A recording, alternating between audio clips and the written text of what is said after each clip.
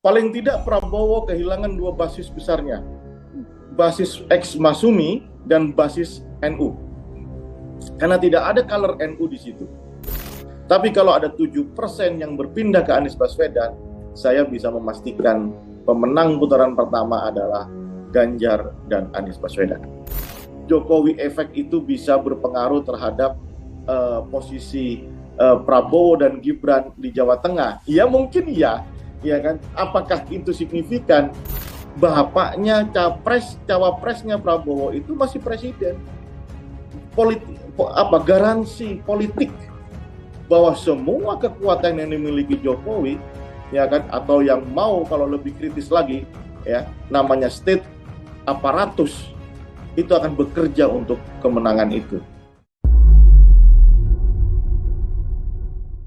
Bertemu kembali dengan saya Nila Irda, Tribuners, dalam program Tribunnews on Focus. Hari ini kita masih berbincang terkait bagaimana dinamika politik di tanah air setelah resmi diketahui ada 3 kandidat untuk kemudian kontestasi Pilpres di 2024 mendatang. Kira-kira akan bagaimana peta politik dan perolehan suara dari masing-masing kandidat ini, dan siapa yang berkemungkinan untuk kemudian bisa masuk ke putaran kedua, atau bahkan Pilpres ini bisa berjalan dengan 1 putaran saja. Saya sudah tersambung bersama dengan CEO dan juga Direktur Eksekutif Politika Research and Consulting atau PRC, ada Bang Rio Prayogo di sambungan Zoom. Bang Rio, apa kabar? Terima kasih kembali sudah bisa berbincang bersama dengan kami. Apa kabar Nila? Baik. Makin seru pertarungan ya. Ya, kita juga sehat. Semoga memang menuju kontestasi ini seluruhnya berjalan dengan baik ya Bang Rio, karena memang semakin seru dinamikanya. Terlihat sudah ada 3 pasang lengkap. Ini obrolan-obrolan kita sebelumnya masih menduga, masih prediksi, namun akhirnya sekarang sudah diketahui ada 3 kandidat. Begitu untuk pengantar Bang Rio, kira-kira peta politik dengan sudah terpetakannya ada 3 calon presiden dan juga calon wakil presiden ini seperti apa?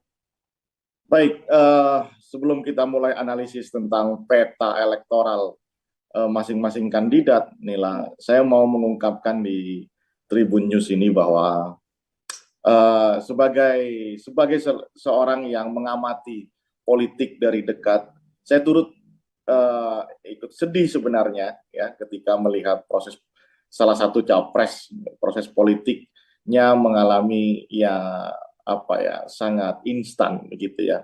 Nah, saya tidak ada pretensi untuk mengatakan bahwa ada hubungan yang kurang baik antara Jokowi dengan PDIP. Itu terserah itu. Tetapi tugas kita sebagai civil society adalah bagaimana melihat proses politik terjadi tidak dalam konteks yang sedemikian instan. Ya, ada undang-undang yang dirubah. Bukan berbicara soal konstitusionalisme, ini berbicara cara orang masuk ke dalam satu permainan, sementara wasit, hakim garisnya semua ada di situ.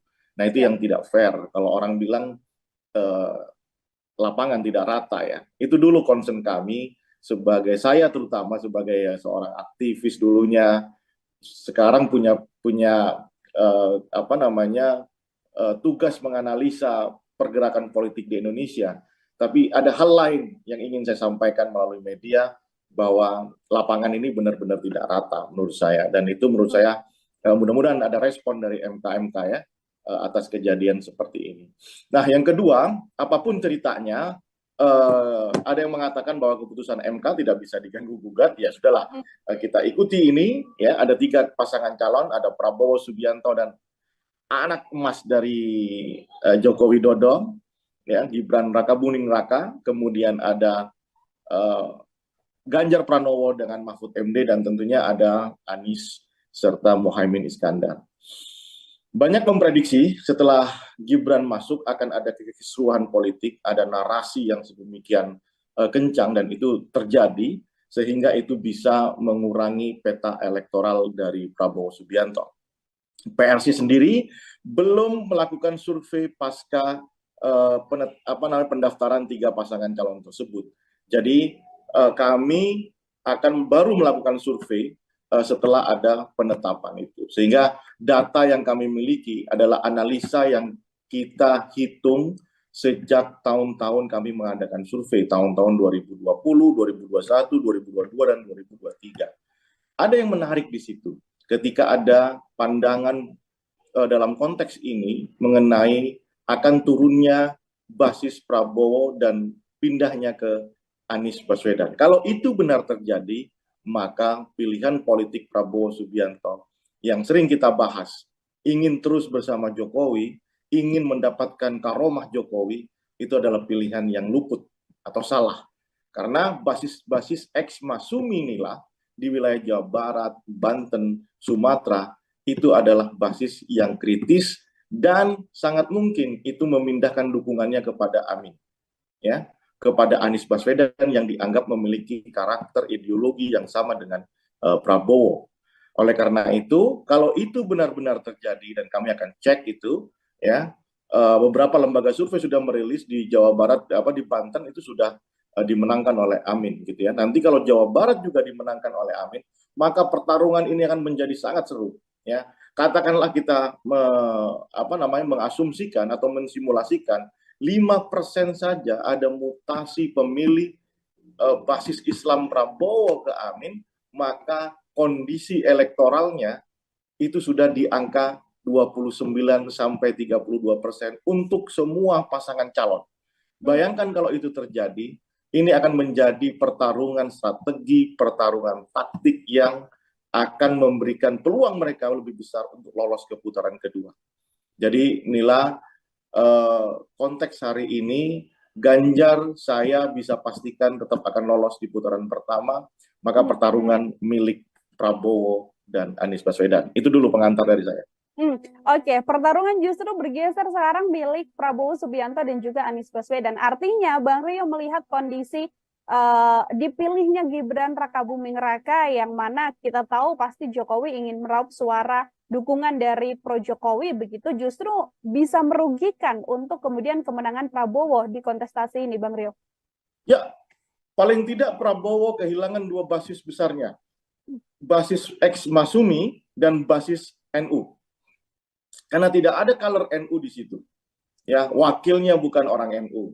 Andaikan kemarin itu Kofifa, mungkin pertarungan akan berbeda, ya kan? Maka ada kompetisi yang sangat sengit untuk memperebutkan wilayah Jawa Timur dan Jawa Tengah. Nah, sekarang Prabowo bukan juga merepresentasikan kelompok-kelompok Islam manapun, sehingga menurut saya itu akan menjadi obstacle, ya, rintangan Prabowo ke depannya dalam meyakinkan pemilihnya di sisa 3 bulan ini.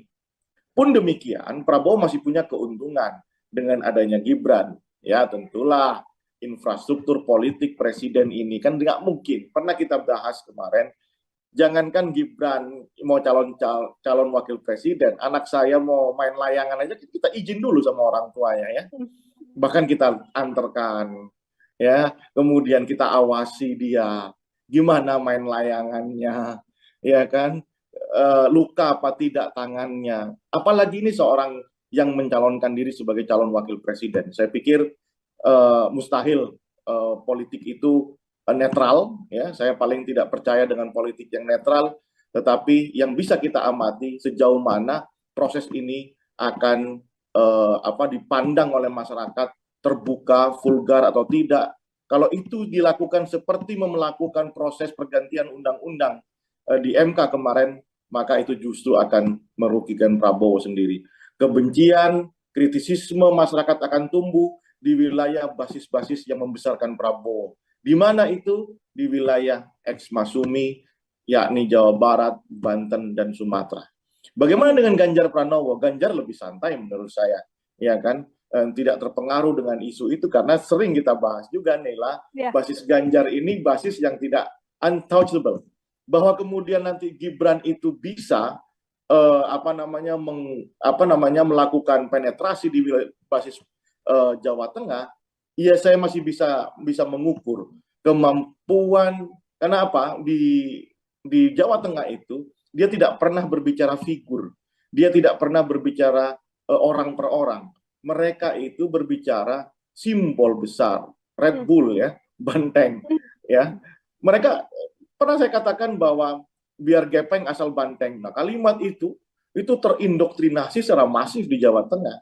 Jadi bahwa kemudian ada traction pemilih Ganjar, pemilih PDI akan pindah, atau basis pemilih Jokowi yang selama ini pemilih Ganjar akan pindah ke Gibran, ya itu mungkin hanya tidak akan pernah sampai bisa mengalahkan Ganjar Pranowo di Jawa Tengah.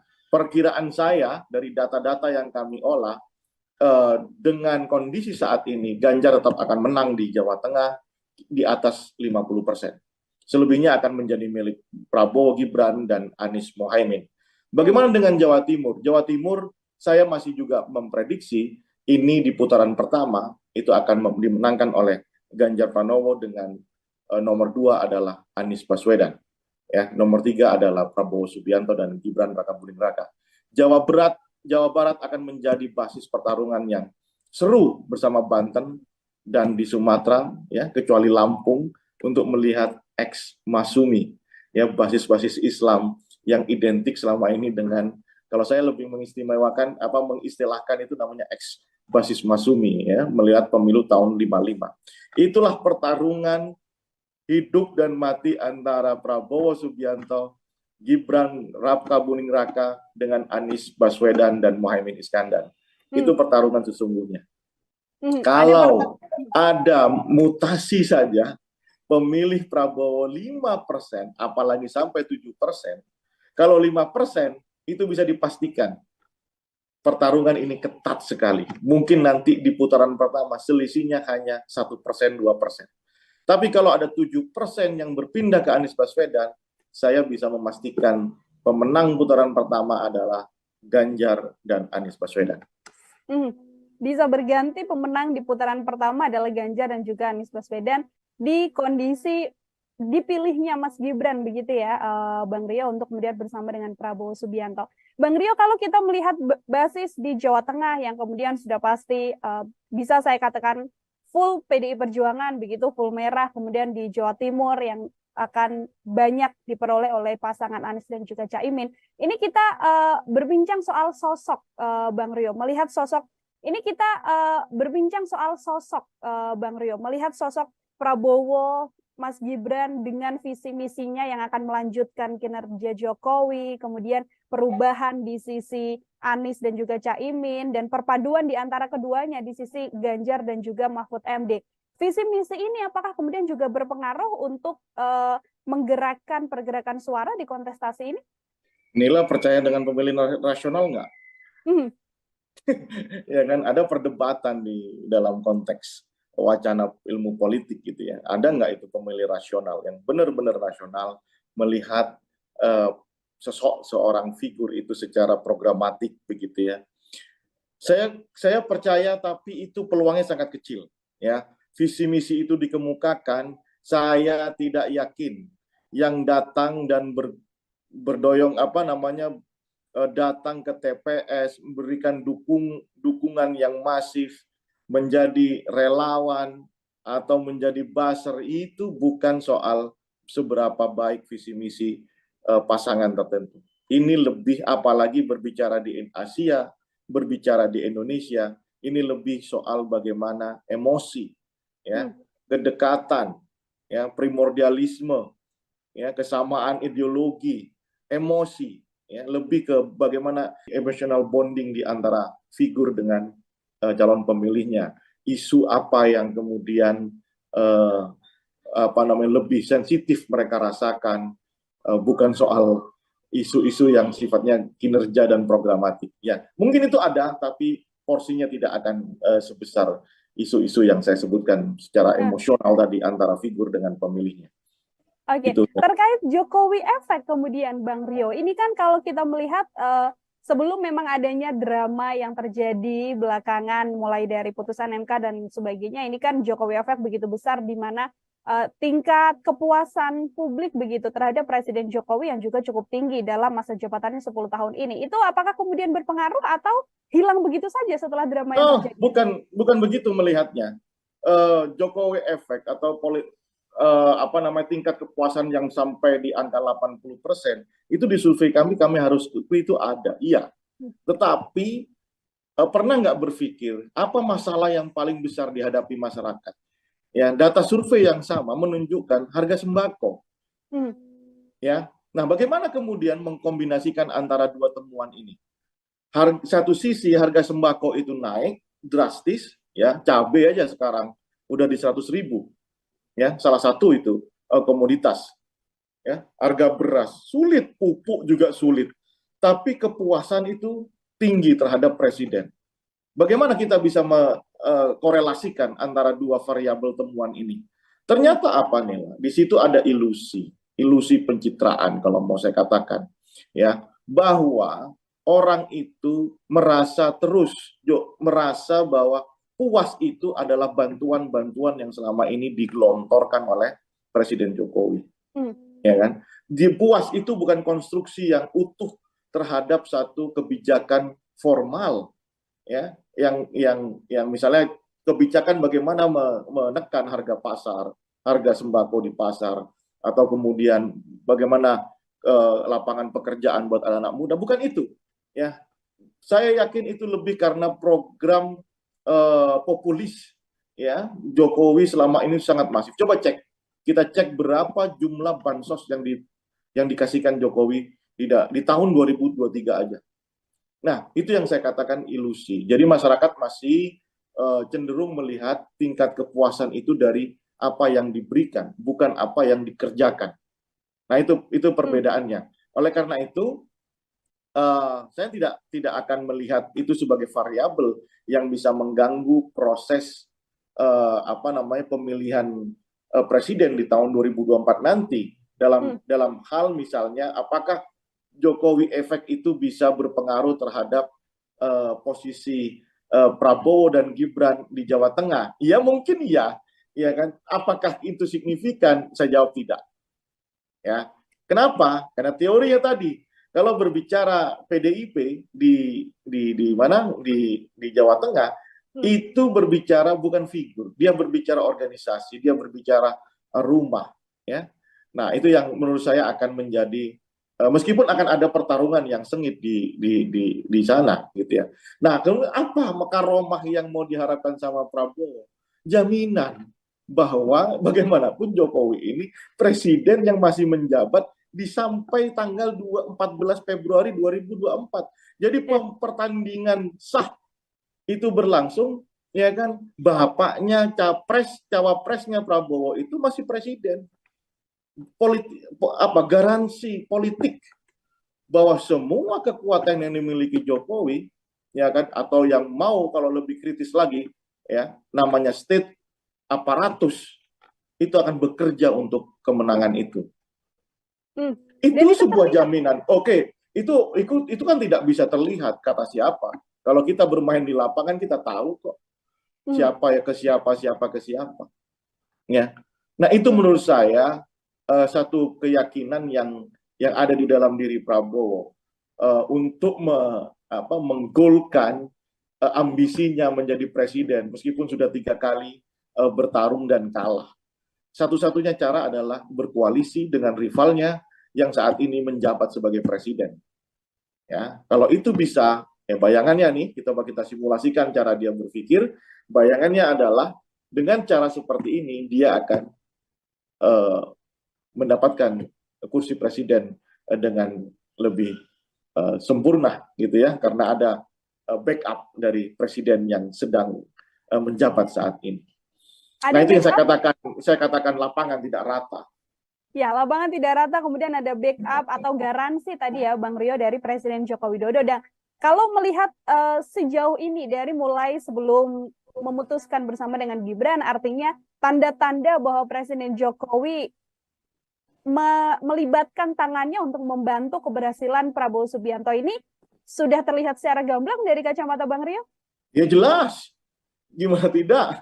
Ya, di MK itu bagaimana kalau ini soal bicara aturannya? Kalau bicara aturan, ya, aturan itu bisa dirubah. Konstitusi itu bisa disentuh, iya. Dengan ragam pemikiran, usulan, kemudian perdebatan, itu bisa dirubah, iya. Tapi coba, sebagai orang Jawa, ini sudah nggak Jawani.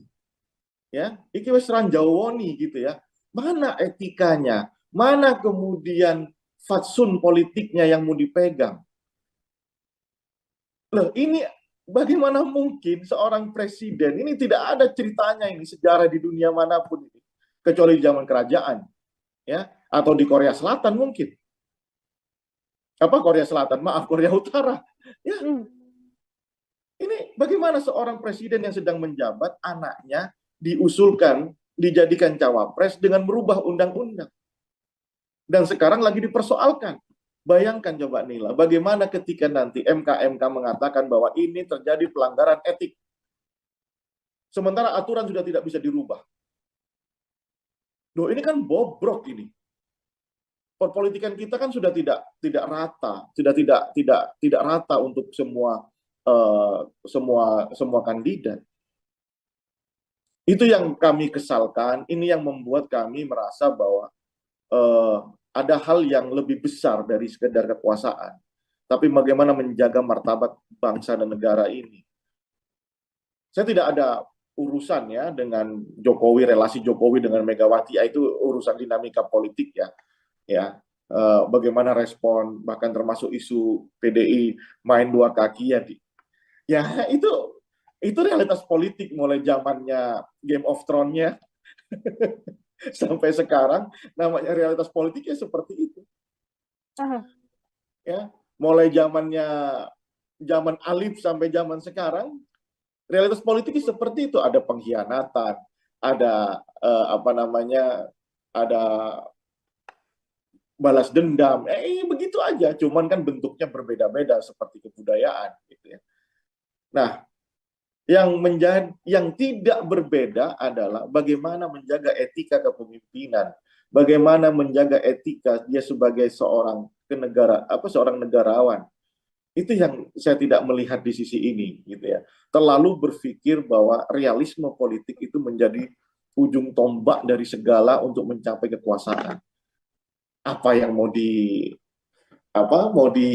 dibagi buat generasi kita mendatang? Itu yang saya sesalkan, gitu ya.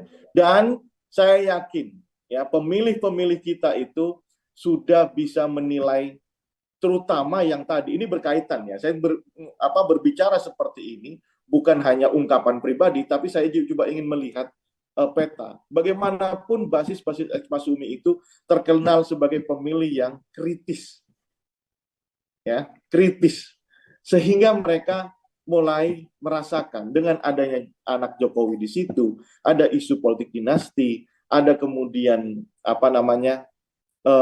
masalah undang-undang yang dirubah oleh MK, kasus MK ini, itu sudah mulai tuh kita lihat orang-orang sudah tidak mau lagi ke Prabowo dan Gibran.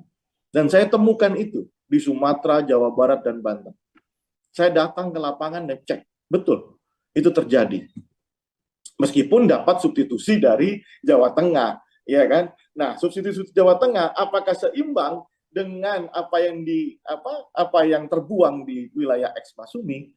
Nah, itu pertanyaan. Saya belum bisa menyimpulkan karena kami belum melakukan survei. Tapi kalau itu benar-benar terjadi, ya, kalau 5% saja, maka itu flat di angka 30% semuanya.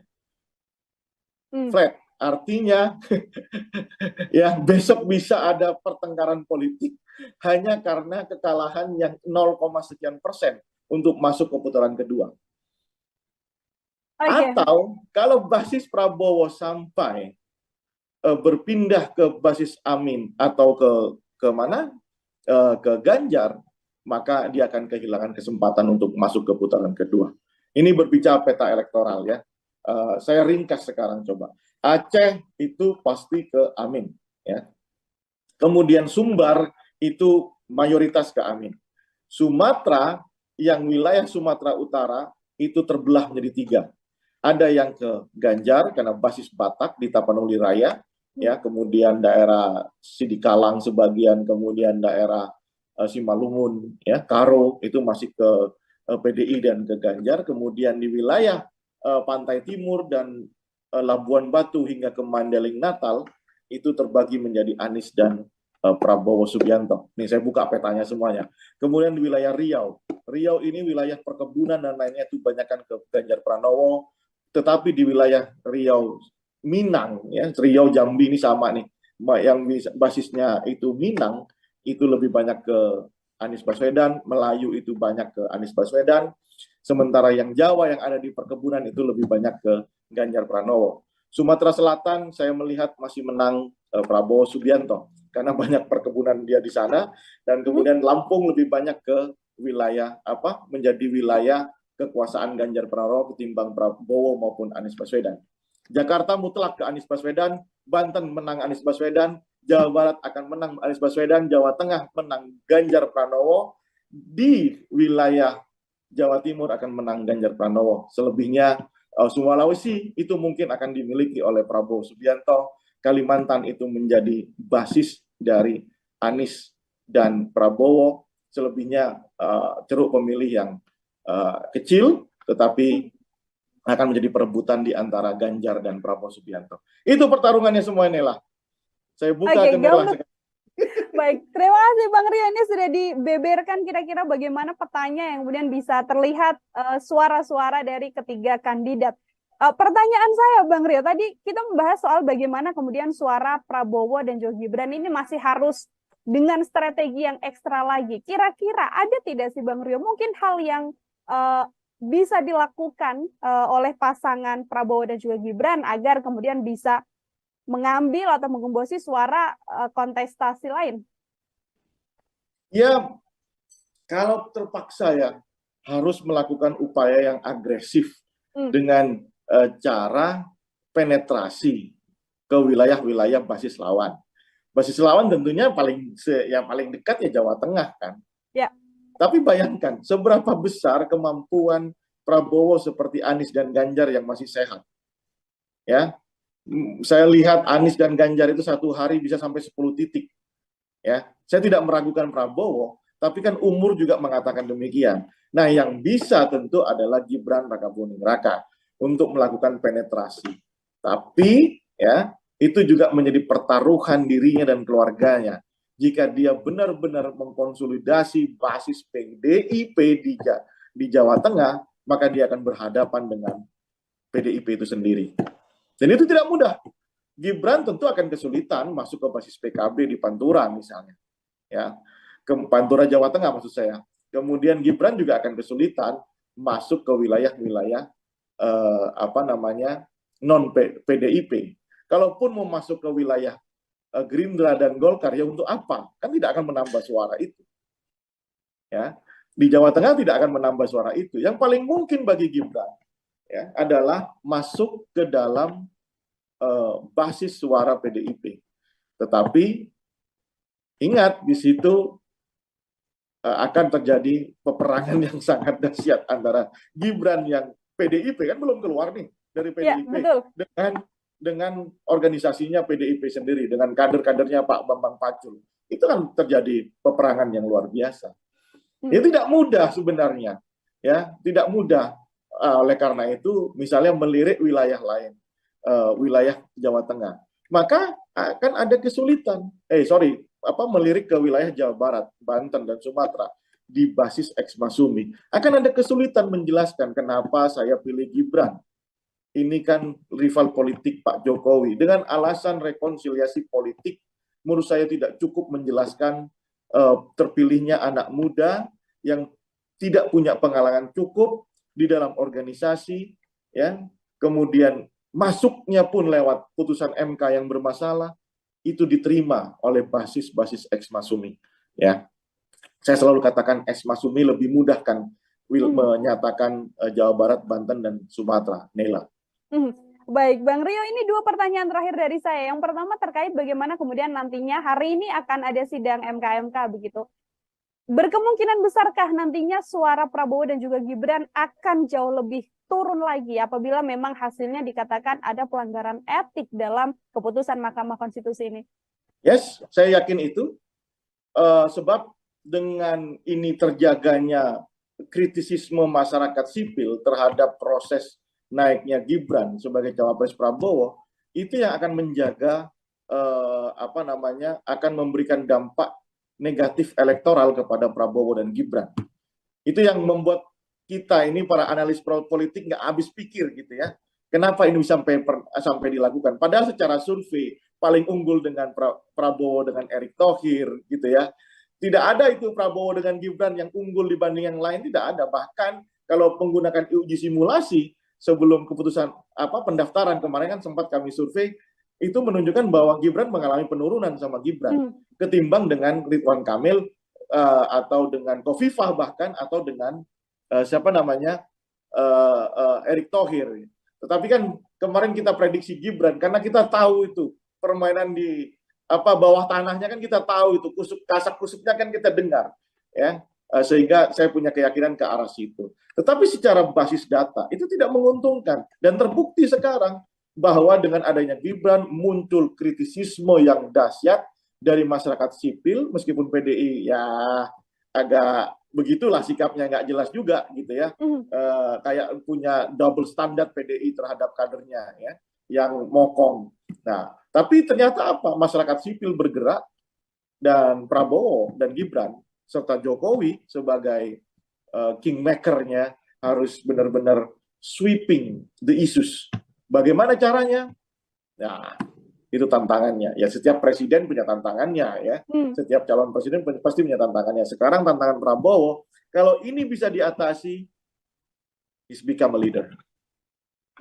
Yes, baik. Apakah kemudian bantuan dari Presiden Jokowi dengan kemarin mempertemukan ketiga kandidat untuk makan siang bersama di istana, mewujudkan bentuk netralitas dari seorang Presiden Jokowi, bisa menutup situasi yang terjadi ini, Bang Rio?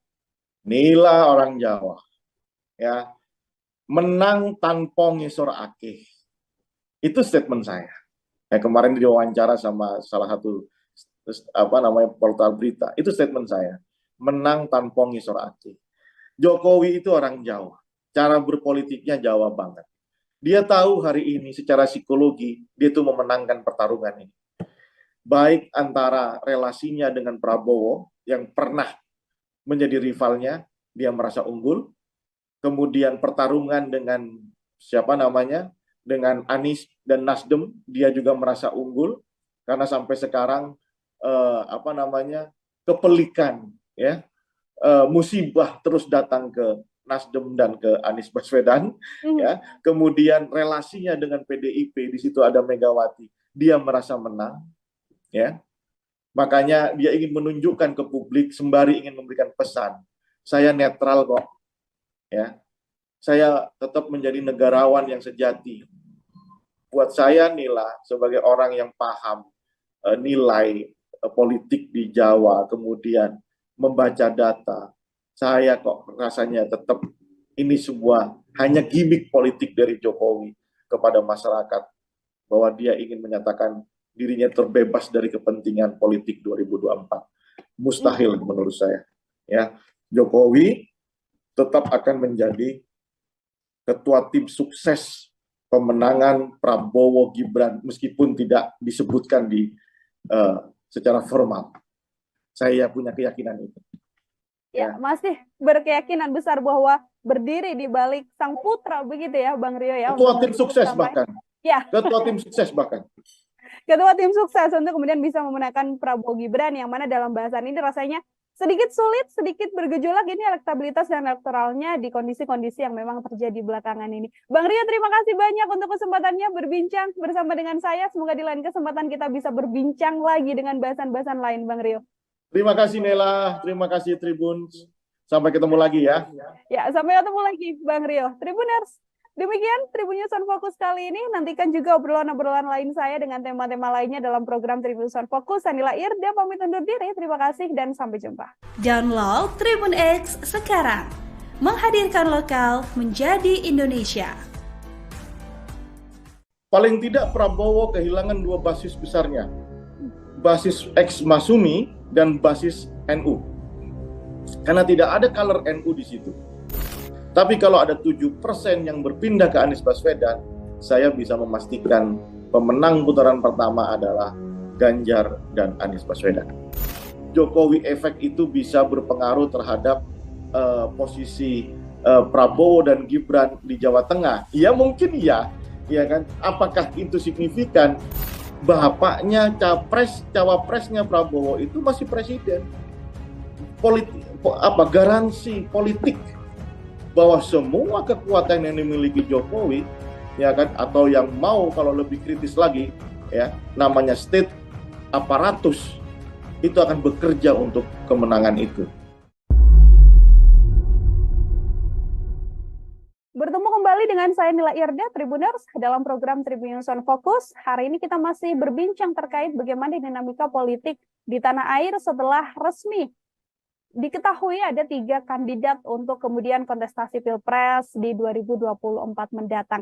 Kira-kira akan bagaimana peta politik dan perolehan suara dari masing-masing kandidat ini, dan siapa yang berkemungkinan untuk kemudian bisa masuk ke putaran kedua atau bahkan Pilpres ini bisa berjalan dengan 1 putaran saja. Saya sudah tersambung bersama dengan CEO dan juga Direktur Eksekutif Politika Research and Consulting atau PRC, ada Bang Rio Prayogo di sambungan Zoom. Bang Rio, apa kabar? Terima kasih kembali sudah bisa berbincang bersama dengan kami. Apa kabar Nila? Baik. Makin seru pertarungan ya. Ya, kita juga sehat. Semoga memang menuju kontestasi ini seluruhnya berjalan dengan baik ya Bang Rio, karena memang semakin seru dinamikanya. Terlihat sudah ada 3 pasang lengkap. Ini obrolan kita sebelumnya masih menduga, masih prediksi, namun akhirnya sekarang sudah diketahui ada 3 kandidat. Begitu untuk pengantar Bang Rio, kira-kira peta politik dengan sudah terpetakannya ada 3 calon presiden dan juga calon wakil presiden ini seperti apa? Baik, sebelum kita mulai analisis tentang peta elektoral masing-masing kandidat, Nila, saya mau mengungkapkan di Tribun News ini bahwa sebagai seorang yang mengamati politik dari dekat, saya turut ikut sedih sebenarnya ya ketika melihat salah satu capres, proses politiknya mengalami sangat instan begitu ya. Nah, saya tidak ada pretensi untuk mengatakan bahwa ada hubungan yang kurang baik antara Jokowi dengan PDIP. Itu terserah itu. Tetapi tugas kita sebagai civil society adalah bagaimana melihat proses politik terjadi tidak dalam konteks yang sedemikian instan. Ya, ada undang-undang yang dirubah. Bukan berbicara soal konstitusionalisme, ini berbicara cara orang masuk ke dalam satu permainan, sementara wasit, hakim garisnya semua ada di situ. Nah, itu yang tidak fair. Kalau orang bilang lapangan tidak rata ya. Itu dulu concern kami, saya terutama sebagai seorang aktivis dulunya, sekarang punya tugas menganalisa pergerakan politik di Indonesia. Tapi ada hal lain yang ingin saya sampaikan melalui media, bahwa lapangan ini benar-benar tidak rata menurut saya, dan itu menurut saya mudah-mudahan ada respon dari MK ya atas kejadian seperti ini. Nah, yang kedua, apapun ceritanya, ada yang mengatakan bahwa keputusan MK tidak bisa diganggu gugat, ya sudahlah, kita ikuti ini ya. Ada 3 pasangan calon, ada Prabowo Subianto dan anak emas dari Joko Widodo ya, Gibran Rakabuming Raka, kemudian ada Ganjar Pranowo dengan Mahfud MD, dan tentunya ada Anies serta Muhaimin Iskandar. Banyak memprediksi setelah Gibran masuk akan ada kekisruhan politik, ada narasi yang sedemikian kencang, dan itu terjadi sehingga itu bisa mengurangi peta elektoral dari Prabowo Subianto. PRC sendiri belum melakukan survei pasca pendaftaran 3 pasangan calon tersebut.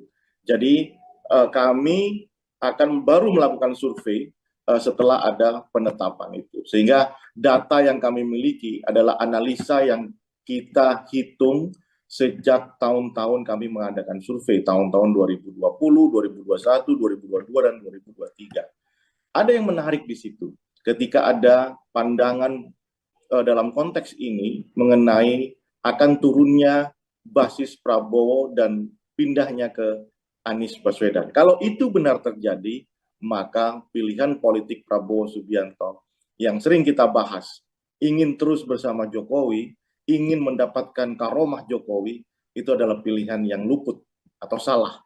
Karena basis ex-Masumi inilah di wilayah Jawa Barat, Banten, Sumatera, itu adalah basis yang kritis dan sangat mungkin itu memindahkan dukungannya kepada Amin. Ya.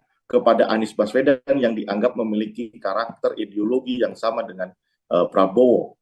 Oleh karena itu, kalau itu benar-benar terjadi dan kami akan cek itu, ya, beberapa lembaga survei sudah merilis di Jawa Barat, di Banten itu sudah dimenangkan oleh Amin, gitu ya. Nanti kalau Jawa Barat juga dimenangkan oleh Amin, maka pertarungan ini akan menjadi sangat seru, ya. Katakanlah kita mengasumsikan atau mensimulasikan 5% saja ada mutasi pemilih basis Islam Prabowo ke Amin, maka kondisi elektoralnya itu sudah di angka 29 sampai 32% untuk semua pasangan calon. Bayangkan kalau itu terjadi, ini akan menjadi pertarungan strategi, pertarungan taktik yang akan memberikan peluang mereka lebih besar untuk lolos ke putaran kedua. Jadi inilah konteks hari ini, Ganjar saya bisa pastikan tetap akan lolos di putaran pertama, maka pertarungan milik Prabowo dan Anies Baswedan. Itu dulu pengantar dari saya. Oke, pertarungan justru bergeser sekarang milik Prabowo Subianto dan juga Anies Baswedan. Artinya Bang Rio melihat kondisi dipilihnya Gibran Rakabuming Raka yang mana kita tahu pasti Jokowi ingin meraup suara dukungan dari pro Jokowi, begitu justru bisa merugikan untuk kemudian kemenangan Prabowo di kontestasi ini, Bang Rio. Ya, paling tidak Prabowo kehilangan dua basis besarnya, basis ex Masumi dan basis NU, karena tidak ada color NU di situ, ya, wakilnya bukan orang NU. Andaikan kemarin itu Kofifa, mungkin pertarungan akan berbeda, ya kan? Maka ada kompetisi yang sangat sengit untuk memperebutkan wilayah Jawa Timur dan Jawa Tengah. Nah, sekarang Prabowo bukan juga merepresentasikan kelompok-kelompok Islam manapun, sehingga menurut saya itu akan menjadi obstacle, ya, rintangan Prabowo ke depannya dalam meyakinkan pemilihnya di sisa 3 bulan ini.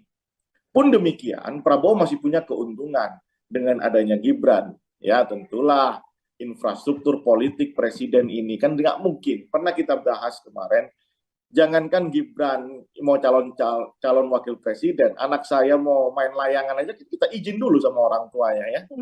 Bahkan kita antarkan, ya, kemudian kita awasi dia gimana main layangannya, ya kan, luka apa tidak tangannya. Apalagi ini seorang yang mencalonkan diri sebagai calon wakil presiden. Saya pikir mustahil politik itu netral, ya. Saya paling tidak percaya dengan politik yang netral, tetapi yang bisa kita amati sejauh mana proses ini akan dipandang oleh masyarakat terbuka, vulgar atau tidak.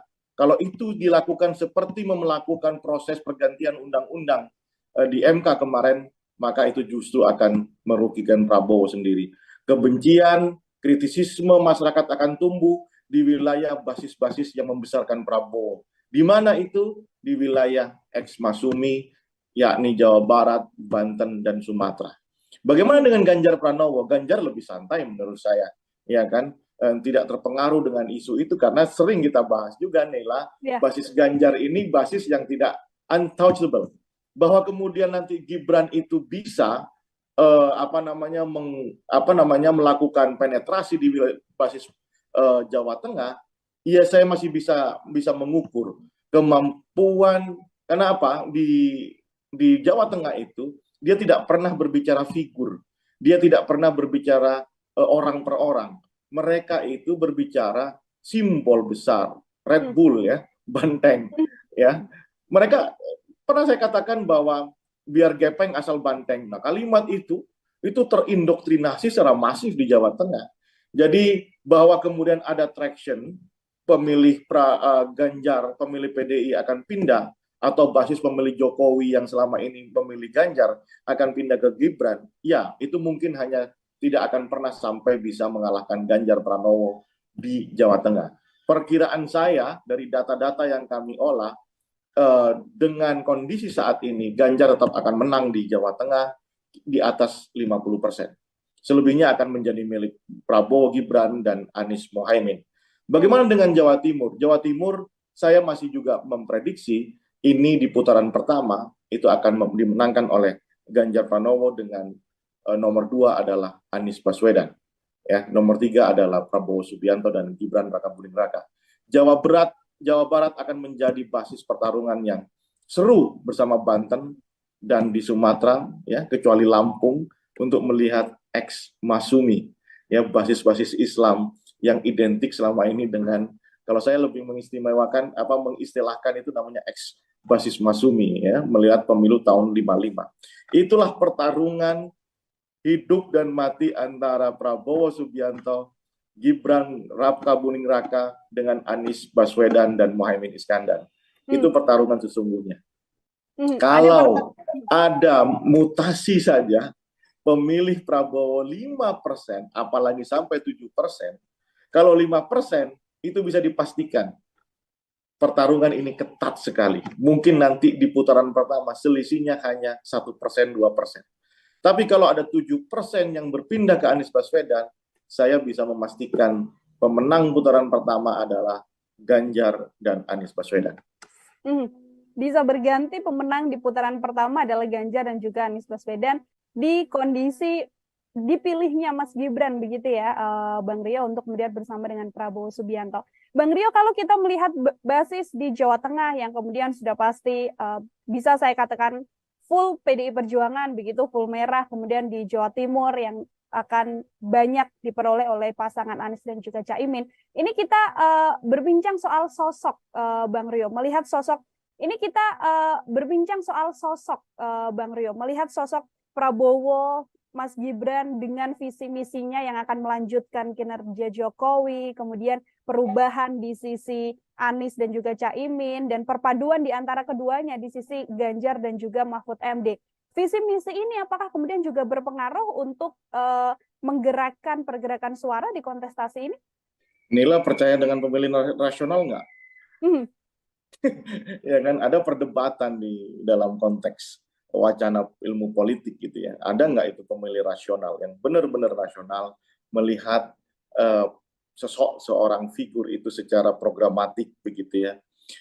Saya percaya, tapi itu peluangnya sangat kecil ya. Visi misi itu dikemukakan, saya tidak yakin yang datang dan berdoyong datang ke TPS memberikan dukungan yang masif, menjadi relawan atau menjadi buzzer, itu bukan soal seberapa baik visi misi pasangan tertentu. Ini lebih, apalagi berbicara di Asia, berbicara di Indonesia, ini lebih soal bagaimana emosi, ya, kedekatan, ya, primordialisme, ya, kesamaan ideologi, emosi, ya, lebih ke bagaimana emotional bonding di antara figur dengan calon pemilihnya. Isu apa yang kemudian lebih sensitif mereka rasakan, bukan soal isu-isu yang sifatnya kinerja dan programatik. Ya, mungkin itu ada, tapi porsinya tidak akan sebesar isu-isu yang saya sebutkan secara emosional tadi antara figur dengan pemilihnya. Oke, terkait Jokowi efek kemudian, Bang Rio, ini kan kalau kita melihat sebelum memang adanya drama yang terjadi belakangan, mulai dari putusan MK dan sebagainya, ini kan Jokowi efek begitu besar, di mana tingkat kepuasan publik begitu terhadap Presiden Jokowi yang juga cukup tinggi dalam masa jabatannya 10 tahun ini. Itu apakah kemudian berpengaruh atau hilang begitu saja setelah drama yang terjadi? Bukan begitu melihatnya. Jokowi efek atau tingkat kepuasan yang sampai di angka 80%, itu di survei kami harus akui itu ada, iya. Tetapi pernah nggak berpikir apa masalah yang paling besar dihadapi masyarakat? Ya, data survei yang sama menunjukkan harga sembako. Ya, nah bagaimana kemudian mengkombinasikan antara dua temuan ini? Satu sisi harga sembako itu naik drastis, ya, cabai aja sekarang udah di 100.000. Ya, salah satu itu komoditas. Ya, harga beras sulit, pupuk juga sulit. Tapi kepuasan itu tinggi terhadap presiden. Bagaimana kita bisa korelasikan antara dua variabel temuan ini? Ternyata apa nih? Di situ ada ilusi pencitraan kalau mau saya katakan, ya, bahwa orang itu merasa bahwa puas itu adalah bantuan-bantuan yang selama ini digelontorkan oleh Presiden Jokowi. ya kan? Puas itu bukan konstruksi yang utuh terhadap satu kebijakan formal, ya, yang misalnya kebijakan bagaimana menekan harga pasar, harga sembako di pasar, atau kemudian bagaimana lapangan pekerjaan buat anak-anak muda, bukan itu, ya. Saya yakin itu lebih karena program populis, ya. Jokowi selama ini sangat masif. Coba kita cek berapa jumlah bansos yang dikasihkan Jokowi di tahun 2023 aja. Nah, itu yang saya katakan ilusi. Jadi masyarakat masih cenderung melihat tingkat kepuasan itu dari apa yang diberikan, bukan apa yang dikerjakan. Nah, itu perbedaannya. Oleh karena itu, saya tidak akan melihat itu sebagai variabel yang bisa mengganggu proses pemilihan presiden di tahun 2024 nanti. Dalam hal misalnya, apakah Jokowi efek itu bisa berpengaruh terhadap posisi Prabowo dan Gibran di Jawa Tengah? Ya mungkin ya kan. Apakah itu signifikan? Saya jawab tidak. Ya, kenapa? Karena teorinya tadi, kalau berbicara PDIP di mana di Jawa Tengah, itu berbicara bukan figur, dia berbicara organisasi, dia berbicara rumah, ya. Nah, itu yang menurut saya akan menjadi meskipun akan ada pertarungan yang sengit di sana, gitu ya. Nah, kemudian apa makaromah yang mau diharapkan sama Prabowo? Jaminan bahwa bagaimanapun Jokowi ini presiden yang masih menjabat sampai tanggal 14 Februari 2024. Jadi pertandingan sah itu berlangsung, ya kan? Bapaknya cawapresnya Prabowo itu masih presiden. Garansi politik bahwa semua kekuatan yang dimiliki Jokowi, ya kan, atau yang mau kalau lebih kritis lagi, ya, namanya state aparatus, itu akan bekerja untuk kemenangan itu. Itu sebuah jaminan. Oke, itu kan tidak bisa terlihat kata siapa. Kalau kita bermain di lapangan kita tahu kok siapa ya ke siapa, siapa ke siapa. Ya. Nah, itu menurut saya satu keyakinan yang ada di dalam diri Prabowo untuk menggolkan ambisinya menjadi presiden meskipun sudah 3 kali bertarung dan kalah. Satu-satunya cara adalah berkoalisi dengan rivalnya yang saat ini menjabat sebagai presiden. Ya, kalau itu bisa, ya bayangannya nih, kita simulasikan cara dia berpikir, bayangannya adalah dengan cara seperti ini dia akan mendapatkan kursi presiden dengan lebih sempurna, gitu ya, karena ada backup dari presiden yang sedang menjabat saat ini. Nah, itu yang saya katakan lapangan tidak rata. Ya, lapangan tidak rata, kemudian ada backup atau garansi tadi ya, Bang Rio, dari Presiden Joko Widodo. Dan kalau melihat sejauh ini, dari mulai sebelum memutuskan bersama dengan Gibran, artinya tanda-tanda bahwa Presiden Jokowi melibatkan tangannya untuk membantu keberhasilan Prabowo Subianto ini sudah terlihat secara gamblang dari kacamata Bang Rio? Ya jelas. Gimana tidak? Ya. Di MK itu bagaimana kalau ini soal bicara aturannya? Kalau bicara aturan, ya, aturan itu bisa dirubah. Konstitusi itu bisa disentuh, iya. Dengan ragam pemikiran, usulan, kemudian perdebatan, itu bisa dirubah, iya. Tapi coba sebagai orang Jawa, ini sudah nggak Jawani. Ya, iki wis ranjawoni gitu ya. Mana etikanya? Mana kemudian fatsun politiknya yang mau dipegang?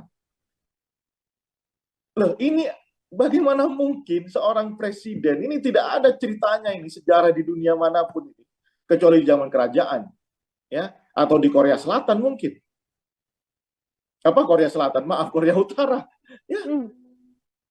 Ini bagaimana seorang presiden yang sedang menjabat, anaknya diusulkan, dijadikan cawapres dengan merubah undang-undang. Dan sekarang lagi dipersoalkan. Bayangkan coba Nila, bagaimana ketika nanti MK mengatakan bahwa ini terjadi pelanggaran etik. Sementara aturan sudah tidak bisa dirubah. Loh, ini kan bobrok ini. Perpolitikan kita kan sudah tidak rata, sudah tidak rata untuk semua semua kandidat. Itu yang kami kesalkan. Ini yang membuat kami merasa bahwa ada hal yang lebih besar dari sekedar kekuasaan. Tapi bagaimana menjaga martabat bangsa dan negara ini. Saya tidak ada urusannya dengan Jokowi, relasi Jokowi dengan Megawati, itu urusan dinamika politik ya. Bagaimana respon, bahkan termasuk isu PDI main dua kaki ya itu realitas politik mulai zamannya Game of Thrones-nya sampai sekarang, namanya realitas politiknya seperti itu. Ya, mulai zaman Alif sampai zaman sekarang, realitas politiknya seperti itu. Ada pengkhianatan, ada ada balas dendam, begitu aja. Cuman kan bentuknya berbeda-beda seperti kebudayaan, gitu ya. Nah, yang tidak berbeda adalah bagaimana menjaga etika kepemimpinan, bagaimana menjaga etika dia sebagai seorang negarawan. Itu yang saya tidak melihat di sisi ini, gitu ya. Terlalu berpikir bahwa realisme politik itu menjadi ujung tombak dari segala untuk mencapai kekuasaan. Apa yang mau dibagi buat generasi kita mendatang. Itu yang saya sesalkan, gitu ya. Dan saya yakin ya pemilih-pemilih kita itu sudah bisa menilai, terutama yang tadi ini berkaitan ya. Saya berbicara seperti ini bukan hanya ungkapan pribadi, tapi saya juga ingin melihat peta. Bagaimanapun basis-basis Ekmasumi itu terkenal sebagai pemilih yang kritis, ya, kritis, sehingga mereka mulai merasakan dengan adanya anak Jokowi di situ, ada isu politik dinasti, ada kemudian masalah undang-undang yang dirubah oleh MK, kasus MK ini, itu sudah mulai tuh kita lihat orang-orang sudah tidak mau lagi ke Prabowo dan Gibran. Dan saya temukan itu di Sumatera, Jawa Barat, dan Banten. Saya datang ke lapangan dan cek, betul, itu terjadi. Meskipun dapat substitusi dari Jawa Tengah, ya kan? Nah, substitusi Jawa Tengah apakah seimbang dengan apa yang terbuang di wilayah Ekmasumi? Nah, itu pertanyaan. Saya belum bisa menyimpulkan karena kami belum melakukan survei. Tapi kalau itu benar-benar terjadi, ya, kalau 5% saja, maka itu flat di angka 30% semuanya.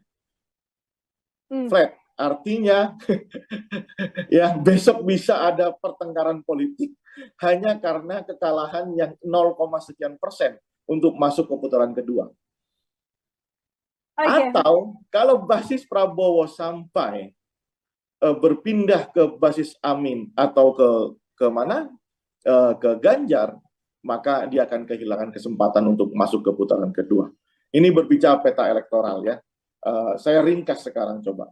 Aceh itu pasti ke Amin, ya. Kemudian Sumbar itu mayoritas ke Amin. Sumatera, yang wilayah Sumatera Utara itu terbelah menjadi 3. Ada yang ke Ganjar karena basis Batak di Tapanuli Raya, ya. Kemudian daerah Sidikalang sebagian, kemudian daerah Simalungun, ya, Karo itu masih ke PDI dan ke Ganjar. Kemudian di wilayah Pantai Timur dan Labuan Batu hingga ke Mandailing Natal itu terbagi menjadi Anies dan Prabowo Subianto. Nih saya buka petanya semuanya. Kemudian di wilayah Riau ini wilayah perkebunan dan lainnya itu banyakkan ke Ganjar Pranowo. Tetapi di wilayah Riau Minang, ya, Riau Jambi ini sama nih, yang basisnya itu Minang itu lebih banyak ke Anies Baswedan, Melayu itu banyak ke Anies Baswedan. Sementara yang Jawa yang ada di perkebunan itu lebih banyak ke Ganjar Pranowo. Sumatera Selatan saya melihat masih menang Prabowo Subianto karena banyak perkebunan dia di sana, dan kemudian Lampung lebih banyak ke wilayah menjadi wilayah kekuasaan Ganjar Pranowo ketimbang Prabowo maupun Anies Baswedan.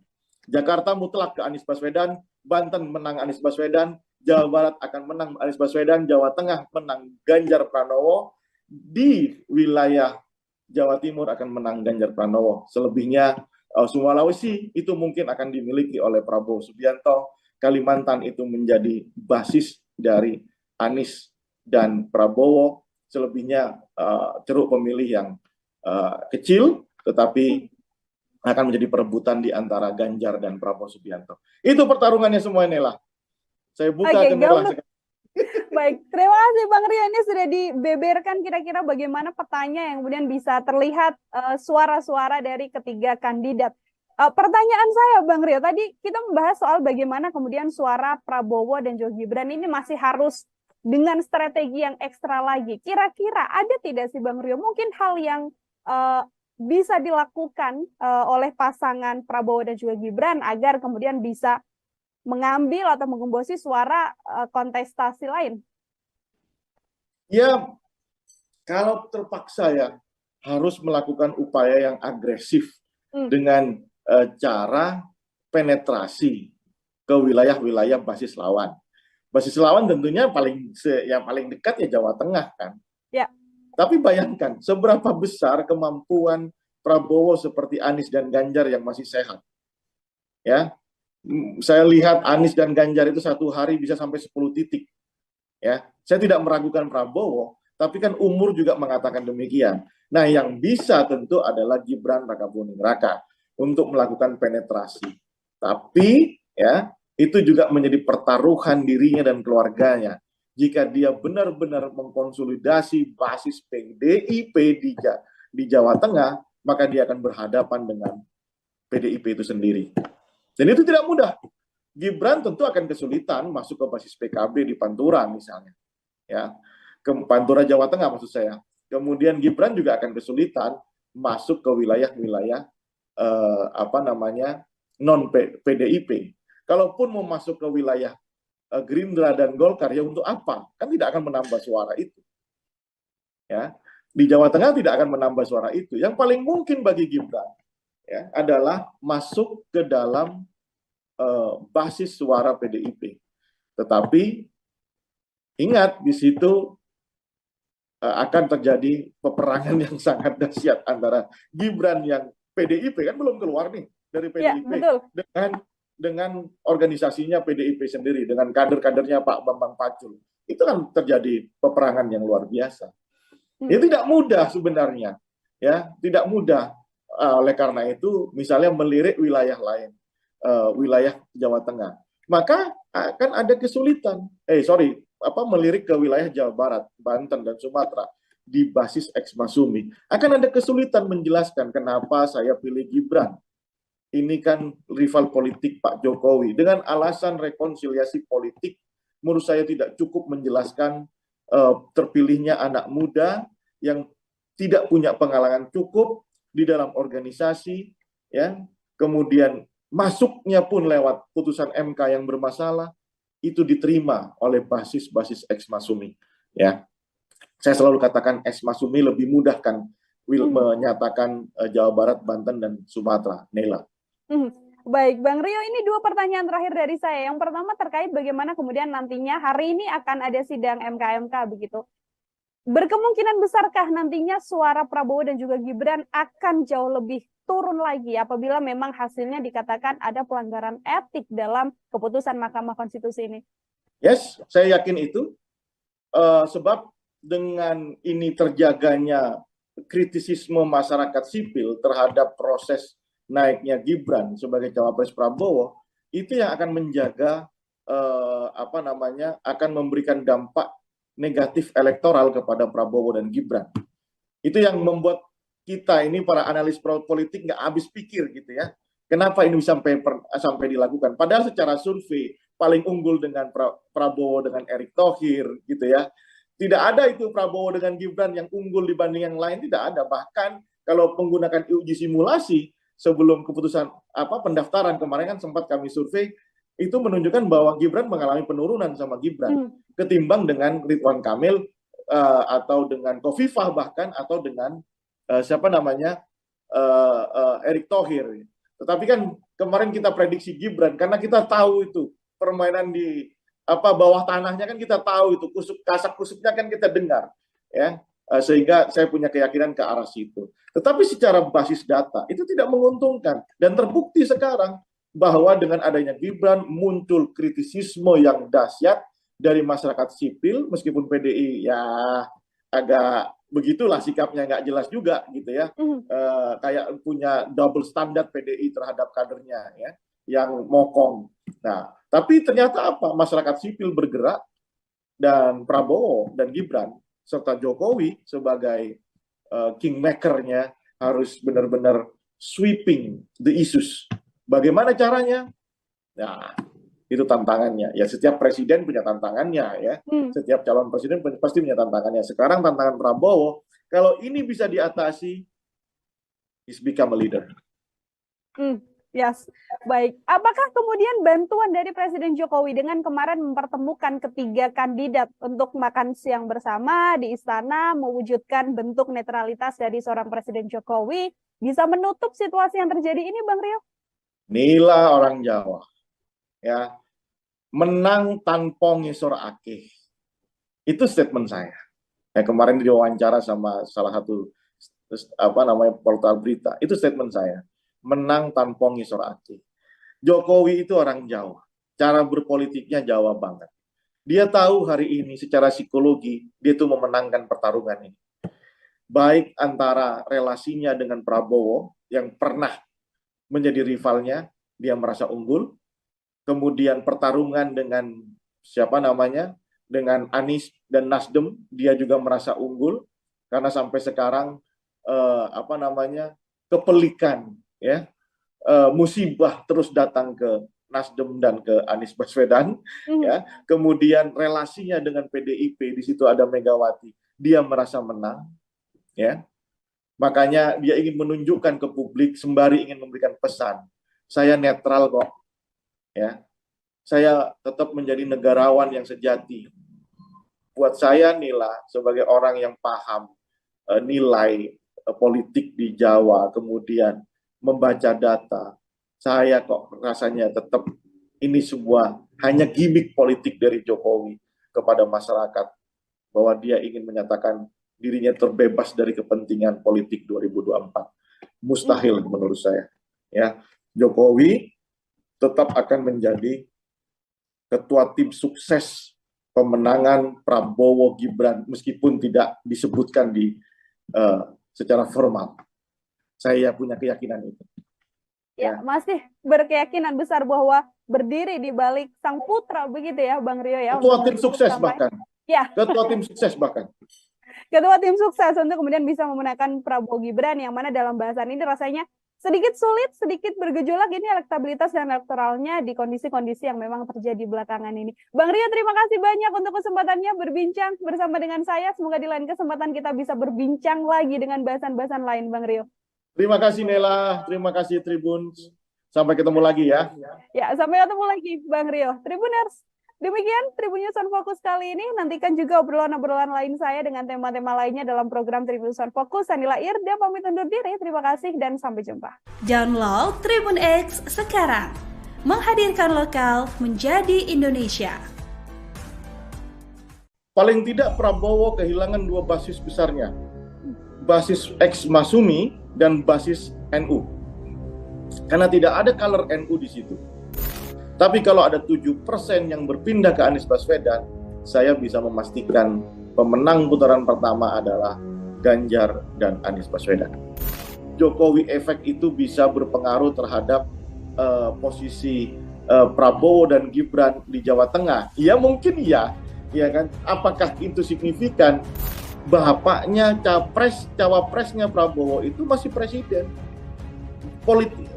Garansi politik bahwa semua kekuatan yang dimiliki Jokowi ya kan, atau yang mau kalau lebih kritis lagi ya, namanya state aparatus, itu akan bekerja untuk kemenangan itu. Yang berkemungkinan untuk kemudian bisa masuk ke putaran kedua atau bahkan Pilpres ini bisa berjalan dengan satu putaran saja. Saya sudah tersambung bersama dengan CEO dan juga Direktur Eksekutif Politika Research and Consulting atau PRC, ada Bang Rio Prayogo di sambungan Zoom. Bang Rio, apa kabar? Terima kasih kembali sudah bisa berbincang bersama dengan kami. Apa kabar Nila? Baik. Makin seru pertarungan ya. Ya. Kita juga sehat, semoga memang menuju kontestasi ini seluruhnya berjalan dengan baik ya Bang Rio, karena memang semakin seru dinamikanya, terlihat sudah ada 3 pasang lengkap. Ini obrolan-obrolan kita sebelumnya masih menduga, masih prediksi, namun akhirnya sekarang sudah diketahui ada 3 kandidat. Begitu untuk pengantar Bang Rio, kira-kira peta politik dengan sudah terpetakannya ada 3 calon presiden dan juga calon wakil presiden ini seperti apa? Baik, sebelum kita mulai analisis tentang peta elektoral masing-masing kandidat, Nila, saya mau mengungkapkan di Tribun News ini bahwa sebagai seorang yang mengamati politik dari dekat, saya turut ikut sedih sebenarnya ya ketika melihat salah satu capres, proses politiknya mengalami sangat instan begitu ya. Nah, saya tidak ada pretensi untuk mengatakan bahwa ada hubungan yang kurang baik antara Jokowi dengan PDIP, itu terserah itu. Tetapi tugas kita sebagai civil society adalah bagaimana melihat proses politik terjadi tidak dalam konteks yang sedemikian instan. Ya, ada undang-undang yang dirubah. Bukan berbicara soal konstitusionalisme, ini berbicara cara orang masuk ke dalam satu permainan, sementara wasit, hakim garisnya semua ada di situ. Nah, itu yang tidak fair. Kalau orang bilang lapangan tidak rata ya. Itu dulu concern kami, saya terutama sebagai seorang aktivis dulunya, sekarang punya tugas menganalisa pergerakan politik di Indonesia. Tapi ada hal lain yang ingin saya sampaikan melalui media, bahwa lapangan ini benar-benar tidak rata menurut saya, dan itu menurut saya mudah-mudahan ada respon dari MK ya atas kejadian seperti ini.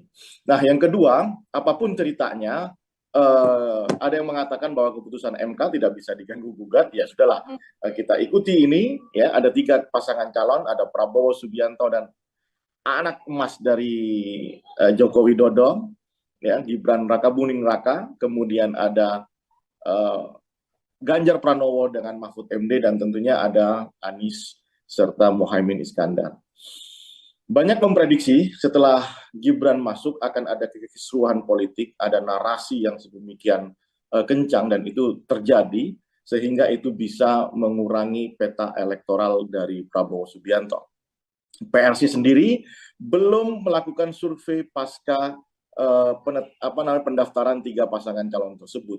Jadi kami akan baru melakukan survei setelah ada penetapan itu. Sehingga data yang kami miliki adalah analisa yang kita hitung sejak tahun-tahun kami mengadakan survei, tahun-tahun 2020, 2021, 2022, dan 2023.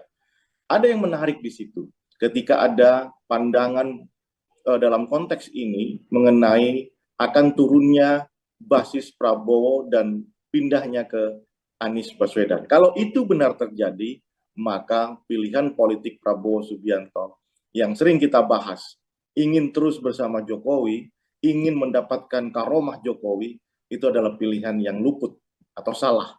Karena basis ex-Masumi inilah di wilayah Jawa Barat, Banten, Sumatera, itu adalah basis yang kritis dan sangat mungkin itu memindahkan dukungannya kepada Amin. Ya, kepada Anies Baswedan yang dianggap memiliki karakter ideologi yang sama dengan Prabowo. Oleh karena itu, kalau itu benar-benar terjadi, dan kami akan cek itu, ya, beberapa lembaga survei sudah merilis di Jawa Barat, di Banten itu sudah dimenangkan oleh Amin, gitu ya. Nanti kalau Jawa Barat juga dimenangkan oleh Amin, maka pertarungan ini akan menjadi sangat seru, ya. Katakanlah kita mengasumsikan atau mensimulasikan 5% saja ada mutasi pemilih basis Islam Prabowo ke Amin, maka kondisi elektoralnya itu sudah di angka 29 sampai 32% untuk semua pasangan calon. Bayangkan kalau itu terjadi, ini akan menjadi pertarungan strategi, pertarungan taktik yang akan memberikan peluang mereka lebih besar untuk lolos ke putaran kedua. Jadi inilah konteks hari ini, Ganjar saya bisa pastikan tetap akan lolos di putaran pertama, maka pertarungan milik Prabowo dan Anies Baswedan. Itu dulu pengantar dari saya. Oke, pertarungan justru bergeser sekarang milik Prabowo Subianto dan juga Anies Baswedan. Artinya Bang Rio melihat kondisi dipilihnya Gibran Rakabuming Raka yang mana kita tahu pasti Jokowi ingin meraup suara dukungan dari pro Jokowi, begitu justru bisa merugikan untuk kemudian kemenangan Prabowo di kontestasi ini, Bang Rio. Ya, paling tidak Prabowo kehilangan dua basis besarnya. Basis ex Masumi dan basis NU. Karena tidak ada color NU di situ. Ya, wakilnya bukan orang NU. Andaikan kemarin itu Kofifa, mungkin pertarungan akan berbeda. Ya kan? Maka ada kompetisi yang sangat sengit untuk memperebutkan wilayah Jawa Timur dan Jawa Tengah. Nah, sekarang Prabowo bukan juga merepresentasikan kelompok-kelompok Islam manapun. Sehingga menurut saya itu akan menjadi obstacle ya, rintangan Prabowo ke depannya dalam meyakinkan pemilihnya di sisa 3 bulan ini. Pun demikian, Prabowo masih punya keuntungan dengan adanya Gibran. Ya, tentulah infrastruktur politik presiden ini kan nggak mungkin. Pernah kita bahas kemarin, jangankan Gibran mau calon wakil presiden, anak saya mau main layangan aja kita izin dulu sama orang tuanya ya.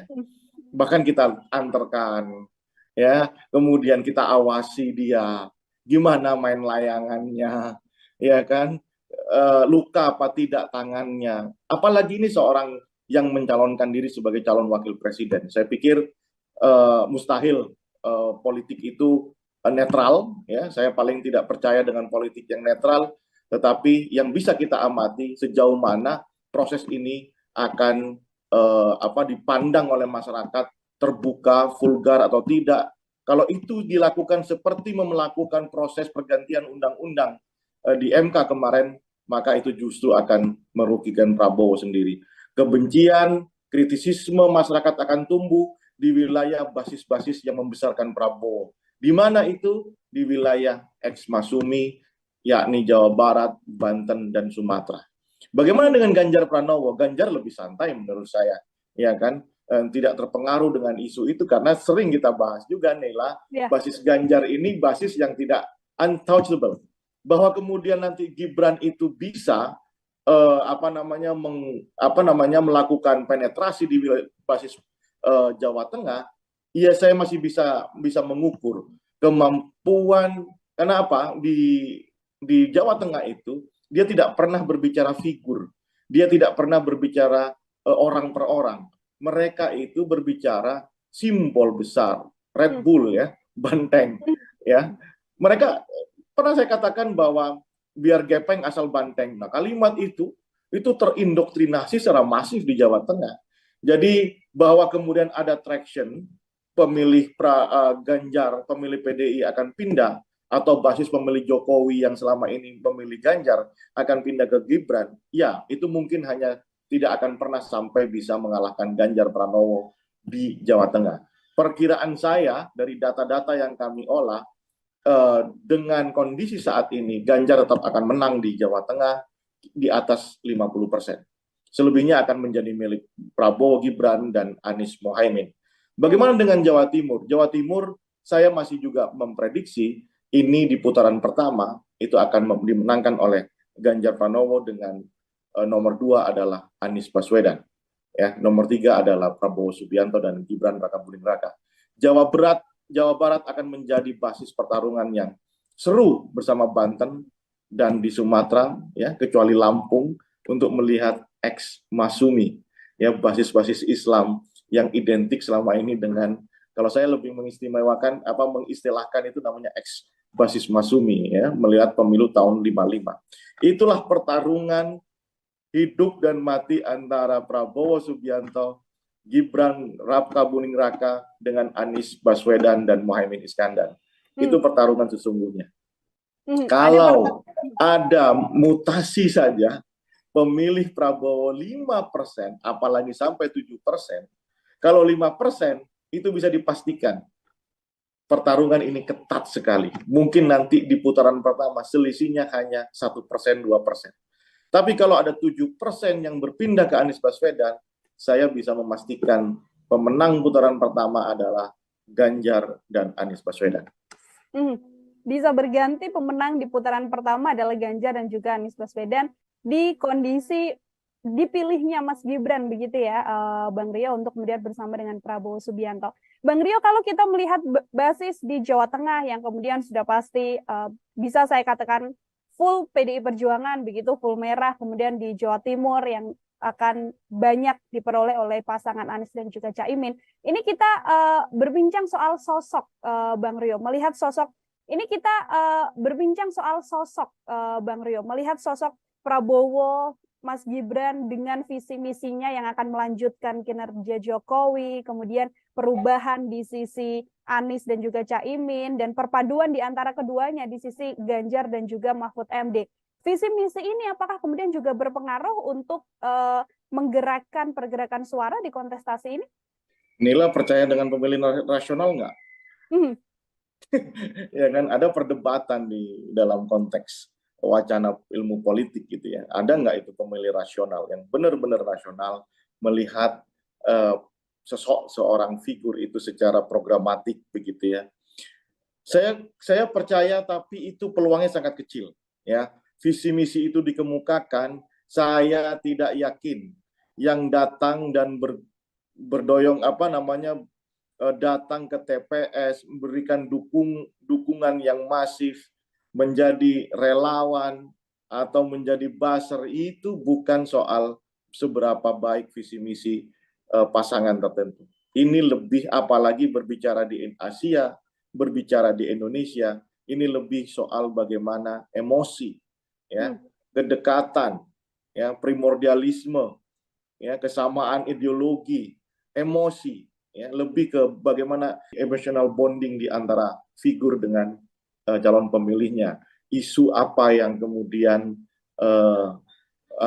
lebih sensitif mereka rasakan, bukan soal isu-isu yang sifatnya kinerja dan programatik. Ya, mungkin itu ada, tapi porsinya tidak akan sebesar isu-isu yang saya sebutkan secara emosional tadi antara figur dengan pemilihnya. Oke, terkait Jokowi efek kemudian Bang Rio, ini kan kalau kita melihat sebelum memang adanya drama yang terjadi belakangan mulai dari putusan MK dan sebagainya, ini kan Jokowi efek begitu besar di mana tingkat kepuasan publik begitu terhadap Presiden Jokowi yang juga cukup tinggi dalam masa jabatannya 10 tahun ini. Itu apakah kemudian berpengaruh atau hilang begitu saja setelah drama yang terjadi? Bukan begitu melihatnya.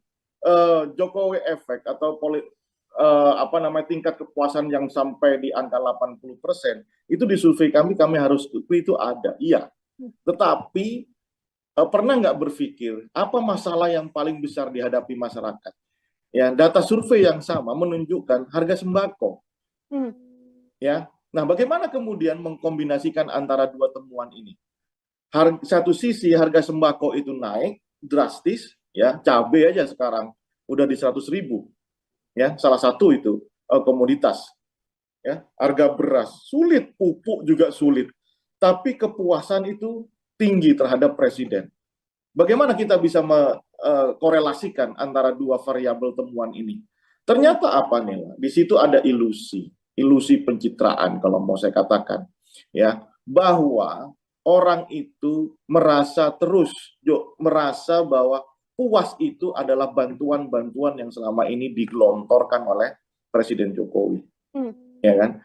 Puas itu bukan konstruksi yang utuh terhadap satu kebijakan formal, ya, yang misalnya kebijakan bagaimana menekan harga pasar, harga sembako di pasar, atau kemudian bagaimana lapangan pekerjaan buat anak-anak muda, bukan itu, ya. Saya yakin itu lebih karena program populis, ya, Jokowi selama ini sangat masif. Coba kita cek berapa jumlah bansos yang dikasihkan Jokowi di tahun 2023 aja. Nah, itu yang saya katakan ilusi. Jadi masyarakat masih cenderung melihat tingkat kepuasan itu dari apa yang diberikan, bukan apa yang dikerjakan. Nah, itu perbedaannya. Oleh karena itu, saya tidak akan melihat itu sebagai variabel yang bisa mengganggu proses pemilihan presiden di tahun 2024 nanti. Dalam hal misalnya, apakah Jokowi efek itu bisa berpengaruh terhadap posisi Prabowo dan Gibran di Jawa Tengah? Ya mungkin ya, ya kan? Apakah itu signifikan? Saya jawab tidak.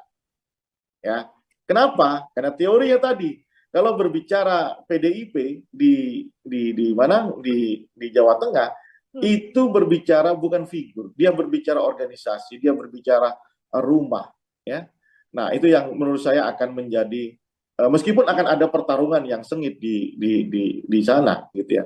Nah, kemudian apa makaromah yang mau diharapkan sama Prabowo? Jaminan bahwa bagaimanapun Jokowi ini presiden yang masih menjabat sampai tanggal 14 Februari 2024. Jadi pertandingan sah itu berlangsung, ya kan? Bapaknya cawapresnya Prabowo itu masih presiden. Garansi politik bahwa semua kekuatan yang dimiliki Jokowi, ya kan, atau yang mau kalau lebih kritis lagi, ya, namanya state aparatus, itu akan bekerja untuk kemenangan itu. Itu sebuah jaminan. Oke, itu kan tidak bisa terlihat kata siapa. Kalau kita bermain di lapangan kita tahu kok siapa ya ke siapa, siapa ke siapa. Ya. Nah, itu menurut saya satu keyakinan yang ada di dalam diri Prabowo untuk menggolkan ambisinya menjadi presiden meskipun sudah 3 kali bertarung dan kalah. Satu-satunya cara adalah berkoalisi dengan rivalnya yang saat ini menjabat sebagai presiden. Ya, kalau itu bisa, ya bayangannya nih, kita simulasikan cara dia berpikir, bayangannya adalah dengan cara seperti ini dia akan mendapatkan kursi presiden dengan lebih sempurna, gitu ya, karena ada backup dari presiden yang sedang menjabat saat ini. Nah, itu yang saya katakan lapangan tidak rata. Ya, lapangan tidak rata, kemudian ada backup atau garansi tadi ya, Bang Rio, dari Presiden Joko Widodo. Dan kalau melihat sejauh ini, dari mulai sebelum memutuskan bersama dengan Gibran, artinya tanda-tanda bahwa Presiden Jokowi melibatkan tangannya untuk membantu keberhasilan Prabowo Subianto ini sudah terlihat secara gamblang dari kacamata Bang Rio? Ya jelas, gimana tidak? Ya, di MK itu bagaimana kalau ini soal bicara aturannya? Kalau bicara aturan, ya, aturan itu bisa dirubah. Konstitusi itu bisa disentuh, iya. Dengan ragam pemikiran, usulan, kemudian perdebatan, itu bisa dirubah, iya. Tapi coba, sebagai orang Jawa, ini sudah nggak Jawani. Ya, iki wis ranjawoni gitu ya. Mana etikanya? Mana kemudian fatsun politiknya yang mau dipegang? Loh, ini bagaimana mungkin seorang presiden, ini tidak ada ceritanya ini, sejarah di dunia manapun ini, kecuali di zaman kerajaan, ya, atau di Korea Selatan mungkin. Korea Selatan? Maaf, Korea Utara. Ya. Ini bagaimana seorang presiden yang sedang menjabat, anaknya diusulkan, dijadikan cawapres dengan merubah undang-undang. Dan sekarang lagi dipersoalkan. Bayangkan coba Nila, bagaimana ketika nanti MK mengatakan bahwa ini terjadi pelanggaran etik. Sementara aturan sudah tidak bisa dirubah. Loh, ini kan bobrok ini. Perpolitikan kita kan sudah tidak rata, sudah tidak rata untuk semua kandidat. Itu yang kami kesalkan, ini yang membuat kami merasa bahwa ada hal yang lebih besar dari sekedar kekuasaan. Tapi bagaimana menjaga martabat bangsa dan negara ini. Saya tidak ada urusan ya dengan Jokowi, relasi Jokowi dengan Megawati, itu urusan dinamika politik ya. Ya, bagaimana respon, bahkan termasuk isu PDI main 2 kaki ya. Ya, itu realitas politik mulai zamannya Game of Thrones-nya sampai sekarang, namanya realitas politiknya seperti itu. Ya, mulai zaman Alif sampai zaman sekarang, realitas politiknya seperti itu. Ada pengkhianatan, ada ada balas dendam, begitu aja. Cuman kan bentuknya berbeda-beda seperti kebudayaan, gitu ya. Nah, yang tidak berbeda adalah bagaimana menjaga etika kepemimpinan, bagaimana menjaga etika dia sebagai seorang seorang negarawan. Itu yang saya tidak melihat di sisi ini, gitu ya. Terlalu berpikir bahwa realisme politik itu menjadi ujung tombak dari segala untuk mencapai kekuasaan. Apa yang mau dibagi buat generasi kita mendatang? Itu yang saya sesalkan, gitu ya.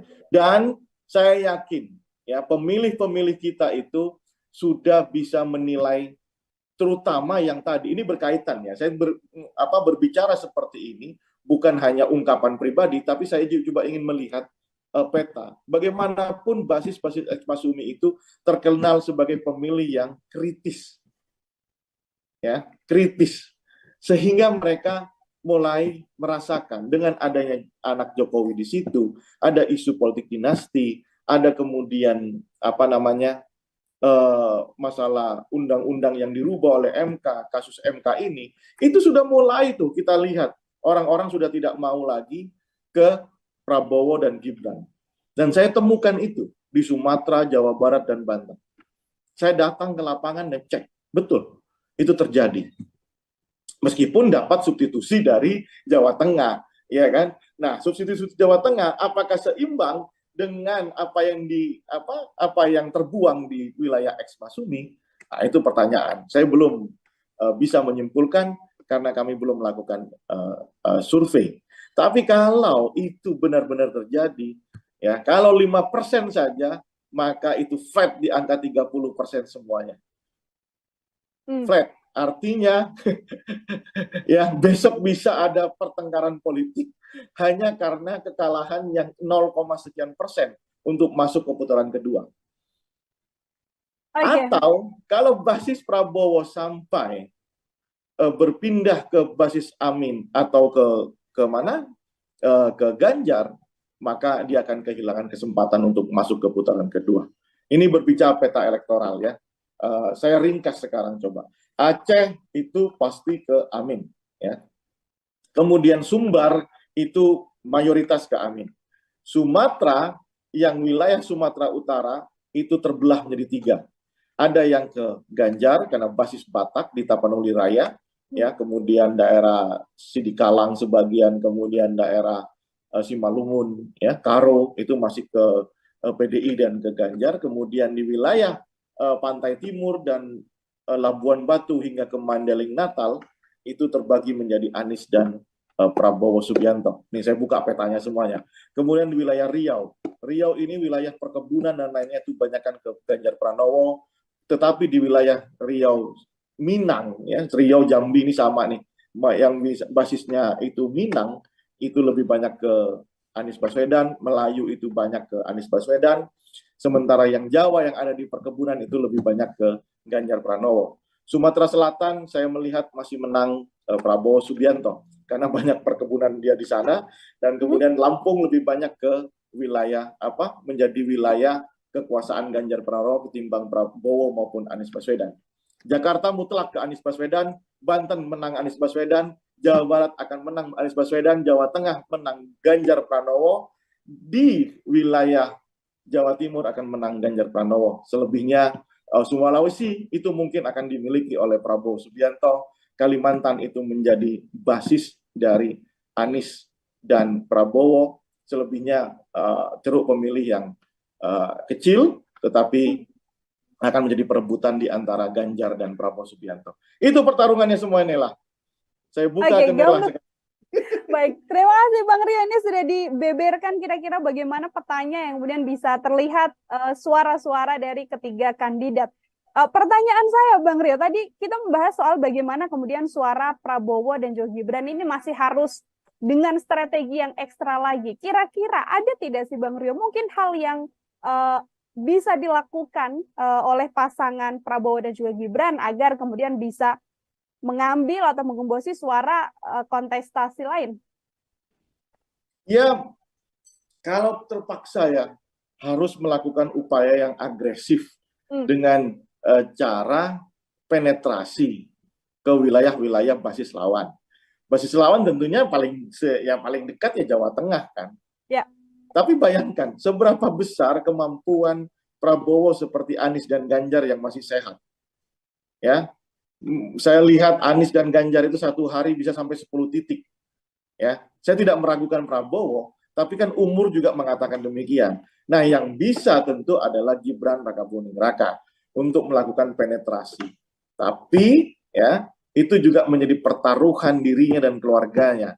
Jika dia benar-benar mengkonsolidasi basis PDIP di Jawa Tengah, maka dia akan berhadapan dengan PDIP itu sendiri. Dan itu tidak mudah. Gibran tentu akan kesulitan masuk ke basis PKB di Pantura misalnya, ya, ke Pantura Jawa Tengah maksud saya. Kemudian Gibran juga akan kesulitan masuk ke wilayah-wilayah non PDIP. Kalaupun mau masuk ke wilayah Gerindra dan Golkar, ya untuk apa? Kan tidak akan menambah suara itu. Ya, di Jawa Tengah tidak akan menambah suara itu. Yang paling mungkin bagi Gibran ya adalah masuk ke dalam basis suara PDIP. Tetapi ingat di situ akan terjadi peperangan yang sangat dahsyat antara Gibran yang PDIP kan belum keluar nih dari PDIP ya, dengan organisasinya PDIP sendiri, dengan kader-kadernya Pak Bambang Pacul. Itu kan terjadi peperangan yang luar biasa. Ya tidak mudah sebenarnya. Ya, tidak mudah. Oleh karena itu misalnya melirik wilayah lain, wilayah Jawa Tengah, maka akan ada kesulitan. Melirik ke wilayah Jawa Barat, Banten dan Sumatera di basis X Masumi, akan ada kesulitan menjelaskan kenapa saya pilih Gibran. Ini kan rival politik Pak Jokowi. Dengan alasan rekonsiliasi politik, menurut saya tidak cukup menjelaskan terpilihnya anak muda yang tidak punya pengalaman cukup di dalam organisasi, ya, kemudian masuknya pun lewat putusan MK yang bermasalah, itu diterima oleh basis-basis X Masumi. Ya, saya selalu katakan X Masumi lebih mudah kan menyatakan Jawa Barat, Banten dan Sumatera. Nela. Baik, Bang Rio, ini dua pertanyaan terakhir dari saya. Yang pertama terkait bagaimana kemudian nantinya hari ini akan ada sidang MK begitu. Berkemungkinan besarkah nantinya suara Prabowo dan juga Gibran akan jauh lebih turun lagi apabila memang hasilnya dikatakan ada pelanggaran etik dalam keputusan Mahkamah Konstitusi ini? Yes, saya yakin itu. Sebab dengan ini terjaganya kritisisme masyarakat sipil terhadap proses naiknya Gibran sebagai cawapres Prabowo, itu yang akan menjaga akan memberikan dampak negatif elektoral kepada Prabowo dan Gibran. Itu yang membuat kita ini para analis politik nggak habis pikir gitu ya. Kenapa ini sampai dilakukan? Padahal secara survei paling unggul dengan Prabowo dengan Erick Thohir gitu ya. Tidak ada itu Prabowo dengan Gibran yang unggul dibanding yang lain, tidak ada. Bahkan kalau menggunakan uji simulasi sebelum keputusan pendaftaran kemarin kan sempat kami survei, itu menunjukkan bahwa Gibran mengalami penurunan sama Gibran ketimbang dengan Ridwan Kamil atau dengan Khofifah bahkan atau dengan Erick Thohir. Tetapi kan kemarin kita prediksi Gibran karena kita tahu itu permainan di bawah tanahnya kan kita tahu itu kasak-kusuknya kan kita dengar ya, sehingga saya punya keyakinan ke arah situ. Tetapi secara basis data itu tidak menguntungkan dan terbukti sekarang bahwa dengan adanya Gibran muncul kritisisme yang dahsyat dari masyarakat sipil, meskipun PDI ya agak begitulah sikapnya, nggak jelas juga gitu ya, kayak punya double standard PDI terhadap kadernya ya, yang mokong. Nah, tapi ternyata masyarakat sipil bergerak dan Prabowo dan Gibran serta Jokowi sebagai kingmaker-nya harus benar-benar sweeping the issues. Bagaimana caranya? Nah, itu tantangannya. Ya setiap presiden punya tantangannya ya. Setiap calon presiden pasti punya tantangannya. Sekarang tantangan Prabowo, kalau ini bisa diatasi, he's become a leader. Yes, baik. Apakah kemudian bantuan dari Presiden Jokowi dengan kemarin mempertemukan ketiga kandidat untuk makan siang bersama di istana, mewujudkan bentuk netralitas dari seorang Presiden Jokowi, bisa menutup situasi yang terjadi ini, Bang Rio? Inilah orang Jawa, ya, menang tanpa ngisor akeh. Itu statement saya. Kemarin diwawancara sama salah satu portal berita. Itu statement saya. Menang tanpa ngisor akeh. Jokowi itu orang Jawa, cara berpolitiknya Jawa banget. Dia tahu hari ini secara psikologi dia itu memenangkan pertarungan ini.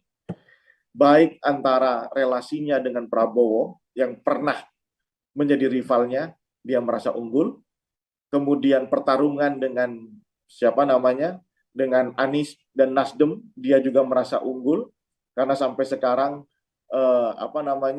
kepelikan ya, musibah terus datang ke Nasdem dan ke Anies Baswedan, ya. Kemudian relasinya dengan PDIP, di situ ada Megawati, dia merasa menang, ya.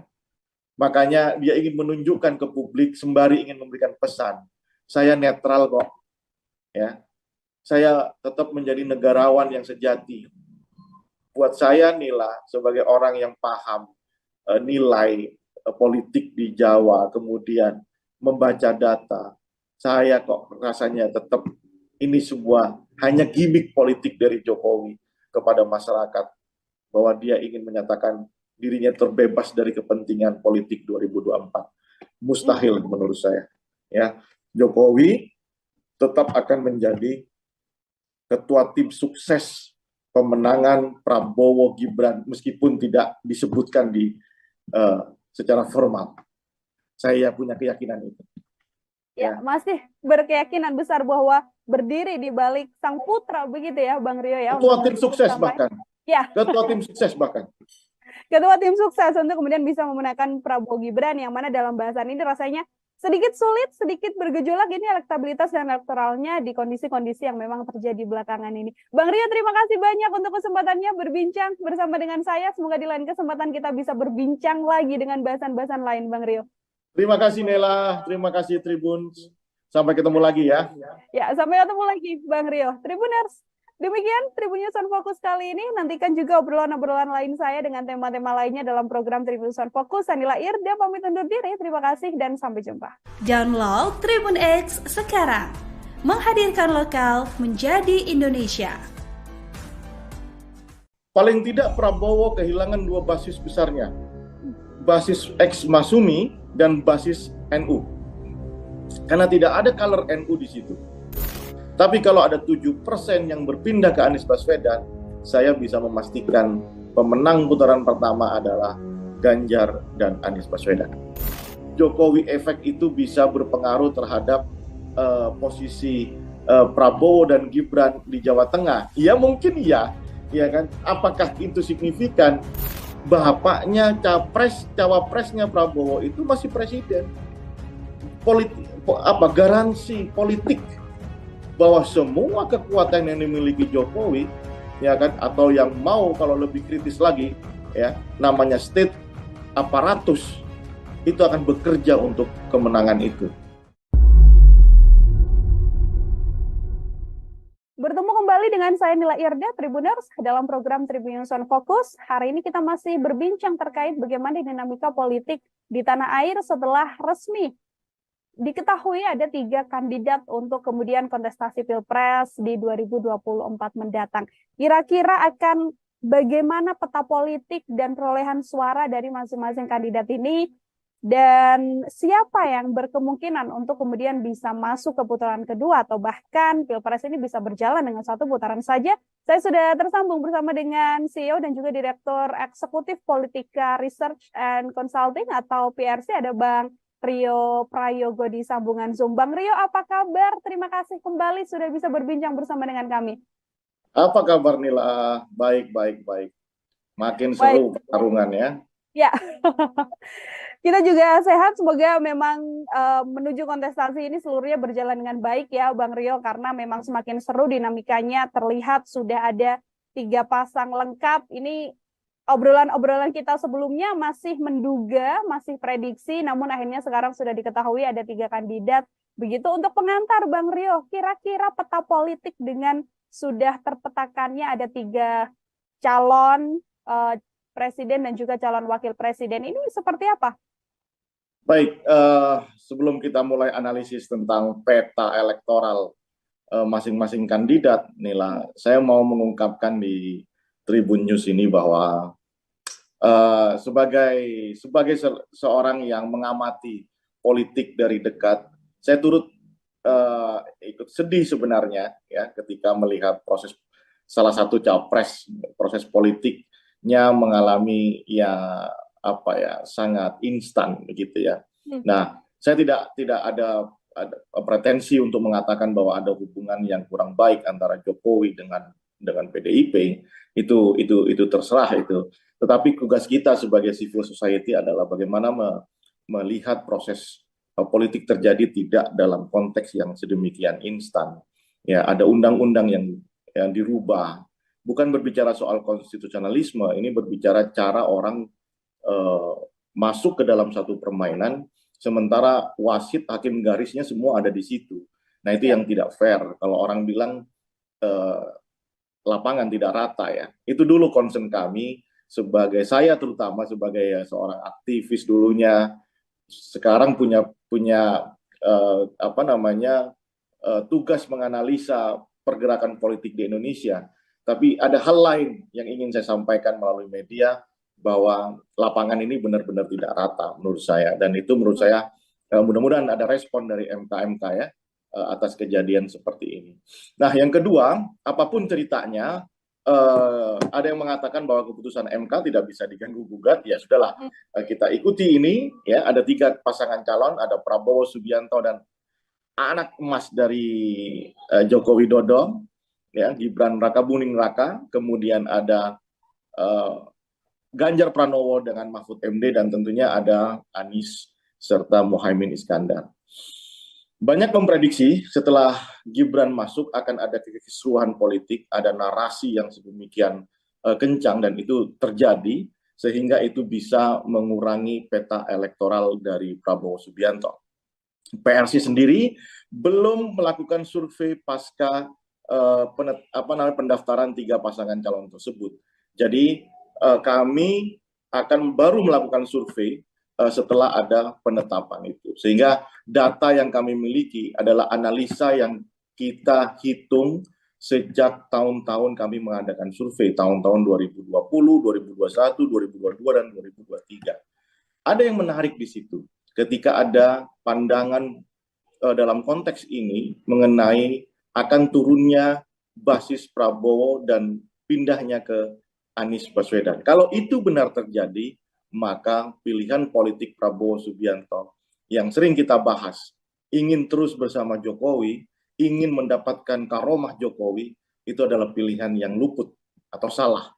Karena basis ex-Masumi inilah di wilayah Jawa Barat, Banten, Sumatera, itu adalah basis yang kritis dan sangat mungkin itu memindahkan dukungannya kepada Amin. Ya, kepada Anies Baswedan yang dianggap memiliki karakter ideologi yang sama dengan Prabowo. Oleh karena itu, kalau itu benar-benar terjadi, dan kami akan cek itu, ya, beberapa lembaga survei sudah merilis di Jawa Barat, di Banten itu sudah dimenangkan oleh Amin, gitu ya. Nanti kalau Jawa Barat juga dimenangkan oleh Amin, maka pertarungan ini akan menjadi sangat seru, ya. Katakanlah kita mengasumsikan atau mensimulasikan 5% saja ada mutasi pemilih basis Islam Prabowo ke Amin, maka kondisi elektoralnya itu sudah di angka 29 sampai 32% untuk semua pasangan calon. Bayangkan kalau itu terjadi, ini akan menjadi pertarungan strategi, pertarungan taktik yang akan memberikan peluang mereka lebih besar untuk lolos ke putaran kedua. Jadi inilah konteks hari ini, Ganjar saya bisa pastikan tetap akan lolos di putaran pertama, maka pertarungan milik Prabowo dan Anies Baswedan. Itu dulu pengantar dari saya. Oke, pertarungan justru bergeser sekarang milik Prabowo Subianto dan juga Anies Baswedan. Artinya Bang Rio melihat kondisi dipilihnya Gibran Rakabuming Raka, yang mana kita tahu pasti Jokowi ingin meraup suara dukungan dari pro Jokowi, begitu justru bisa merugikan untuk kemudian kemenangan Prabowo di kontestasi ini, Bang Rio. Ya, paling tidak Prabowo kehilangan 2 basis besarnya, basis ex-Masumi dan basis NU, karena tidak ada color NU di situ. Ya, wakilnya bukan orang NU. Andaikan kemarin itu Kofifa, mungkin pertarungan akan berbeda, ya kan? Maka ada kompetisi yang sangat sengit untuk memperebutkan wilayah Jawa Timur dan Jawa Tengah. Nah, sekarang Prabowo bukan juga merepresentasikan kelompok-kelompok Islam manapun, sehingga menurut saya itu akan menjadi obstacle ya, rintangan Prabowo ke depannya dalam meyakinkan pemilihnya di sisa 3 bulan ini. Pun demikian, Prabowo masih punya keuntungan dengan adanya Gibran. Ya, tentulah infrastruktur politik presiden ini kan nggak mungkin. Pernah kita bahas kemarin, jangankan Gibran mau calon wakil presiden, anak saya mau main layangan aja kita izin dulu sama orang tuanya ya. Bahkan kita antarkan ya, kemudian kita awasi dia gimana main layangannya, ya kan, luka apa tidak tangannya, apalagi ini seorang yang mencalonkan diri sebagai calon wakil presiden. Saya pikir mustahil politik itu netral ya. Saya paling tidak percaya dengan politik yang netral, tetapi yang bisa kita amati sejauh mana proses ini akan dipandang oleh masyarakat, terbuka, vulgar atau tidak. Kalau itu dilakukan seperti melakukan proses pergantian undang-undang di MK kemarin, maka itu justru akan merugikan Prabowo sendiri. Kebencian, kritisisme masyarakat akan tumbuh di wilayah basis-basis yang membesarkan Prabowo. Di mana itu? Di wilayah ex-Masumi, yakni Jawa Barat, Banten, dan Sumatera. Bagaimana dengan Ganjar Pranowo? Ganjar lebih santai menurut saya, ya kan? Tidak terpengaruh dengan isu itu karena sering kita bahas juga, Nela, basis Ganjar ini basis yang tidak untouchable. Bahwa kemudian nanti Gibran itu bisa melakukan penetrasi di basis Jawa Tengah, ya saya masih bisa mengukur kemampuan. Karena apa? Di Jawa Tengah itu dia tidak pernah berbicara figur, dia tidak pernah berbicara orang per orang. Mereka itu berbicara simbol besar, Red Bull ya, banteng ya. Mereka pernah saya katakan bahwa biar gepeng asal banteng. Nah, kalimat itu terindoktrinasi secara masif di Jawa Tengah. Jadi bahwa kemudian ada traction pemilih Ganjar, pemilih PDI akan pindah, atau basis pemilih Jokowi yang selama ini pemilih Ganjar akan pindah ke Gibran, ya itu mungkin hanya tidak akan pernah sampai bisa mengalahkan Ganjar Pranowo di Jawa Tengah. Perkiraan saya dari data-data yang kami olah, dengan kondisi saat ini Ganjar tetap akan menang di Jawa Tengah di atas 50%. Selebihnya akan menjadi milik Prabowo, Gibran, dan Anies Mohaimin. Bagaimana dengan Jawa Timur? Jawa Timur saya masih juga memprediksi ini di putaran pertama itu akan dimenangkan oleh Ganjar Pranowo dengan nomor 2 adalah Anies Baswedan. Ya, nomor 3 adalah Prabowo Subianto dan Gibran Rakabuming Raka. Jawa Barat akan menjadi basis pertarungan yang seru bersama Banten dan di Sumatera, ya, kecuali Lampung, untuk melihat ex-Masumi, ya, basis-basis Islam yang identik selama ini dengan, kalau saya lebih mengistilahkan itu namanya ex-basis Masumi, ya, melihat pemilu tahun 55. Itulah pertarungan hidup dan mati antara Prabowo Subianto, Gibran Rakabuming Raka dengan Anies Baswedan dan Mohaimin Iskandar. Itu pertarungan sesungguhnya. Kalau ada mutasi saja, pemilih Prabowo 5%, apalagi sampai 7%, kalau 5% itu bisa dipastikan pertarungan ini ketat sekali. Mungkin nanti di putaran pertama selisihnya hanya 1%, 2%. Tapi kalau ada 7% yang berpindah ke Anies Baswedan, saya bisa memastikan pemenang putaran pertama adalah Ganjar dan Anies Baswedan. Bisa berganti pemenang di putaran pertama adalah Ganjar dan juga Anies Baswedan di kondisi dipilihnya Mas Gibran, begitu ya, Bang Rio, untuk kemudian bersama dengan Prabowo Subianto. Bang Rio, kalau kita melihat basis di Jawa Tengah yang kemudian sudah pasti bisa saya katakan full PDI Perjuangan, begitu, full merah, kemudian di Jawa Timur yang akan banyak diperoleh oleh pasangan Anies dan juga Caimin. Ini kita berbincang soal sosok, Bang Rio, melihat sosok, ini kita berbincang soal sosok, Bang Rio, melihat sosok Prabowo, Mas Gibran dengan visi misinya yang akan melanjutkan kinerja Jokowi, kemudian perubahan di sisi Anies dan juga Caimin, dan perpaduan di antara keduanya di sisi Ganjar dan juga Mahfud MD. visi misi ini apakah kemudian juga berpengaruh untuk menggerakkan pergerakan suara di kontestasi ini? Nila percaya dengan pemilih rasional nggak? Ya kan, ada perdebatan di dalam konteks wacana ilmu politik gitu ya. Ada nggak itu pemilih rasional yang benar-benar rasional melihat seorang figur itu secara programatik begitu ya.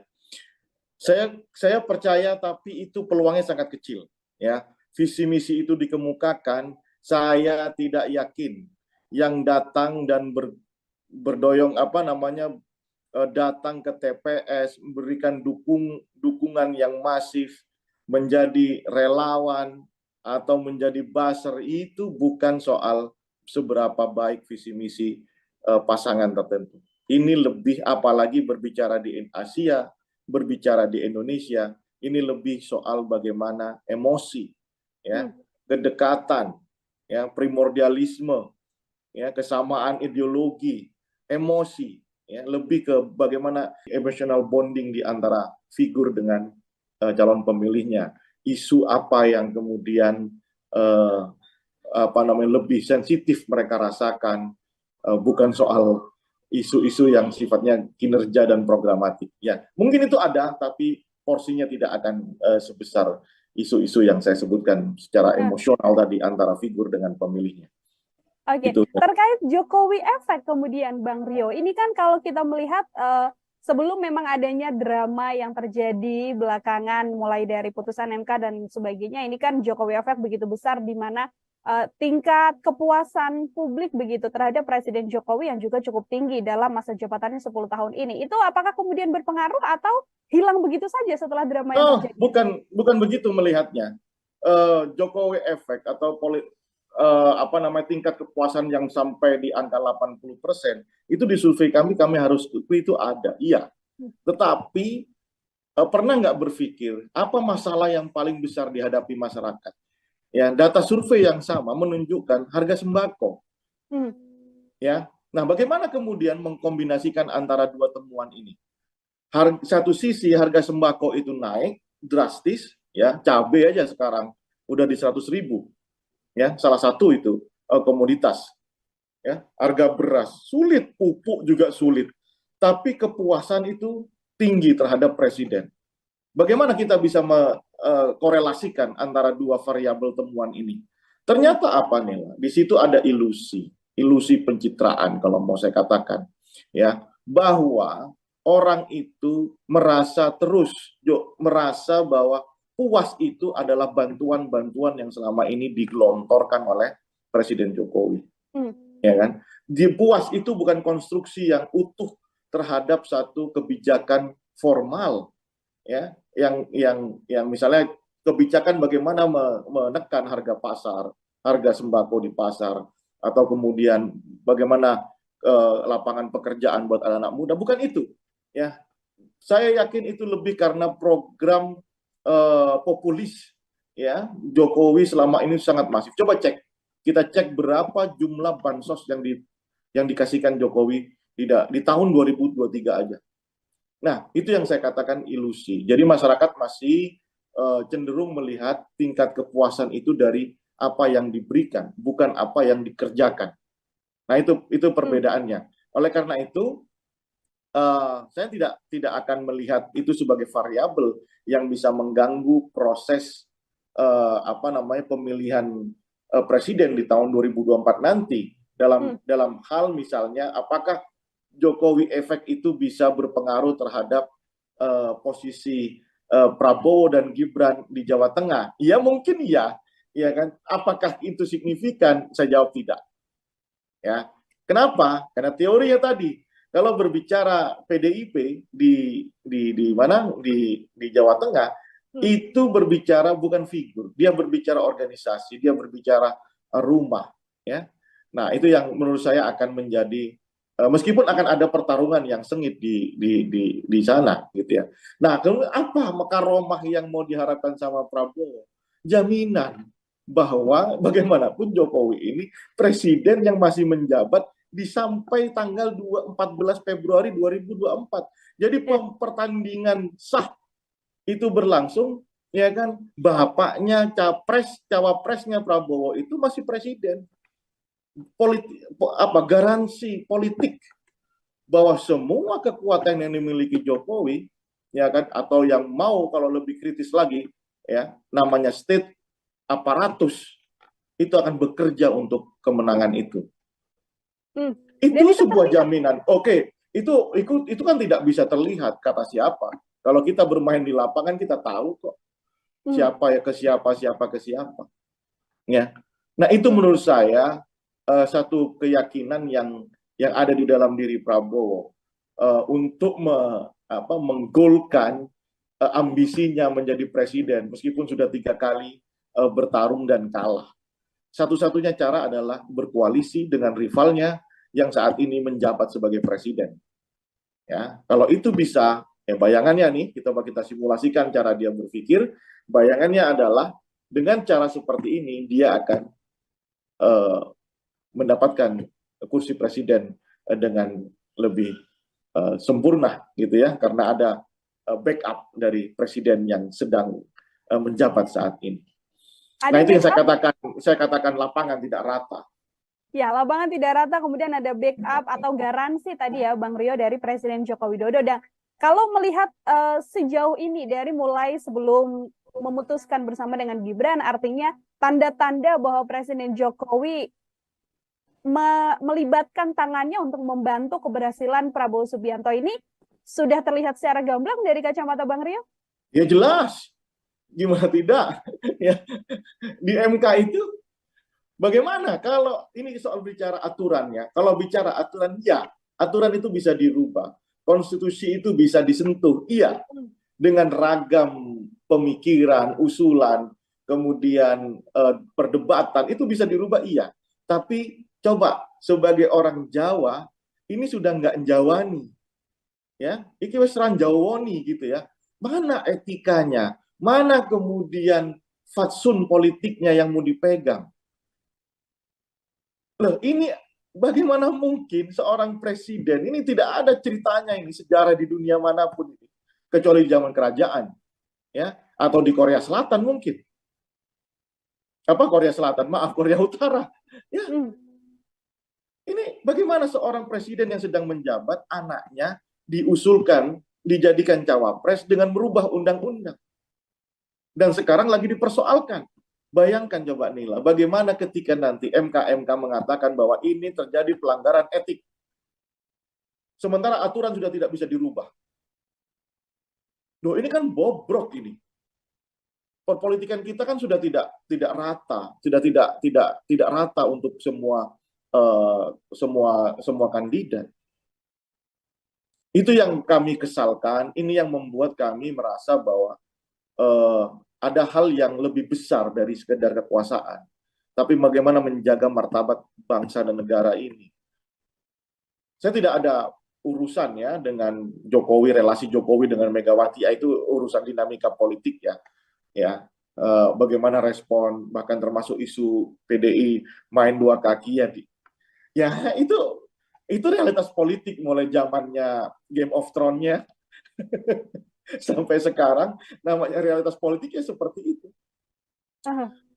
Ya, mulai zaman Alif sampai zaman sekarang, realitas politiknya seperti itu. Ada pengkhianatan, ada ada balas dendam, begitu aja. Cuman kan bentuknya berbeda-beda seperti kebudayaan, gitu ya. Nah, yang tidak berbeda adalah bagaimana menjaga etika kepemimpinan, bagaimana menjaga etika dia sebagai seorang negarawan. Itu yang saya tidak melihat di sisi ini, gitu ya. Terlalu berpikir bahwa realisme politik itu menjadi ujung tombak dari segala untuk mencapai kekuasaan. Apa yang mau dibagi buat generasi kita mendatang. Itu yang saya sesalkan gitu ya.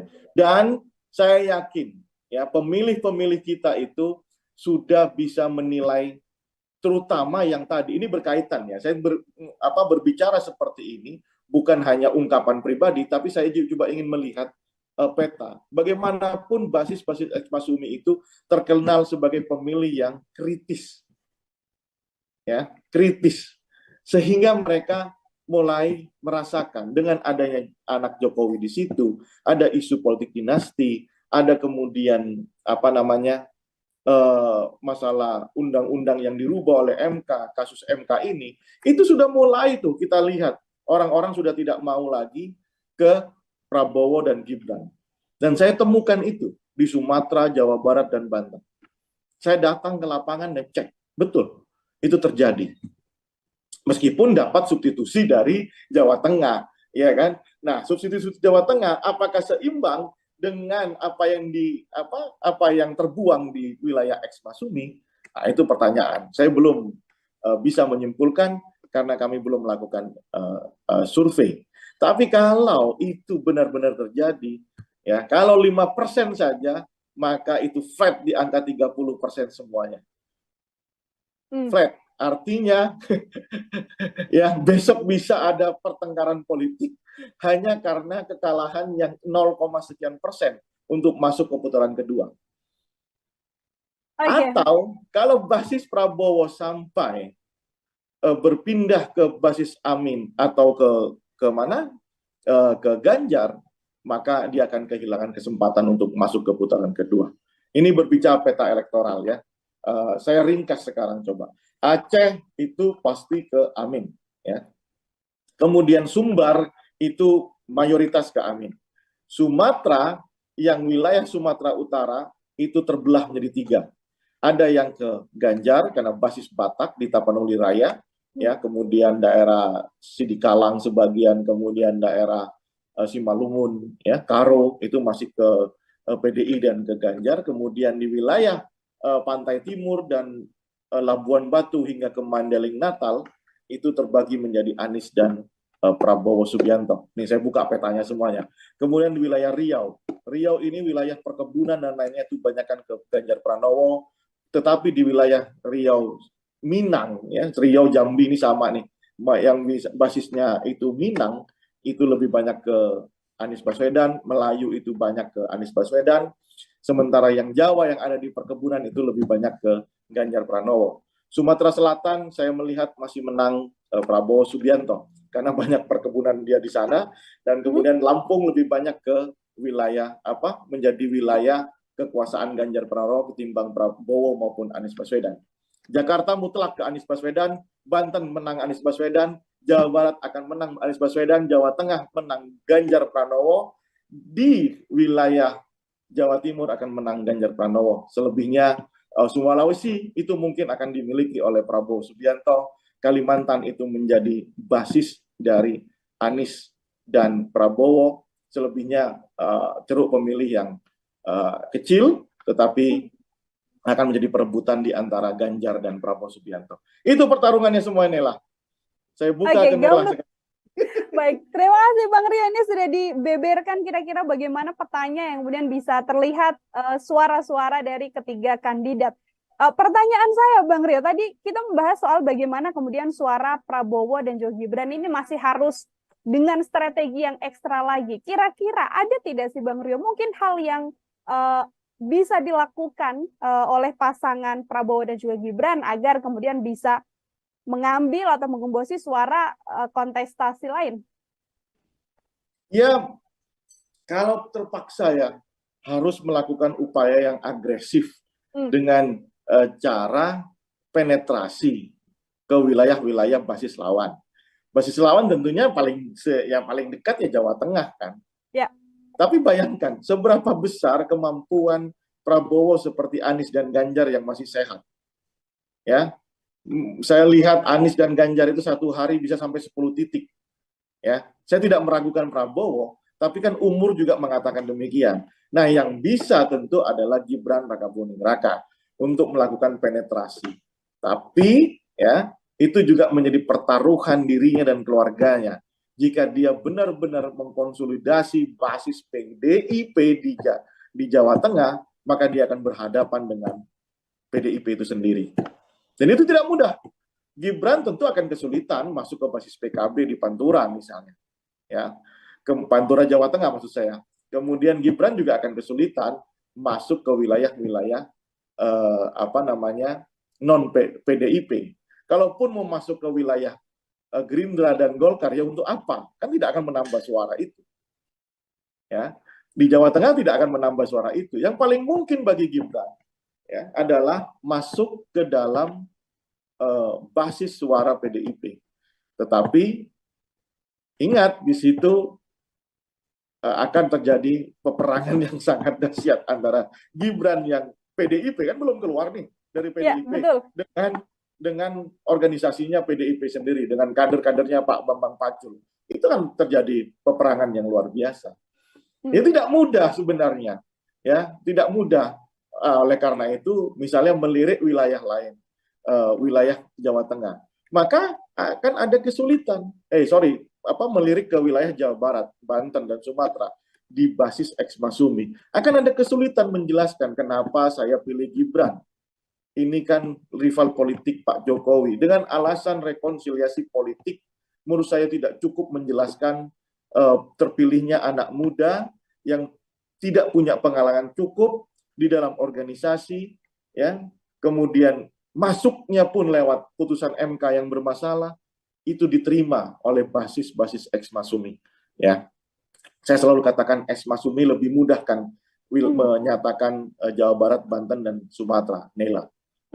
Baik, Bang Rio, ini dua pertanyaan terakhir dari saya. Yang pertama terkait bagaimana kemudian nantinya hari ini akan ada sidang MK begitu.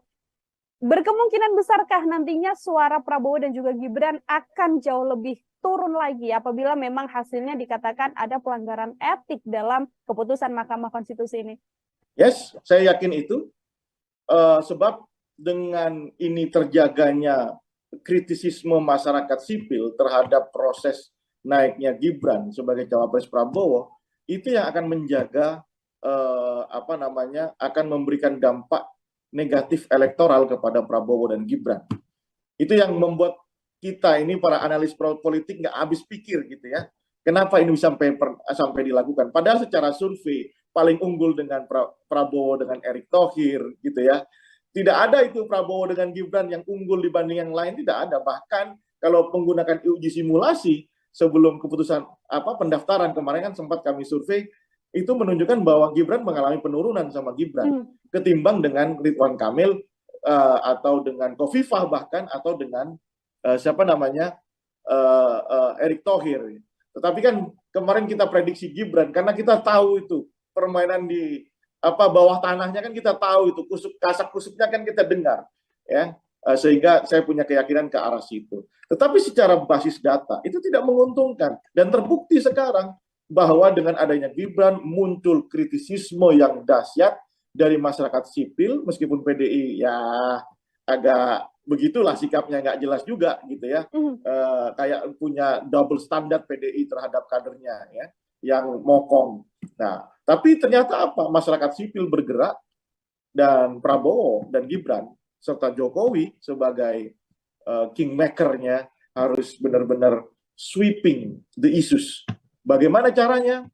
Nah, itu tantangannya. Ya, setiap presiden punya tantangannya ya. Setiap calon presiden pasti punya tantangannya. Sekarang tantangan Prabowo, kalau ini bisa diatasi, he's become a leader.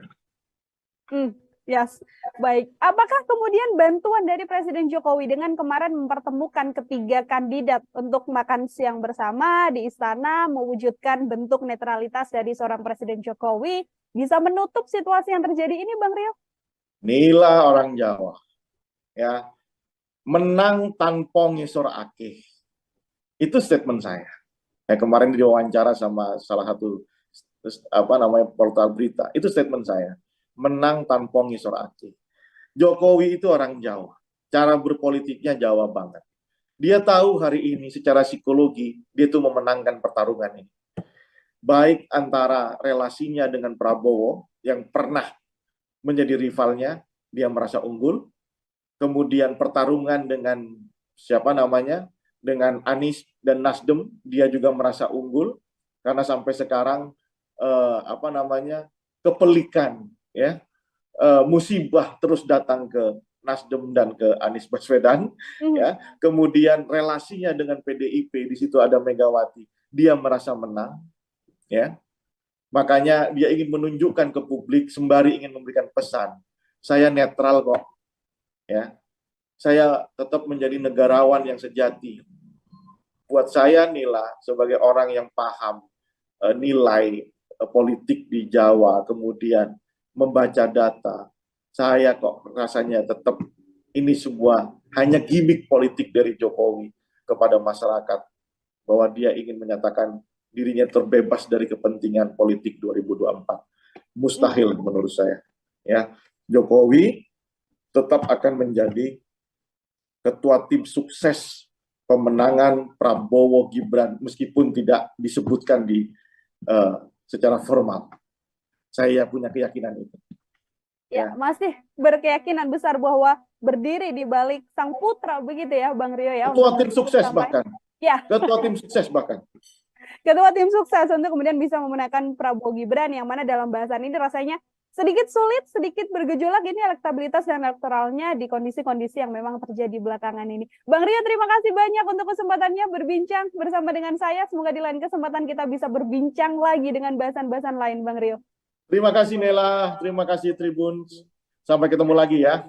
Ya, sampai ketemu lagi Bang Rio. Tribuners, demikian Tribun News on Focus kali ini. Nantikan juga obrolan-obrolan lain saya dengan tema-tema lainnya dalam program Tribun News on Focus. Saya Nila Irda pamit undur diri. Terima kasih dan sampai jumpa. Download Tribun X sekarang. Menghadirkan lokal menjadi Indonesia. Paling tidak Prabowo kehilangan dua basis besarnya. Basis ex Masumi dan basis NU. Karena tidak ada color NU di situ. Tapi kalau ada 7% yang berpindah ke Anies Baswedan, saya bisa memastikan pemenang putaran pertama adalah Ganjar dan Anies Baswedan. Jokowi efek itu bisa berpengaruh terhadap posisi Prabowo dan Gibran di Jawa Tengah. Ya mungkin ya kan? Apakah itu signifikan? Bapaknya cawapresnya Prabowo itu masih presiden. Garansi politik bahwa semua kekuatan yang dimiliki Jokowi, ya kan, atau yang mau kalau lebih kritis lagi, ya, namanya state aparatus, itu akan bekerja untuk kemenangan itu. Bertemu kembali dengan saya Nila Irda, Tribuners, dalam program Tribun News on Focus. Hari ini kita masih berbincang terkait bagaimana dinamika politik di tanah air setelah resmi diketahui ada 3 kandidat untuk kemudian kontestasi Pilpres di 2024 mendatang. Kira-kira akan bagaimana peta politik dan perolehan suara dari masing-masing kandidat ini, dan siapa yang berkemungkinan untuk kemudian bisa masuk ke putaran kedua atau bahkan Pilpres ini bisa berjalan dengan 1 putaran saja. Saya sudah tersambung bersama dengan CEO dan juga Direktur Eksekutif Politika Research and Consulting atau PRC, ada Bang Rio Prayogo di sambungan Zoom. Bang Rio, apa kabar? Terima kasih kembali sudah bisa berbincang bersama dengan kami. Apa kabar Nila? Baik. Makin seru pertarungan ya.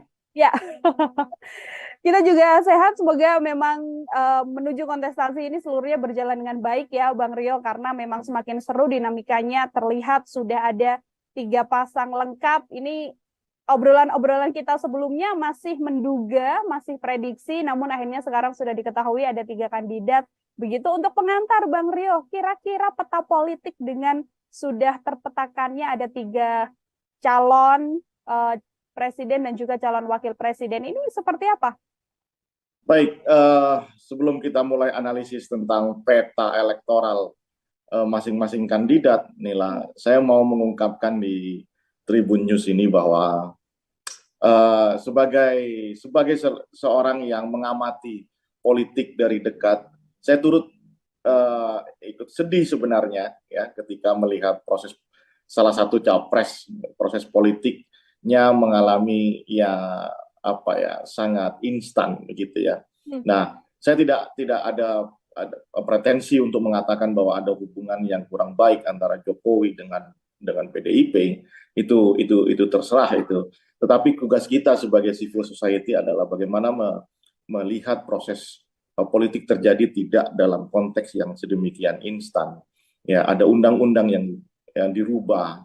Bukan berbicara soal konstitusionalisme, ini berbicara cara orang masuk ke dalam satu permainan, sementara wasit, hakim garisnya semua ada di situ.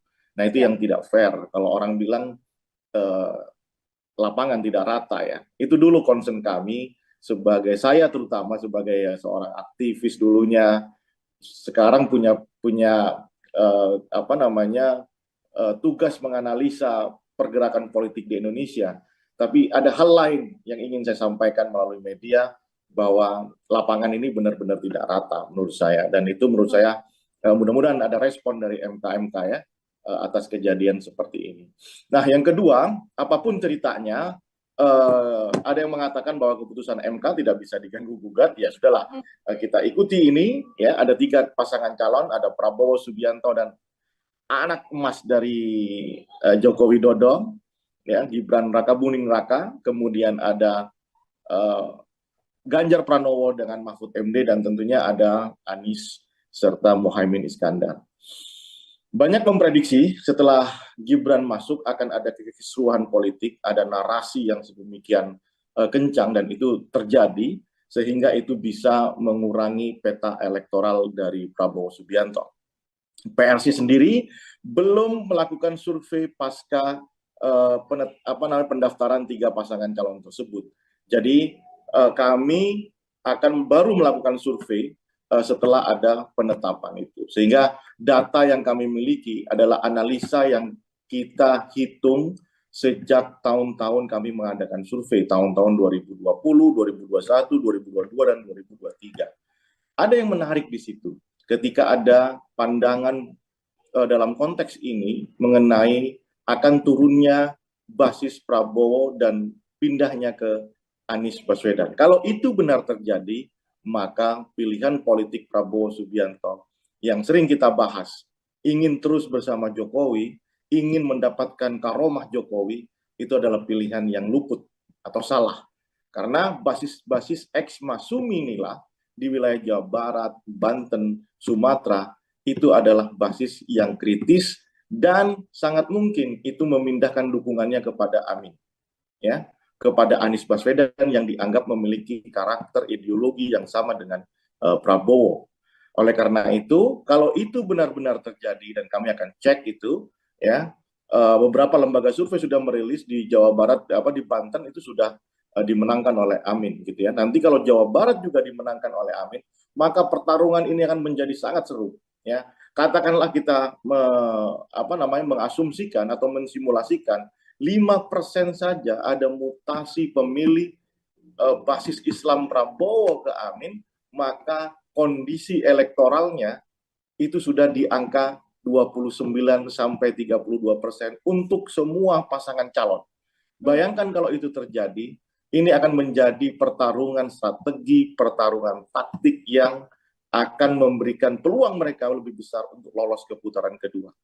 Jadi inilah konteks hari ini. Ganjar saya bisa pastikan tetap akan lolos di putaran pertama, maka pertarungan milik Prabowo dan Anies Baswedan. Itu dulu pengantar dari saya.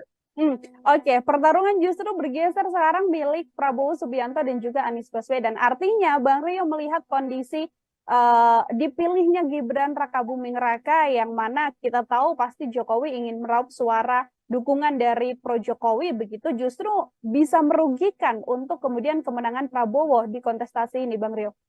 Ya, paling tidak Prabowo kehilangan 2 basis besarnya, basis ex Masumi dan basis NU, karena tidak ada color NU di situ, ya, wakilnya bukan orang NU. Andaikan kemarin itu Kofifa, mungkin pertarungan akan berbeda, ya kan? Maka ada kompetisi yang sangat sengit untuk memperebutkan wilayah Jawa Timur dan Jawa Tengah. Nah, sekarang Prabowo bukan juga merepresentasikan kelompok-kelompok Islam manapun, sehingga menurut saya itu akan menjadi obstacle, ya, rintangan Prabowo ke depannya dalam meyakinkan pemilihnya di sisa 3 bulan ini.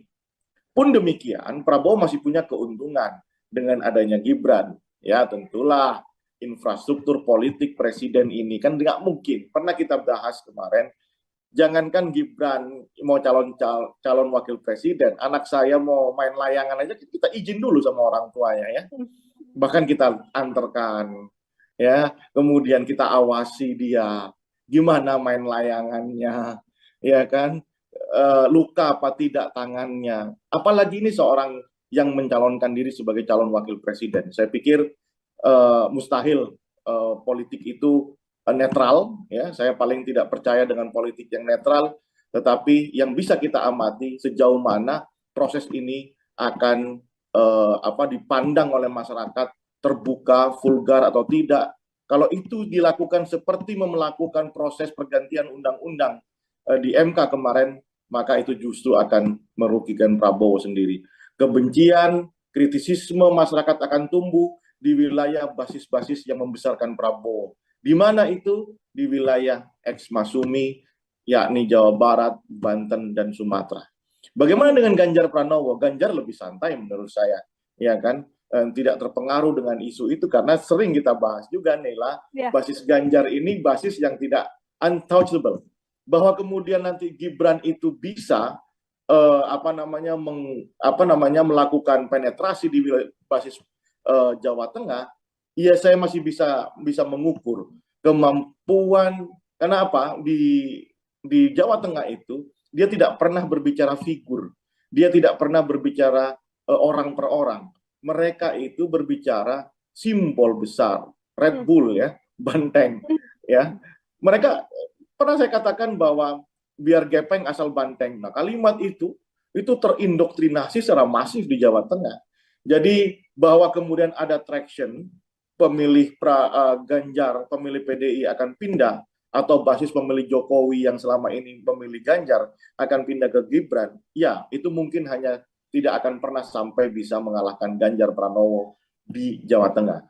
Perkiraan saya dari data-data yang kami olah, dengan kondisi saat ini Ganjar tetap akan menang di Jawa Tengah di atas 50%. Selebihnya akan menjadi milik Prabowo Gibran dan Anies Mohaimin. Bagaimana dengan Jawa Timur? Jawa Timur saya masih juga memprediksi ini di putaran pertama itu akan dimenangkan oleh Ganjar Pranowo dengan nomor 2 adalah Anies Baswedan. Ya, nomor 3 adalah Prabowo Subianto dan Gibran Rakabuming Raka.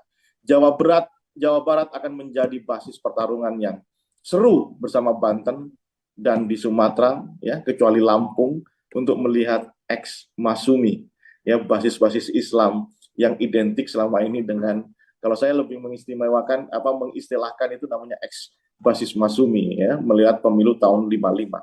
Itulah pertarungan hidup dan mati antara Prabowo Subianto, Gibran Rakabuming Raka dengan Anies Baswedan dan Mohaimin Iskandar. Itu pertarungan sesungguhnya. Kalau ada mutasi saja, pemilih Prabowo 5%, apalagi sampai 7%, kalau 5% itu bisa dipastikan pertarungan ini ketat sekali. Mungkin nanti di putaran pertama selisihnya hanya 1%, 2%. Tapi kalau ada 7% yang berpindah ke Anies Baswedan, saya bisa memastikan pemenang putaran pertama adalah Ganjar dan Anies Baswedan. Bisa berganti pemenang di putaran pertama adalah Ganjar dan juga Anies Baswedan di kondisi dipilihnya Mas Gibran, begitu ya, Bang Rio, untuk kemudian bersama dengan Prabowo Subianto. Bang Rio, kalau kita melihat basis di Jawa Tengah yang kemudian sudah pasti bisa saya katakan full PDI Perjuangan, begitu, full merah, kemudian di Jawa Timur yang akan banyak diperoleh oleh pasangan Anies dan juga Caimin. Ini kita berbincang soal sosok, Bang Rio. Melihat sosok, ini kita berbincang soal sosok, Bang Rio. Melihat sosok Prabowo, Mas Gibran dengan visi misinya yang akan melanjutkan kinerja Jokowi, kemudian perubahan di sisi Anies dan juga Caimin, dan perpaduan di antara keduanya di sisi Ganjar dan juga Mahfud MD. Visi misi ini apakah kemudian juga berpengaruh untuk menggerakkan pergerakan suara di kontestasi ini? Nila percaya dengan pemilih rasional nggak? Ya kan, ada perdebatan di dalam konteks wacana ilmu politik gitu ya. Ada nggak itu pemilih rasional yang benar-benar rasional melihat seorang figur itu secara programatik begitu ya? Saya percaya, tapi itu peluangnya sangat kecil ya. Visi misi itu dikemukakan, saya tidak yakin yang datang dan berdoyong datang ke TPS memberikan dukungan yang masif, menjadi relawan atau menjadi buzzer, itu bukan soal seberapa baik visi misi pasangan tertentu. Ini lebih, apalagi berbicara di Asia, berbicara di Indonesia, ini lebih soal bagaimana emosi, ya, kedekatan, ya, primordialisme, ya, kesamaan ideologi, emosi, ya, lebih ke bagaimana emotional bonding di antara figur dengan calon pemilihnya. Isu apa yang kemudian lebih sensitif mereka rasakan, bukan soal isu-isu yang sifatnya kinerja dan programatik. Ya, mungkin itu ada, tapi porsinya tidak akan sebesar isu-isu yang saya sebutkan secara emosional tadi antara figur dengan pemilihnya. Oke, terkait Jokowi efek kemudian Bang Rio, ini kan kalau kita melihat sebelum memang adanya drama yang terjadi belakangan mulai dari putusan MK dan sebagainya, ini kan Jokowi efek begitu besar di mana tingkat kepuasan publik begitu terhadap Presiden Jokowi yang juga cukup tinggi dalam masa jabatannya 10 tahun ini. Itu apakah kemudian berpengaruh atau hilang begitu saja setelah drama yang terjadi? Bukan begitu melihatnya. Jokowi efek atau tingkat kepuasan yang sampai di angka 80%, itu di survei kami harus akui itu ada, iya. Tetapi pernah nggak berpikir apa masalah yang paling besar dihadapi masyarakat? Ya, data survei yang sama menunjukkan harga sembako. Ya, nah bagaimana kemudian mengkombinasikan antara dua temuan ini? Satu sisi harga sembako itu naik drastis, ya, cabai aja sekarang udah di 100.000, ya, salah satu itu komoditas. Ya, harga beras sulit, pupuk juga sulit, tapi kepuasan itu tinggi terhadap presiden. Bagaimana kita bisa korelasikan antara dua variabel temuan ini? Ternyata apa nih? Di situ ada ilusi pencitraan kalau mau saya katakan, ya, bahwa orang itu merasa bahwa puas itu adalah bantuan-bantuan yang selama ini digelontorkan oleh Presiden Jokowi, ya kan? Puas itu bukan konstruksi yang utuh terhadap satu kebijakan formal, ya, yang misalnya kebijakan bagaimana menekan harga pasar, harga sembako di pasar, atau kemudian bagaimana lapangan pekerjaan buat anak-anak muda, bukan itu, ya. Saya yakin itu lebih karena program populis, ya, Jokowi selama ini sangat masif. Coba kita cek berapa jumlah bansos yang dikasihkan Jokowi di tahun 2023 aja. Nah, itu yang saya katakan ilusi. Jadi masyarakat masih cenderung melihat tingkat kepuasan itu dari apa yang diberikan, bukan apa yang dikerjakan. Nah, itu perbedaannya. Oleh karena itu, saya tidak akan melihat itu sebagai variabel yang bisa mengganggu proses pemilihan presiden di tahun 2024 nanti. Dalam hal misalnya, apakah Jokowi efek itu bisa berpengaruh terhadap posisi Prabowo dan Gibran di Jawa Tengah? Ya mungkin ya kan. Apakah itu signifikan? Saya jawab tidak. Ya, kenapa? Karena teorinya tadi, kalau berbicara PDIP di Jawa Tengah, itu berbicara bukan figur, dia berbicara organisasi, dia berbicara rumah, ya. Nah, itu yang menurut saya akan menjadi meskipun akan ada pertarungan yang sengit di sana, gitu ya. Nah, kemudian apa makaromah yang mau diharapkan sama Prabowo? Jaminan bahwa bagaimanapun Jokowi ini presiden yang masih menjabat sampai tanggal 14 Februari 2024. Jadi pertandingan sah itu berlangsung, ya kan? Bapaknya cawapresnya Prabowo itu masih presiden. Garansi politik bahwa semua kekuatan yang dimiliki Jokowi, ya kan, atau yang mau kalau lebih kritis lagi, ya, namanya state aparatus, itu akan bekerja untuk kemenangan itu. Itu sebuah jaminan. Oke, itu kan tidak bisa terlihat kata siapa. Kalau kita bermain di lapangan kita tahu kok siapa ya ke siapa, siapa ke siapa. Ya. Nah, itu menurut saya satu keyakinan yang ada di dalam diri Prabowo untuk menggolkan ambisinya menjadi presiden meskipun sudah 3 kali bertarung dan kalah. satu-satunya cara adalah berkoalisi dengan rivalnya yang saat ini menjabat sebagai presiden. Ya, kalau itu bisa, bayangannya nih, kita simulasikan cara dia berpikir, bayangannya adalah dengan cara seperti ini dia akan mendapatkan kursi presiden dengan lebih sempurna gitu ya, karena ada backup dari presiden yang sedang menjabat saat ini. Nah, itu yang saya katakan lapangan tidak rata. Ya, lapangan tidak rata, kemudian ada backup atau garansi tadi ya Bang Rio dari Presiden Joko Widodo. Dan kalau melihat sejauh ini dari mulai sebelum memutuskan bersama dengan Gibran, artinya tanda-tanda bahwa Presiden Jokowi melibatkan tangannya untuk membantu keberhasilan Prabowo Subianto ini sudah terlihat secara gamblang dari kacamata Bang Rio? Ya jelas, gimana tidak? Ya, di MK itu bagaimana kalau ini soal bicara aturannya? Kalau bicara aturan, ya, aturan itu bisa dirubah. Konstitusi itu bisa disentuh, iya. Dengan ragam pemikiran, usulan, kemudian perdebatan, itu bisa dirubah, iya. Tapi coba, sebagai orang Jawa, ini sudah nggak Jawani. Ya, iki wis ranjawoni gitu ya. Mana etikanya? Mana kemudian fatsun politiknya yang mau dipegang?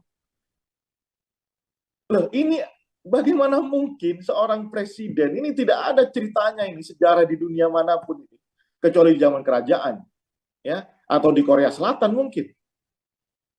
Apa Korea Selatan? Maaf, Korea Utara. Ya.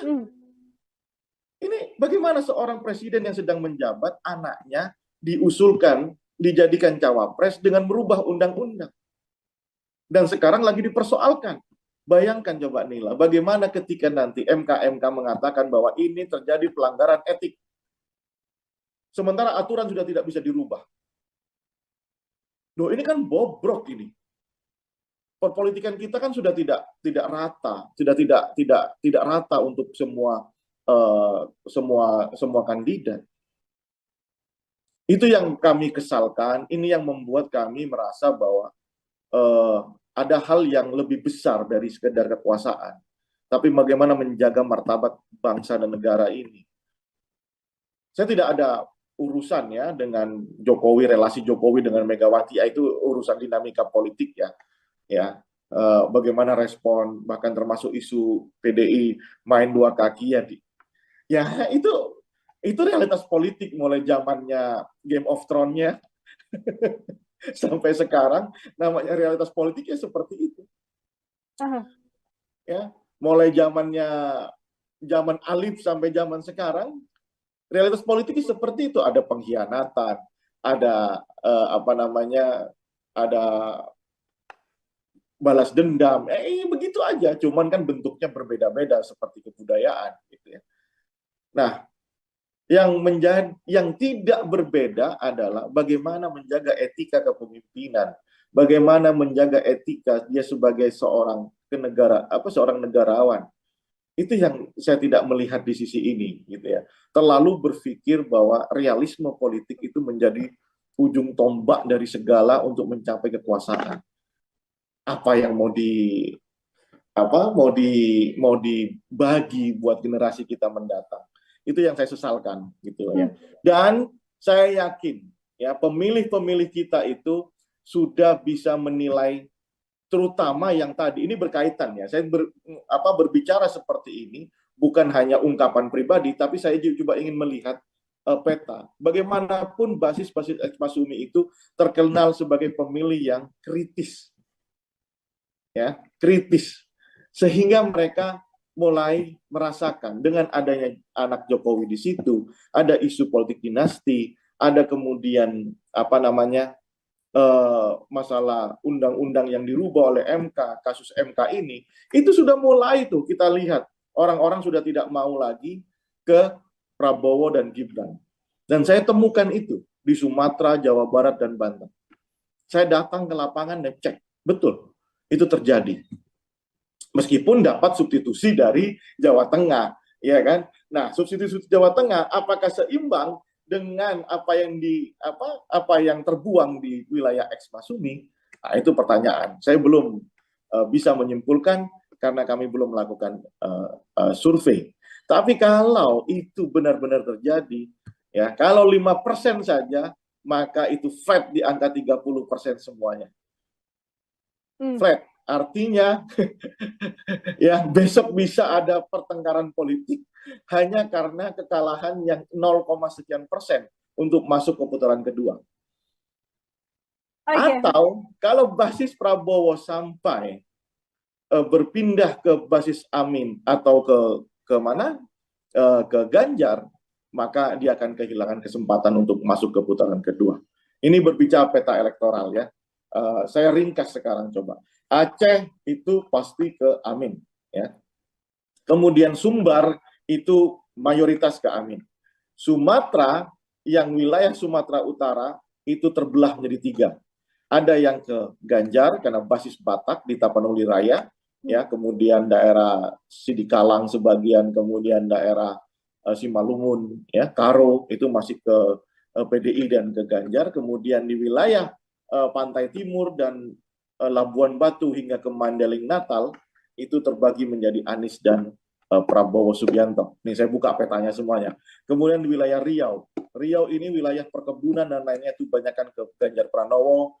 Tetapi di wilayah Riau Minang, ya, Riau Jambi ini sama nih, yang basisnya itu Minang, itu lebih banyak ke Anies Baswedan, Melayu itu banyak ke Anies Baswedan, sementara yang Jawa yang ada di perkebunan itu lebih banyak ke Ganjar Pranowo. Sumatera Selatan saya melihat masih menang Prabowo Subianto, karena banyak perkebunan dia di sana, dan kemudian Lampung lebih banyak ke wilayah menjadi wilayah kekuasaan Ganjar Pranowo ketimbang Prabowo maupun Anies Baswedan. Jakarta mutlak ke Anies Baswedan, Banten menang Anies Baswedan, Jawa Barat akan menang Anies Baswedan, Jawa Tengah menang Ganjar Pranowo, di wilayah Jawa Timur akan menang Ganjar Pranowo. Selebihnya Sulawesi itu mungkin akan dimiliki oleh Prabowo Subianto, Kalimantan itu menjadi basis dari Anies dan Prabowo, selebihnya ceruk pemilih yang kecil, tetapi akan menjadi perebutan di antara Ganjar dan Prabowo Subianto. Itu pertarungannya semua inilah. Saya buka ke Nela sekarang. Baik, terima kasih Bang Rio. Ini sudah dibeberkan kira-kira bagaimana petanya yang kemudian bisa terlihat suara-suara dari ketiga kandidat. Pertanyaan saya Bang Rio, tadi kita membahas soal bagaimana kemudian suara Prabowo dan juga Gibran ini masih harus dengan strategi yang ekstra lagi. Kira-kira ada tidak sih Bang Rio mungkin hal yang bisa dilakukan oleh pasangan Prabowo dan juga Gibran agar kemudian bisa mengambil atau menggembosi suara kontestasi lain? Ya, kalau terpaksa ya harus melakukan upaya yang agresif dengan cara penetrasi ke wilayah-wilayah basis lawan. Basis lawan tentunya yang paling dekat ya Jawa Tengah kan. Ya. Tapi bayangkan seberapa besar kemampuan Prabowo seperti Anies dan Ganjar yang masih sehat. Ya, saya lihat Anies dan Ganjar itu satu hari bisa sampai 10 titik. Ya, saya tidak meragukan Prabowo, tapi kan umur juga mengatakan demikian. Nah, yang bisa tentu adalah Gibran Rakabuming Raka untuk melakukan penetrasi. Tapi ya, itu juga menjadi pertaruhan dirinya dan keluarganya. Jika dia benar-benar mengkonsolidasi basis PDIP di Jawa Tengah, maka dia akan berhadapan dengan PDIP itu sendiri. Dan itu tidak mudah. Gibran tentu akan kesulitan masuk ke basis PKB di Pantura misalnya. Ya, ke Pantura Jawa Tengah maksud saya. Kemudian Gibran juga akan kesulitan masuk ke wilayah-wilayah non PDIP. Kalaupun mau masuk ke wilayah Gerindra dan Golkar, ya untuk apa? Kan tidak akan menambah suara itu. Ya, di Jawa Tengah tidak akan menambah suara itu. Yang paling mungkin bagi Gibran ya adalah masuk ke dalam basis suara PDIP. Tetapi ingat di situ akan terjadi peperangan yang sangat dahsyat antara Gibran yang PDIP kan belum keluar nih dari PDIP ya, dengan organisasinya PDIP sendiri, dengan kader-kadernya Pak Bambang Pacul. Itu kan terjadi peperangan yang luar biasa. Ya tidak mudah sebenarnya. Ya, tidak mudah. Oleh karena itu, misalnya melirik wilayah lain, wilayah Jawa Tengah. maka akan ada kesulitan. Melirik ke wilayah Jawa Barat, Banten, dan Sumatera di basis ex Masumi. Akan ada kesulitan menjelaskan kenapa saya pilih Gibran. Ini kan rival politik Pak Jokowi. Dengan alasan rekonsiliasi politik, menurut saya tidak cukup menjelaskan terpilihnya anak muda yang tidak punya pengalaman cukup di dalam organisasi, ya. Kemudian masuknya pun lewat putusan MK yang bermasalah, itu diterima oleh basis-basis ex Masumi, ya. Saya selalu katakan ex Masumi lebih mudah kan menyatakan Jawa Barat, Banten, dan Sumatera. Nela. Baik, Bang Rio, ini 2 pertanyaan terakhir dari saya. Yang pertama terkait bagaimana kemudian nantinya hari ini akan ada sidang MK begitu. Berkemungkinan besarkah nantinya suara Prabowo dan juga Gibran akan jauh lebih turun lagi apabila memang hasilnya dikatakan ada pelanggaran etik dalam keputusan Mahkamah Konstitusi ini? Yes, saya yakin itu. Sebab dengan ini terjaganya kritisisme masyarakat sipil terhadap proses naiknya Gibran sebagai cawapres Prabowo, itu yang akan menjaga akan memberikan dampak negatif elektoral kepada Prabowo dan Gibran. Itu yang membuat kita ini para analis politik nggak habis pikir gitu ya. Kenapa ini sampai dilakukan? Padahal secara survei paling unggul dengan Prabowo dengan Erick Thohir gitu ya.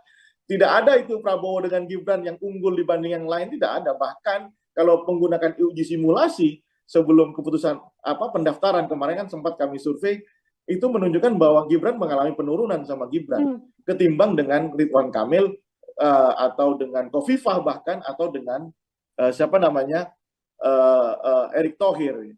Tetapi kan kemarin kita prediksi Gibran karena kita tahu itu permainan di bawah tanahnya kan kita tahu itu kasak-kusuknya kan kita dengar ya, sehingga saya punya keyakinan ke arah situ. Tetapi secara basis data itu tidak menguntungkan dan terbukti sekarang bahwa dengan adanya Gibran muncul kritisisme yang dahsyat dari masyarakat sipil, meskipun PDI ya agak begitulah sikapnya, nggak jelas juga gitu ya, kayak punya double standard PDI terhadap kadernya ya, yang mokong. Nah, tapi ternyata masyarakat sipil bergerak dan Prabowo dan Gibran serta Jokowi sebagai kingmaker-nya harus benar-benar sweeping the issues. Bagaimana caranya? Nah, itu tantangannya. Ya, setiap presiden punya tantangannya ya. Setiap calon presiden pasti punya tantangannya. Sekarang tantangan Prabowo, kalau ini bisa diatasi, he's become a leader. Yes, baik. Apakah kemudian bantuan dari Presiden Jokowi dengan kemarin mempertemukan ketiga kandidat untuk makan siang bersama di istana, mewujudkan bentuk netralitas dari seorang Presiden Jokowi, bisa menutup situasi yang terjadi ini, Bang Rio? Inilah orang Jawa, ya, menang tanpa ngisor akeh. Itu statement saya. Ya, kemarin diwawancara sama salah satu portal berita. Itu statement saya. Menang tanpa ngisor akeh. Jokowi itu orang Jawa. Cara berpolitiknya Jawa banget. Dia tahu hari ini secara psikologi dia tuh memenangkan pertarungan ini. Baik antara relasinya dengan Prabowo yang pernah menjadi rivalnya, dia merasa unggul. Kemudian pertarungan dengan dengan Anies dan Nasdem, dia juga merasa unggul karena sampai sekarang kepelikan ya, musibah terus datang ke Nasdem dan ke Anies Baswedan ya. Kemudian relasinya dengan PDIP, di situ ada Megawati, dia merasa menang ya. Makanya dia ingin menunjukkan ke publik sembari ingin memberikan pesan, saya netral kok ya. Saya tetap menjadi negarawan yang sejati. Buat saya Nila sebagai orang yang paham nilai politik di Jawa, kemudian membaca data, saya kok rasanya tetap ini sebuah hanya gimmick politik dari Jokowi kepada masyarakat, bahwa dia ingin menyatakan dirinya terbebas dari kepentingan politik 2024. Mustahil menurut saya. Ya, Jokowi tetap akan menjadi ketua tim sukses pemenangan Prabowo Gibran meskipun tidak disebutkan di secara formal. Saya punya keyakinan itu. Ya, masih berkeyakinan besar bahwa berdiri di balik sang putra begitu ya, Bang Rio ya, Ketua untuk tim sukses bahkan. Ya, Ketua tim sukses bahkan. ketua tim sukses untuk kemudian bisa memenangkan Prabowo Gibran, yang mana dalam bahasan ini rasanya sedikit sulit, sedikit bergejolak ini elektabilitas dan elektoralnya di kondisi-kondisi yang memang terjadi belakangan ini. Bang Rio, terima kasih banyak untuk kesempatannya berbincang bersama dengan saya. Semoga di lain kesempatan kita bisa berbincang lagi dengan bahasan-bahasan lain, Bang Rio. Terima kasih Nela, terima kasih Tribun. Sampai ketemu lagi ya. Ya, sampai ketemu lagi Bang Rio. Tribuners, demikian Tribun News on Focus kali ini. Nantikan juga obrolan-obrolan lain saya dengan tema-tema lainnya dalam program Tribun News on Focus. Saya Nila Irda pamit undur diri. Terima kasih dan sampai jumpa. Download Tribun X sekarang. Menghadirkan lokal menjadi Indonesia. Paling tidak Prabowo kehilangan dua basis besarnya. Basis ex Masumi dan basis NU. Karena tidak ada color NU di situ. Tapi kalau ada 7% yang berpindah ke Anies Baswedan, saya bisa memastikan pemenang putaran pertama adalah Ganjar dan Anies Baswedan. Jokowi efek itu bisa berpengaruh terhadap posisi Prabowo dan Gibran di Jawa Tengah. Ya mungkin ya kan. Apakah itu signifikan? Bapaknya cawapresnya Prabowo itu masih presiden. Garansi politik bahwa semua kekuatan yang dimiliki Jokowi, ya kan, atau yang mau kalau lebih kritis lagi, ya, namanya state aparatus, itu akan bekerja untuk kemenangan itu. Bertemu kembali dengan saya Nila Irda, Tribuners, dalam program Tribun News on Focus. Hari ini kita masih berbincang terkait bagaimana dinamika politik di tanah air setelah resmi diketahui ada 3 kandidat untuk kemudian kontestasi Pilpres di 2024 mendatang. Kira-kira akan bagaimana peta politik dan perolehan suara dari masing-masing kandidat ini, dan siapa yang berkemungkinan untuk kemudian bisa masuk ke putaran kedua atau bahkan Pilpres ini bisa berjalan dengan 1 putaran saja. Saya sudah tersambung bersama dengan CEO dan juga Direktur Eksekutif Politika Research and Consulting atau PRC, ada Bang Rio Prayogo di sambungan Zoom. Bang Rio, apa kabar? Terima kasih kembali sudah bisa berbincang bersama dengan kami. Apa kabar Nila? Baik. Makin seru pertarungan ya. Ya, kita juga sehat. Semoga memang menuju kontestasi ini seluruhnya berjalan dengan baik ya Bang Rio, karena memang semakin seru dinamikanya. Terlihat sudah ada 3 pasang lengkap. Ini obrolan-obrolan kita sebelumnya masih menduga, masih prediksi, namun akhirnya sekarang sudah diketahui ada 3 kandidat. Begitu untuk pengantar Bang Rio, kira-kira peta politik dengan sudah terpetakannya ada 3 calon presiden dan juga calon wakil presiden ini seperti apa? Baik, sebelum kita mulai analisis tentang peta elektoral masing-masing kandidat, Nila, saya mau mengungkapkan di Tribun News ini bahwa sebagai seorang yang mengamati politik dari dekat, saya turut ikut sedih sebenarnya ya ketika melihat salah satu capres, proses politiknya mengalami sangat instan begitu ya. Nah, saya tidak ada pretensi untuk mengatakan bahwa ada hubungan yang kurang baik antara Jokowi dengan PDIP. Itu terserah itu. Tetapi tugas kita sebagai civil society adalah bagaimana melihat proses politik terjadi tidak dalam konteks yang sedemikian instan. Ya, ada undang-undang yang dirubah. Bukan berbicara soal konstitusionalisme, ini berbicara cara orang masuk ke dalam satu permainan, sementara wasit, hakim garisnya semua ada di situ. Nah, itu yang tidak fair. Kalau orang bilang lapangan tidak rata ya. Itu dulu concern kami, saya terutama sebagai seorang aktivis dulunya, sekarang punya tugas menganalisa pergerakan politik di Indonesia. Tapi ada hal lain yang ingin saya sampaikan melalui media, bahwa lapangan ini benar-benar tidak rata menurut saya, dan itu menurut saya mudah-mudahan ada respon dari MK ya atas kejadian seperti ini. Nah, yang kedua, apapun ceritanya, ada yang mengatakan bahwa keputusan MK tidak bisa diganggu gugat. Ya sudahlah, kita ikuti ini ya. Ada 3 pasangan calon, ada Prabowo Subianto dan anak emas dari Joko Widodo, ya, Gibran Rakabuming Raka, kemudian ada Ganjar Pranowo dengan Mahfud MD, dan tentunya ada Anies serta Muhaimin Iskandar. Banyak memprediksi setelah Gibran masuk akan ada kekisruhan politik, ada narasi yang sedemikian kencang, dan itu terjadi sehingga itu bisa mengurangi peta elektoral dari Prabowo Subianto. PRC sendiri belum melakukan survei pasca pendaftaran 3 pasangan calon tersebut.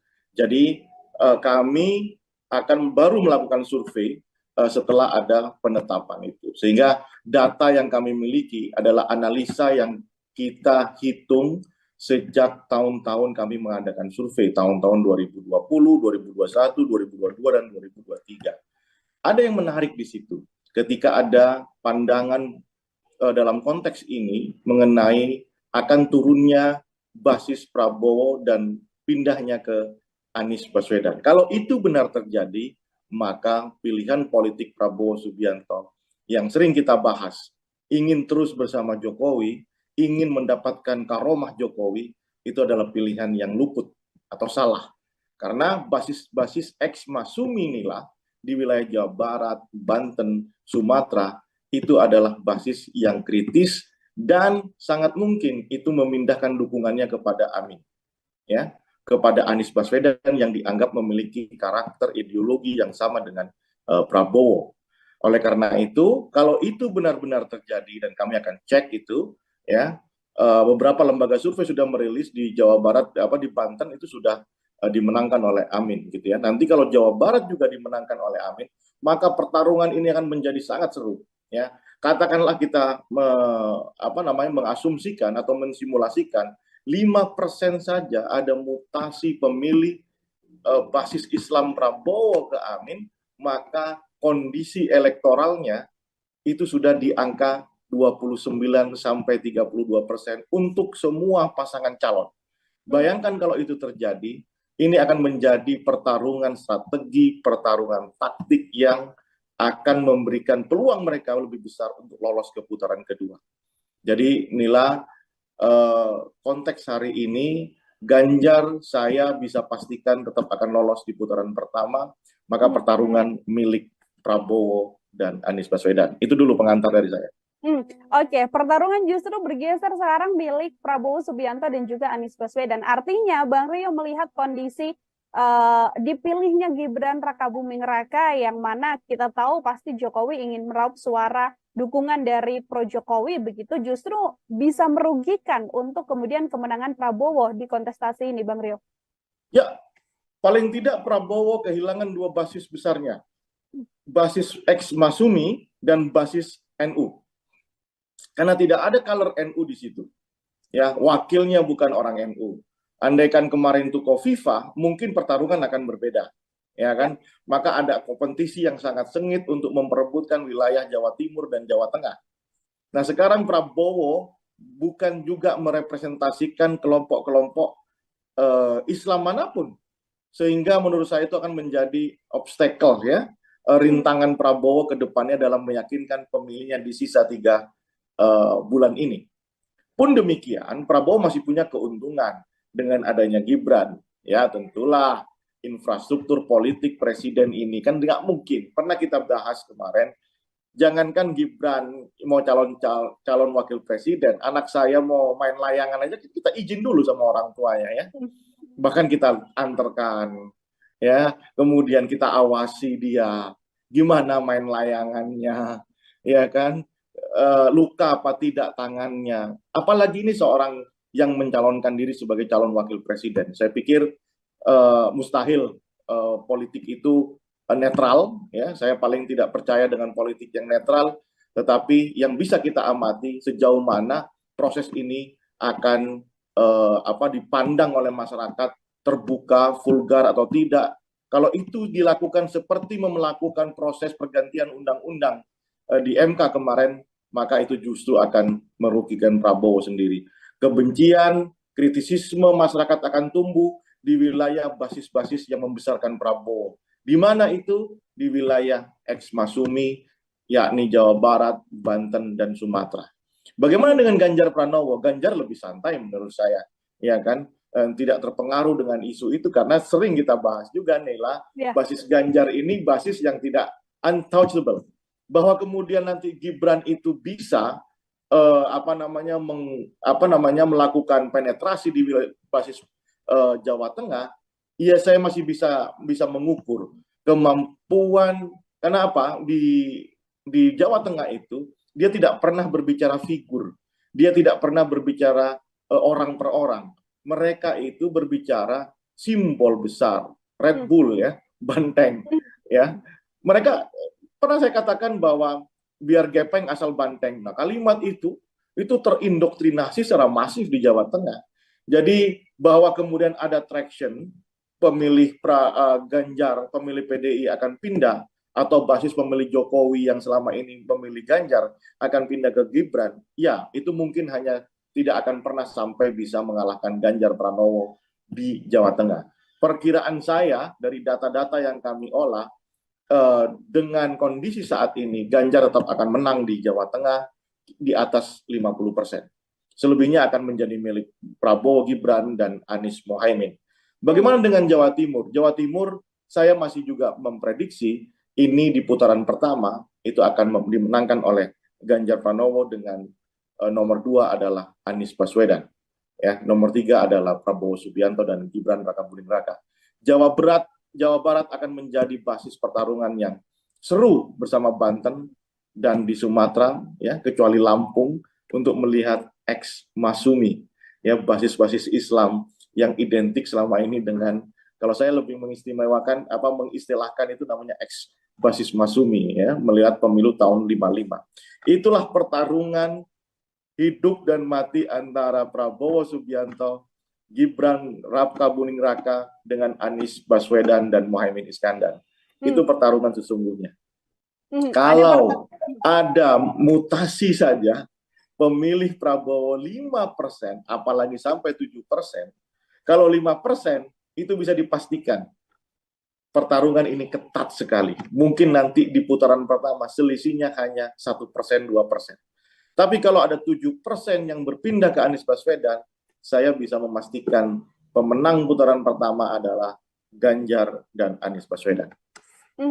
Bisa berganti pemenang di putaran pertama adalah Ganjar dan juga Anies Baswedan di kondisi dipilihnya Mas Gibran, begitu ya, Bang Rio, untuk kemudian bersama dengan Prabowo Subianto. Bang Rio, kalau kita melihat basis di Jawa Tengah yang kemudian sudah pasti bisa saya katakan full PDI Perjuangan, begitu, full merah, kemudian di Jawa Timur yang akan banyak diperoleh oleh pasangan Anies dan juga Caimin.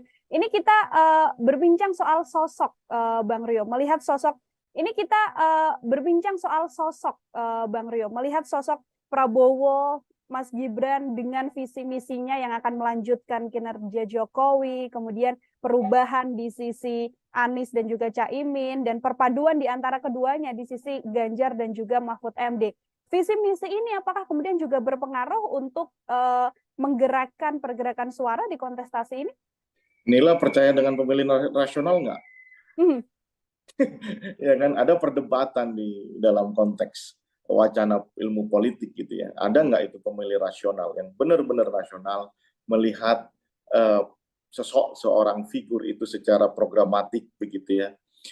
Saya percaya, tapi itu peluangnya sangat kecil ya. Visi misi itu dikemukakan, saya tidak yakin yang datang dan berdoyong datang ke TPS memberikan dukungan yang masif, menjadi relawan atau menjadi buzzer, itu bukan soal seberapa baik visi misi pasangan tertentu. Ini lebih, apalagi berbicara di Asia, berbicara di Indonesia, ini lebih soal bagaimana emosi, ya, kedekatan, ya, primordialisme, ya, kesamaan ideologi, emosi, ya, lebih ke bagaimana emotional bonding di antara figur dengan calon pemilihnya. Isu apa yang kemudian lebih sensitif mereka rasakan, bukan soal isu-isu yang sifatnya kinerja dan programatik. Ya, mungkin itu ada, tapi porsinya tidak akan sebesar isu-isu yang saya sebutkan secara emosional tadi antara figur dengan pemilihnya. Oke, terkait Jokowi efek kemudian Bang Rio, ini kan kalau kita melihat sebelum memang adanya drama yang terjadi belakangan mulai dari putusan MK dan sebagainya, ini kan Jokowi efek begitu besar di mana tingkat kepuasan publik begitu terhadap Presiden Jokowi yang juga cukup tinggi dalam masa jabatannya 10 tahun ini. Itu apakah kemudian berpengaruh atau hilang begitu saja setelah drama yang terjadi? Bukan begitu melihatnya.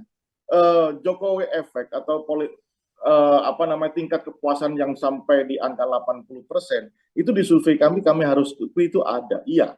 Tetapi pernah nggak berpikir apa masalah yang paling besar dihadapi masyarakat? Ya, data survei yang sama menunjukkan harga sembako. Ya, nah bagaimana kemudian mengkombinasikan antara dua temuan ini? Satu sisi harga sembako itu naik drastis, ya, cabai aja sekarang udah di 100.000. Ya, salah satu itu komoditas. Ya, harga beras sulit, pupuk juga sulit. Tapi kepuasan itu tinggi terhadap presiden. Bagaimana kita bisa korelasikan antara dua variabel temuan ini? Ternyata apa nih? Di situ ada ilusi pencitraan kalau mau saya katakan, ya, bahwa orang itu merasa bahwa puas itu adalah bantuan-bantuan yang selama ini digelontorkan oleh Presiden Jokowi, ya kan? Puas itu bukan konstruksi yang utuh terhadap satu kebijakan formal, ya, yang misalnya kebijakan bagaimana menekan harga pasar, harga sembako di pasar, atau kemudian bagaimana lapangan pekerjaan buat anak-anak muda, bukan itu, ya. Saya yakin itu lebih karena program populis, ya. Jokowi selama ini sangat masif. Coba kita cek berapa jumlah bansos yang dikasihkan Jokowi di tahun 2023 aja. Nah, itu yang saya katakan ilusi. Jadi masyarakat masih cenderung melihat tingkat kepuasan itu dari apa yang diberikan, bukan apa yang dikerjakan. Nah, itu perbedaannya. Oleh karena itu, saya tidak akan melihat itu sebagai variabel yang bisa mengganggu proses pemilihan presiden di tahun 2024 nanti. Dalam hal misalnya, apakah Jokowi efek itu bisa berpengaruh terhadap posisi Prabowo dan Gibran di Jawa Tengah? Ya mungkin ya kan. Apakah itu signifikan? Saya jawab tidak. Ya, kenapa? Karena teorinya tadi, kalau berbicara PDIP di mana di Jawa Tengah, itu berbicara bukan figur, dia berbicara organisasi, dia berbicara rumah, ya. Nah, itu yang menurut saya akan menjadi meskipun akan ada pertarungan yang sengit di sana, gitu ya. Nah, kemudian apa makaromah yang mau diharapkan sama Prabowo? Jaminan bahwa bagaimanapun Jokowi ini presiden yang masih menjabat sampai tanggal 14 Februari 2024. Jadi pertandingan sah itu berlangsung, ya kan? Bapaknya cawapresnya Prabowo itu masih presiden. Garansi politik bahwa semua kekuatan yang dimiliki Jokowi, ya kan, atau yang mau kalau lebih kritis lagi, ya, namanya state aparatus, itu akan bekerja untuk kemenangan itu. Itu sebuah jaminan. Oke, itu kan tidak bisa terlihat kata siapa. Kalau kita bermain di lapangan kita tahu kok siapa ya ke siapa, siapa ke siapa. Ya. Nah, itu menurut saya satu keyakinan yang ada di dalam diri Prabowo untuk menggolkan ambisinya menjadi presiden meskipun sudah 3 kali bertarung dan kalah. Satu-satunya cara adalah berkoalisi dengan rivalnya yang saat ini menjabat sebagai presiden. Ya, kalau itu bisa, ya bayangannya nih, kita simulasikan cara dia berpikir, bayangannya adalah dengan cara seperti ini dia akan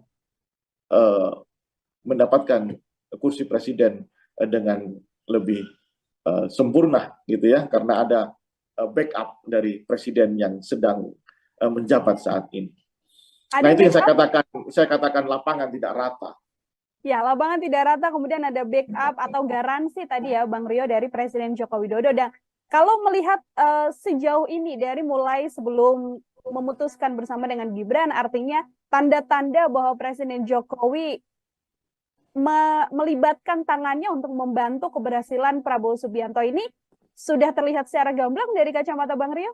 Ya jelas, gimana tidak? Ya, di MK itu bagaimana kalau ini soal bicara aturannya? Kalau bicara aturan, ya, aturan itu bisa dirubah. Konstitusi itu bisa disentuh, iya. Dengan ragam pemikiran, usulan, kemudian perdebatan, itu bisa dirubah, iya. Tapi coba, sebagai orang Jawa, ini sudah nggak Jawani. Ya, iki wis ranjawoni gitu ya. Mana etikanya? Mana kemudian fatsun politiknya yang mau dipegang? Loh, ini bagaimana mungkin seorang presiden, ini tidak ada ceritanya ini, sejarah di dunia manapun ini, kecuali di zaman kerajaan, ya, atau di Korea Selatan mungkin. Apa Korea Selatan? Maaf, Korea Utara. Ya. Ini bagaimana seorang presiden yang sedang menjabat, anaknya diusulkan, dijadikan cawapres dengan merubah undang-undang. Dan sekarang lagi dipersoalkan. Bayangkan coba Nila, bagaimana ketika nanti MK mengatakan bahwa ini terjadi pelanggaran etik. Sementara aturan sudah tidak bisa dirubah. Loh, ini kan bobrok ini. Perpolitikan kita kan sudah tidak rata, sudah tidak rata untuk semua kandidat. Itu yang kami kesalkan, ini yang membuat kami merasa bahwa ada hal yang lebih besar dari sekedar kekuasaan. Tapi bagaimana menjaga martabat bangsa dan negara ini. Saya tidak ada urusan ya dengan Jokowi, relasi Jokowi dengan Megawati, itu urusan dinamika politik ya. Ya, bagaimana respon, bahkan termasuk isu PDI main dua kaki ya. Ya itu realitas politik mulai zamannya Game of Thrones-nya sampai sekarang, namanya realitas politiknya seperti itu. Ya, mulai zaman Alif sampai zaman sekarang, realitas politiknya seperti itu. Ada pengkhianatan, ada ada balas dendam, begitu aja. Cuman kan bentuknya berbeda-beda seperti kebudayaan, gitu ya. Nah, yang tidak berbeda adalah bagaimana menjaga etika kepemimpinan, bagaimana menjaga etika dia sebagai seorang negarawan. Itu yang saya tidak melihat di sisi ini, gitu ya. Terlalu berpikir bahwa realisme politik itu menjadi ujung tombak dari segala untuk mencapai kekuasaan. Apa yang mau dibagi buat generasi kita mendatang. Itu yang saya sesalkan gitu ya. Dan saya yakin ya pemilih-pemilih kita itu sudah bisa menilai, terutama yang tadi ini berkaitan ya. Saya berbicara seperti ini bukan hanya ungkapan pribadi, tapi saya juga ingin melihat peta. Bagaimanapun basis-basis Ekmasumi itu terkenal sebagai pemilih yang kritis. Ya, kritis. Sehingga mereka mulai merasakan dengan adanya anak Jokowi di situ, ada isu politik dinasti, ada kemudian masalah undang-undang yang dirubah oleh MK, kasus MK ini, itu sudah mulai tuh kita lihat orang-orang sudah tidak mau lagi ke Prabowo dan Gibran. Dan saya temukan itu di Sumatera, Jawa Barat dan Banten. Saya datang ke lapangan dan cek, betul itu terjadi. Meskipun dapat substitusi dari Jawa Tengah, ya kan? Nah, substitusi Jawa Tengah apakah seimbang dengan apa yang terbuang di wilayah Ekmasumi? Nah, itu pertanyaan. Saya belum bisa menyimpulkan karena kami belum melakukan survei. Tapi kalau itu benar-benar terjadi, ya, kalau 5% saja, maka itu flat di angka 30% semuanya. Flat. Artinya ya besok bisa ada pertengkaran politik hanya karena kekalahan yang 0, sekian persen untuk masuk ke putaran kedua. Atau kalau basis Prabowo sampai berpindah ke basis Amin atau ke mana? Ke Ganjar, maka dia akan kehilangan kesempatan untuk masuk ke putaran kedua. Ini berbicara peta elektoral ya. Saya ringkas sekarang coba. Aceh itu pasti ke Amin, ya. Kemudian Sumbar itu mayoritas ke Amin. Sumatera, yang wilayah Sumatera Utara itu terbelah menjadi 3. Ada yang ke Ganjar karena basis Batak di Tapanuli Raya, ya, kemudian daerah Sidikalang sebagian, kemudian daerah Simalungun, ya, Karo itu masih ke PDI dan ke Ganjar, kemudian di wilayah Pantai Timur dan Labuan Batu hingga ke Mandailing Natal itu terbagi menjadi Anies dan Prabowo Subianto. Ini saya buka petanya semuanya. Kemudian di wilayah Riau, Riau ini wilayah perkebunan dan lainnya itu banyakkan ke Ganjar Pranowo. Tetapi di wilayah Riau Minang, ya, Riau Jambi ini sama nih, yang basisnya itu Minang itu lebih banyak ke Anies Baswedan, Melayu itu banyak ke Anies Baswedan, sementara yang Jawa yang ada di perkebunan itu lebih banyak ke Ganjar Pranowo. Sumatera Selatan saya melihat masih menang Prabowo Subianto karena banyak perkebunan dia di sana, dan kemudian Lampung lebih banyak ke wilayah menjadi wilayah kekuasaan Ganjar Pranowo ketimbang Prabowo maupun Anies Baswedan. Jakarta mutlak ke Anies Baswedan, Banten menang Anies Baswedan, Jawa Barat akan menang Anies Baswedan, Jawa Tengah menang Ganjar Pranowo, di wilayah Jawa Timur akan menang Ganjar Pranowo. Selebihnya Sulawesi itu mungkin akan dimiliki oleh Prabowo Subianto, Kalimantan itu menjadi basis dari Anies dan Prabowo, selebihnya ceruk pemilih yang kecil, tetapi akan menjadi perebutan di antara Ganjar dan Prabowo Subianto. Itu pertarungannya semua, Nela. Saya buka ke Nela. Baik, terima kasih Bang Rio. Ini sudah dibeberkan kira-kira bagaimana petanya yang kemudian bisa terlihat suara-suara dari ketiga kandidat. Pertanyaan saya Bang Rio, tadi kita membahas soal bagaimana kemudian suara Prabowo dan juga Gibran ini masih harus dengan strategi yang ekstra lagi. Kira-kira ada tidak sih Bang Rio mungkin hal yang bisa dilakukan oleh pasangan Prabowo dan juga Gibran agar kemudian bisa mengambil atau menggembosi suara kontestasi lain? Ya, kalau terpaksa ya harus melakukan upaya yang agresif dengan cara penetrasi ke wilayah-wilayah basis lawan. Basis lawan tentunya yang paling dekat ya Jawa Tengah kan. Ya.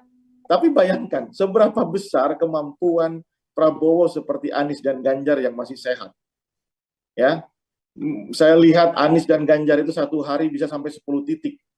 Ya, saya tidak meragukan Prabowo, tapi kan umur juga mengatakan demikian. Nah, yang bisa tentu adalah Gibran Rakabuming Raka untuk melakukan penetrasi. Tapi ya, itu juga menjadi pertaruhan dirinya dan keluarganya. Jika dia benar-benar mengkonsolidasi basis PDIP di Jawa Tengah, maka dia akan berhadapan dengan PDIP itu sendiri. Dan itu tidak mudah. Gibran tentu akan kesulitan masuk ke basis PKB di Pantura misalnya.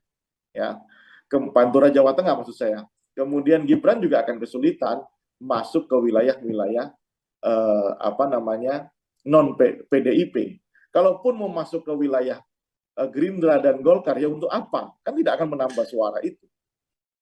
Ya, di Jawa Tengah tidak akan menambah suara itu. Yang paling mungkin bagi Gibran ya adalah masuk ke dalam basis suara PDIP.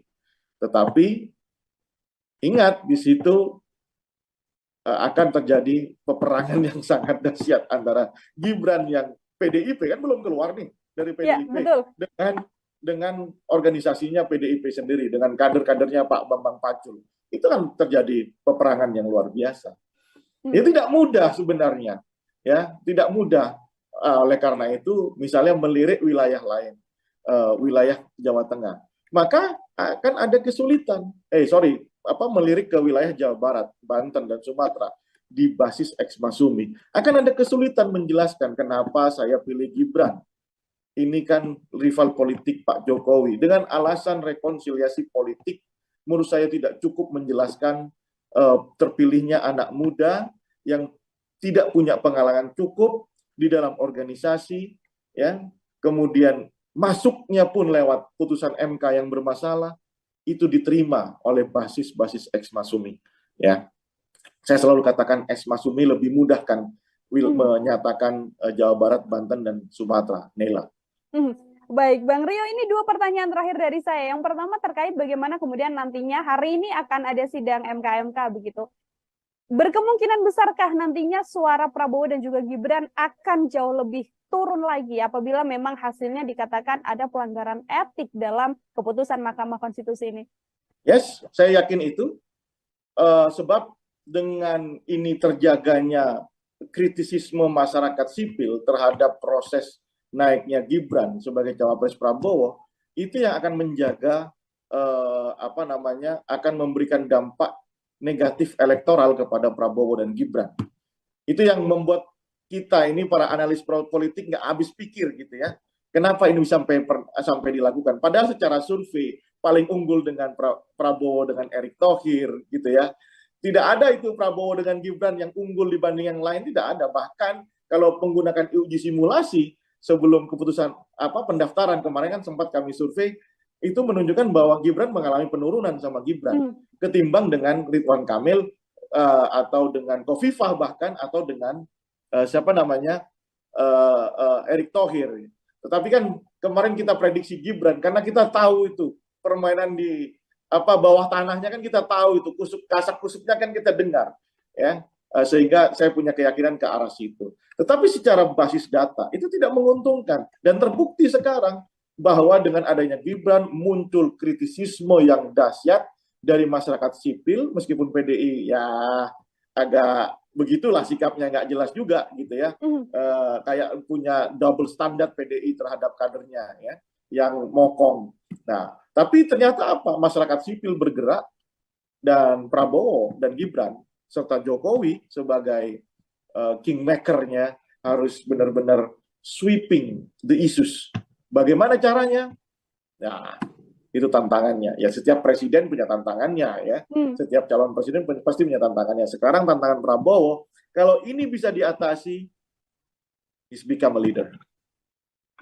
Yes, baik. Apakah kemudian bantuan dari Presiden Jokowi dengan kemarin mempertemukan ketiga kandidat untuk makan siang bersama di istana, mewujudkan bentuk netralitas dari seorang Presiden Jokowi, bisa menutup situasi yang terjadi ini, Bang Rio? Inilah orang Jawa, ya, menang tanpa ngisor akeh. Itu statement saya. Kemarin diwawancara sama salah satu portal berita. Itu statement saya. Menang tanpa ngisor akeh. Jokowi itu orang Jawa. Cara berpolitiknya Jawa banget. Dia tahu hari ini secara psikologi dia tuh memenangkan pertarungan ini. Baik antara relasinya dengan Prabowo yang pernah menjadi rivalnya, dia merasa unggul. Kemudian pertarungan dengan dengan Anies dan Nasdem, dia juga merasa unggul karena sampai sekarang kepelikan ya, musibah terus datang ke Nasdem dan ke Anies Baswedan ya. Kemudian relasinya dengan PDIP, di situ ada Megawati, dia merasa menang ya. Makanya dia ingin menunjukkan ke publik sembari ingin memberikan pesan, saya netral kok ya. Saya tetap menjadi negarawan yang sejati. Buat saya Nila sebagai orang yang paham nilai politik di Jawa, kemudian membaca data, saya kok rasanya tetap ini sebuah hanya gimmick politik dari Jokowi kepada masyarakat, bahwa dia ingin menyatakan dirinya terbebas dari kepentingan politik 2024. Mustahil menurut saya. Ya, Jokowi tetap akan menjadi ketua tim sukses pemenangan Prabowo Gibran meskipun tidak disebutkan di secara formal. Saya punya keyakinan itu. Ya, masih berkeyakinan besar bahwa berdiri di balik sang putra begitu ya, Bang Rio ya. Ketua tim sukses bahkan. Ya. Ketua tim sukses bahkan. Ketua tim sukses untuk kemudian bisa memenangkan Prabowo Gibran, yang mana dalam bahasan ini rasanya sedikit sulit, sedikit bergejolak ini elektabilitas dan elektoralnya di kondisi-kondisi yang memang terjadi belakangan ini. Bang Rio, terima kasih banyak untuk kesempatannya berbincang bersama dengan saya. Semoga di lain kesempatan kita bisa berbincang lagi dengan bahasan-bahasan lain, Bang Rio. Terima kasih Nela, terima kasih Tribun. Sampai ketemu lagi ya. Ya, sampai ketemu lagi Bang Rio. Tribuners, Demikian Tribun News on Fokus kali ini. Nantikan juga obrolan-obrolan lain saya dengan tema-tema lainnya dalam program Tribun News on Fokus. Sanila Irda pamit undur diri. Terima kasih dan sampai jumpa. Download Tribun X sekarang. Menghadirkan lokal menjadi Indonesia. Paling tidak Prabowo kehilangan dua basis besarnya. Basis ex-Masumi dan basis NU. Karena tidak ada color NU di situ. Tapi kalau ada 7% yang berpindah ke Anies Baswedan, saya bisa memastikan pemenang putaran pertama adalah Ganjar dan Anies Baswedan. Jokowi efek itu bisa berpengaruh terhadap posisi Prabowo dan Gibran di Jawa Tengah. Ya mungkin ya kan. Apakah itu signifikan? Bapaknya cawapresnya Prabowo itu masih presiden. Garansi politik bahwa semua kekuatan yang dimiliki Jokowi, ya kan, atau yang mau kalau lebih kritis lagi, ya, namanya state aparatus, itu akan bekerja untuk kemenangan itu. Bertemu kembali dengan saya Nila Irda, Tribuners, dalam program Tribun News on Fokus. Hari ini kita masih berbincang terkait bagaimana dinamika politik di tanah air setelah resmi diketahui ada 3 kandidat untuk kemudian kontestasi Pilpres di 2024 mendatang. Kira-kira akan bagaimana peta politik dan perolehan suara dari masing-masing kandidat ini, dan siapa yang berkemungkinan untuk kemudian bisa masuk ke putaran kedua atau bahkan Pilpres ini bisa berjalan dengan 1 putaran saja. Saya sudah tersambung bersama dengan CEO dan juga Direktur Eksekutif Politika Research and Consulting atau PRC, ada Bang Rio Prayogo di sambungan Zoom. Bang Rio, apa kabar? Terima kasih kembali sudah bisa berbincang bersama dengan kami. Apa kabar Nila? Baik. Makin seru pertarungan ya. Ya, kita juga sehat. Semoga memang menuju kontestasi ini seluruhnya berjalan dengan baik ya Bang Rio, karena memang semakin seru dinamikanya. Terlihat sudah ada 3 pasang lengkap. Ini obrolan-obrolan kita sebelumnya masih menduga, masih prediksi, namun akhirnya sekarang sudah diketahui ada 3 kandidat. Begitu untuk pengantar Bang Rio, kira-kira peta politik dengan sudah terpetakannya ada 3 calon presiden dan juga calon wakil presiden ini seperti apa?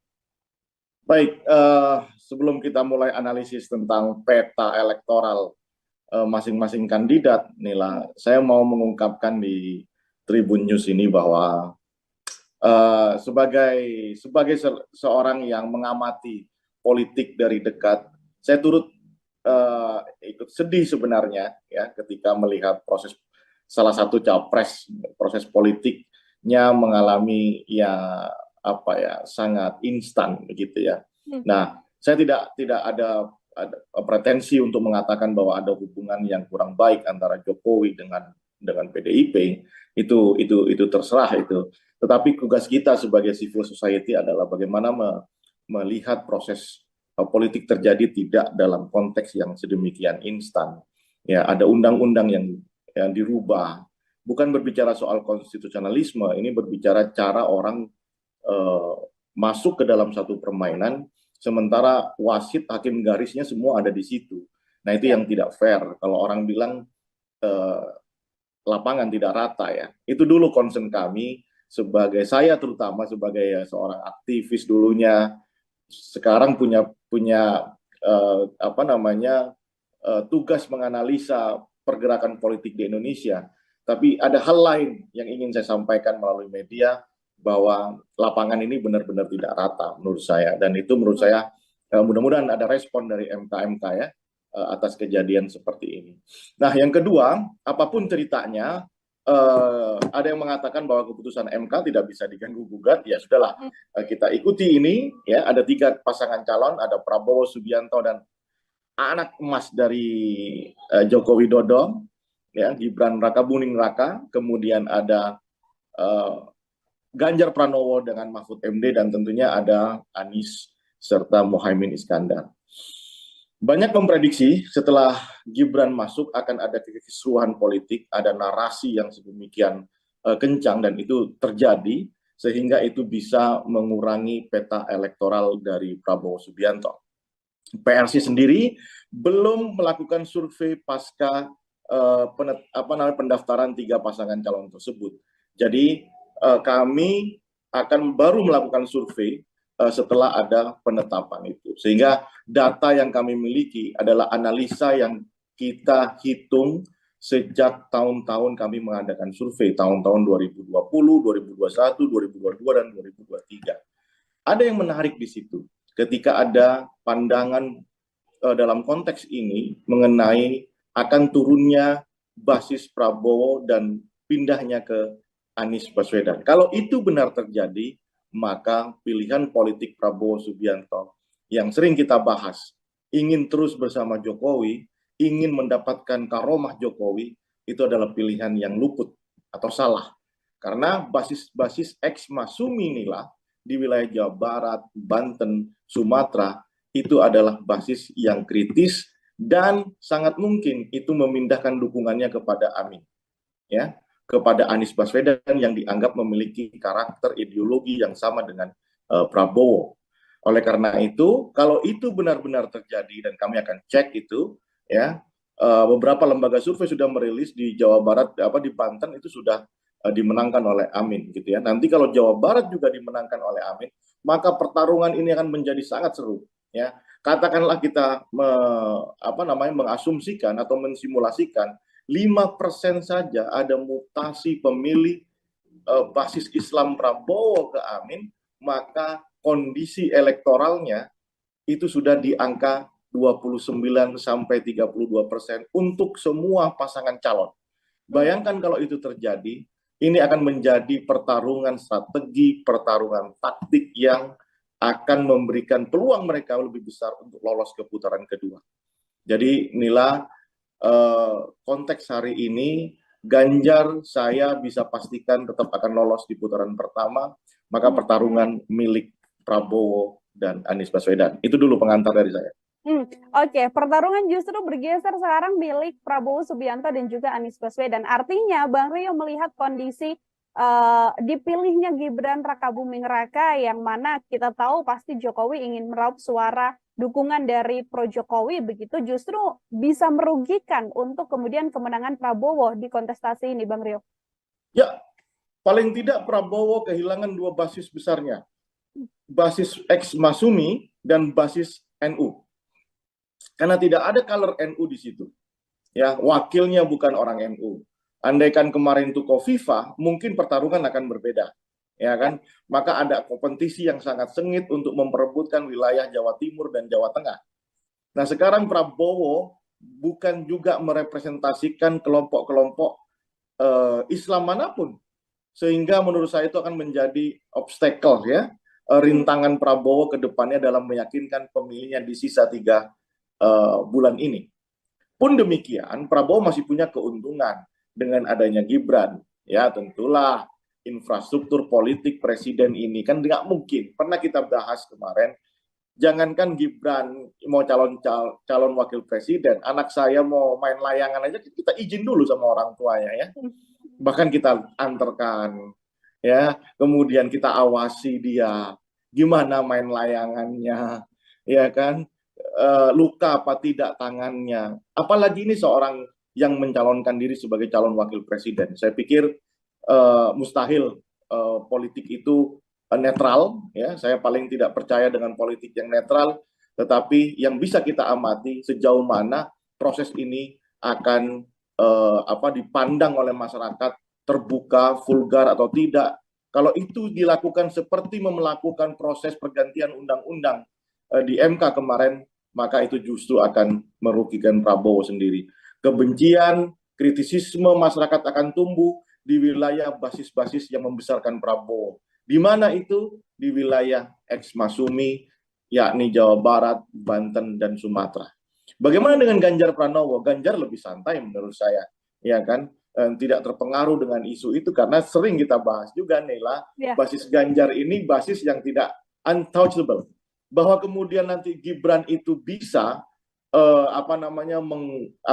melakukan penetrasi di basis Jawa Tengah, ya saya masih bisa mengukur kemampuan. Karena apa? Di Jawa Tengah itu dia tidak pernah berbicara figur, dia tidak pernah berbicara orang per orang. Mereka itu berbicara simbol besar, Red Bull ya, banteng ya. Mereka pernah saya katakan bahwa biar gepeng asal banteng. Nah, kalimat itu terindoktrinasi secara masif di Jawa Tengah. Jadi bahwa kemudian ada traction pemilih Ganjar, pemilih PDI akan pindah, atau basis pemilih Jokowi yang selama ini pemilih Ganjar akan pindah ke Gibran, ya itu mungkin hanya tidak akan pernah sampai bisa mengalahkan Ganjar Pranowo di Jawa Tengah. Perkiraan saya dari data-data yang kami olah, dengan kondisi saat ini Ganjar tetap akan menang di Jawa Tengah di atas 50%. Selebihnya akan menjadi milik Prabowo Gibran dan Anies Mohaimin. Bagaimana dengan Jawa Timur? Jawa Timur saya masih juga memprediksi ini di putaran pertama itu akan dimenangkan oleh Ganjar Pranowo dengan nomor 2 adalah Anies Baswedan. Ya, nomor 3 adalah Prabowo Subianto dan Gibran Rakabuming Raka. Jawa Barat akan menjadi basis pertarungan yang seru bersama Banten dan di Sumatera, ya, kecuali Lampung, untuk melihat ex Masumi, ya, basis-basis Islam yang identik selama ini dengan, kalau saya lebih mengistilahkan itu namanya ex basis Masumi, ya, melihat pemilu tahun 55. Itulah pertarungan hidup dan mati antara Prabowo Subianto, Gibran Rakabuming Raka dengan Anies Baswedan dan Mohaimin Iskandar. Itu pertarungan sesungguhnya. Kalau ada mutasi saja, pemilih Prabowo 5%, apalagi sampai 7%, kalau 5% itu bisa dipastikan pertarungan ini ketat sekali. Mungkin nanti di putaran pertama selisihnya hanya 1%, 2%. Tapi kalau ada 7% yang berpindah ke Anies Baswedan, saya bisa memastikan pemenang putaran pertama adalah Ganjar dan Anies Baswedan. Bisa berganti pemenang di putaran pertama adalah Ganjar dan juga Anies Baswedan di kondisi dipilihnya Mas Gibran, begitu ya, Bang Rio, untuk kemudian bersama dengan Prabowo Subianto. Bang Rio, kalau kita melihat basis di Jawa Tengah yang kemudian sudah pasti bisa saya katakan full PDI Perjuangan, begitu, full merah, kemudian di Jawa Timur yang akan banyak diperoleh oleh pasangan Anies dan juga Caimin. Ini kita berbincang soal sosok, Bang Rio, melihat sosok, ini kita berbincang soal sosok, Bang Rio, melihat sosok Prabowo, Mas Gibran dengan visi misinya yang akan melanjutkan kinerja Jokowi, kemudian perubahan di sisi Anies dan juga Caimin, dan perpaduan di antara keduanya di sisi Ganjar dan juga Mahfud MD. Visi misi ini apakah kemudian juga berpengaruh untuk menggerakkan pergerakan suara di kontestasi ini? Nila percaya dengan pemilih rasional nggak? Ya kan, ada perdebatan di dalam konteks wacana ilmu politik gitu ya. Ada nggak itu pemilih rasional yang benar-benar rasional melihat seorang figur itu secara programatik begitu ya. Saya percaya, tapi itu peluangnya sangat kecil ya. Visi misi itu dikemukakan, saya tidak yakin yang datang dan berdoyong datang ke TPS memberikan dukungan yang masif, menjadi relawan atau menjadi buzzer, itu bukan soal seberapa baik visi misi pasangan tertentu. Ini lebih, apalagi berbicara di Asia, berbicara di Indonesia, ini lebih soal bagaimana emosi, ya, kedekatan, ya, primordialisme, ya, kesamaan ideologi, emosi, ya, lebih ke bagaimana emotional bonding di antara figur dengan calon pemilihnya. Isu apa yang kemudian lebih sensitif mereka rasakan, bukan soal isu-isu yang sifatnya kinerja dan programatik. Ya, mungkin itu ada, tapi porsinya tidak akan sebesar isu-isu yang saya sebutkan secara emosional tadi antara figur dengan pemilihnya. Oke, terkait Jokowi efek kemudian, Bang Rio, ini kan kalau kita melihat sebelum memang adanya drama yang terjadi belakangan, mulai dari putusan MK dan sebagainya, ini kan Jokowi efek begitu besar, di mana tingkat kepuasan publik begitu terhadap Presiden Jokowi yang juga cukup tinggi dalam masa jabatannya 10 tahun ini. Itu apakah kemudian berpengaruh atau hilang begitu saja setelah drama yang terjadi? Bukan begitu melihatnya. Jokowi efek atau tingkat kepuasan yang sampai di angka 80%, itu di survei kami harus akui itu ada, iya. Tetapi pernah nggak berpikir apa masalah yang paling besar dihadapi masyarakat? Ya, data survei yang sama menunjukkan harga sembako. Ya, nah bagaimana kemudian mengkombinasikan antara dua temuan ini? Satu sisi harga sembako itu naik drastis, ya, cabai aja sekarang udah di 100.000, ya, salah satu itu komoditas, ya, harga beras sulit, pupuk juga sulit, tapi kepuasan itu tinggi terhadap presiden. Bagaimana kita bisa korelasikan antara dua variabel temuan ini? Ternyata apa nih? Di situ ada ilusi pencitraan kalau mau saya katakan, ya, bahwa orang itu merasa bahwa puas itu adalah bantuan-bantuan yang selama ini digelontorkan oleh Presiden Jokowi, ya kan? Puas itu bukan konstruksi yang utuh terhadap satu kebijakan formal, ya, yang misalnya kebijakan bagaimana menekan harga pasar, harga sembako di pasar, atau kemudian bagaimana lapangan pekerjaan buat anak-anak muda, bukan itu. Ya, saya yakin itu lebih karena program populis, ya, Jokowi selama ini sangat masif. Coba kita cek berapa jumlah bansos yang dikasihkan Jokowi di tahun 2023 aja. Nah, itu yang saya katakan ilusi. Jadi masyarakat masih cenderung melihat tingkat kepuasan itu dari apa yang diberikan, bukan apa yang dikerjakan. Nah, itu perbedaannya.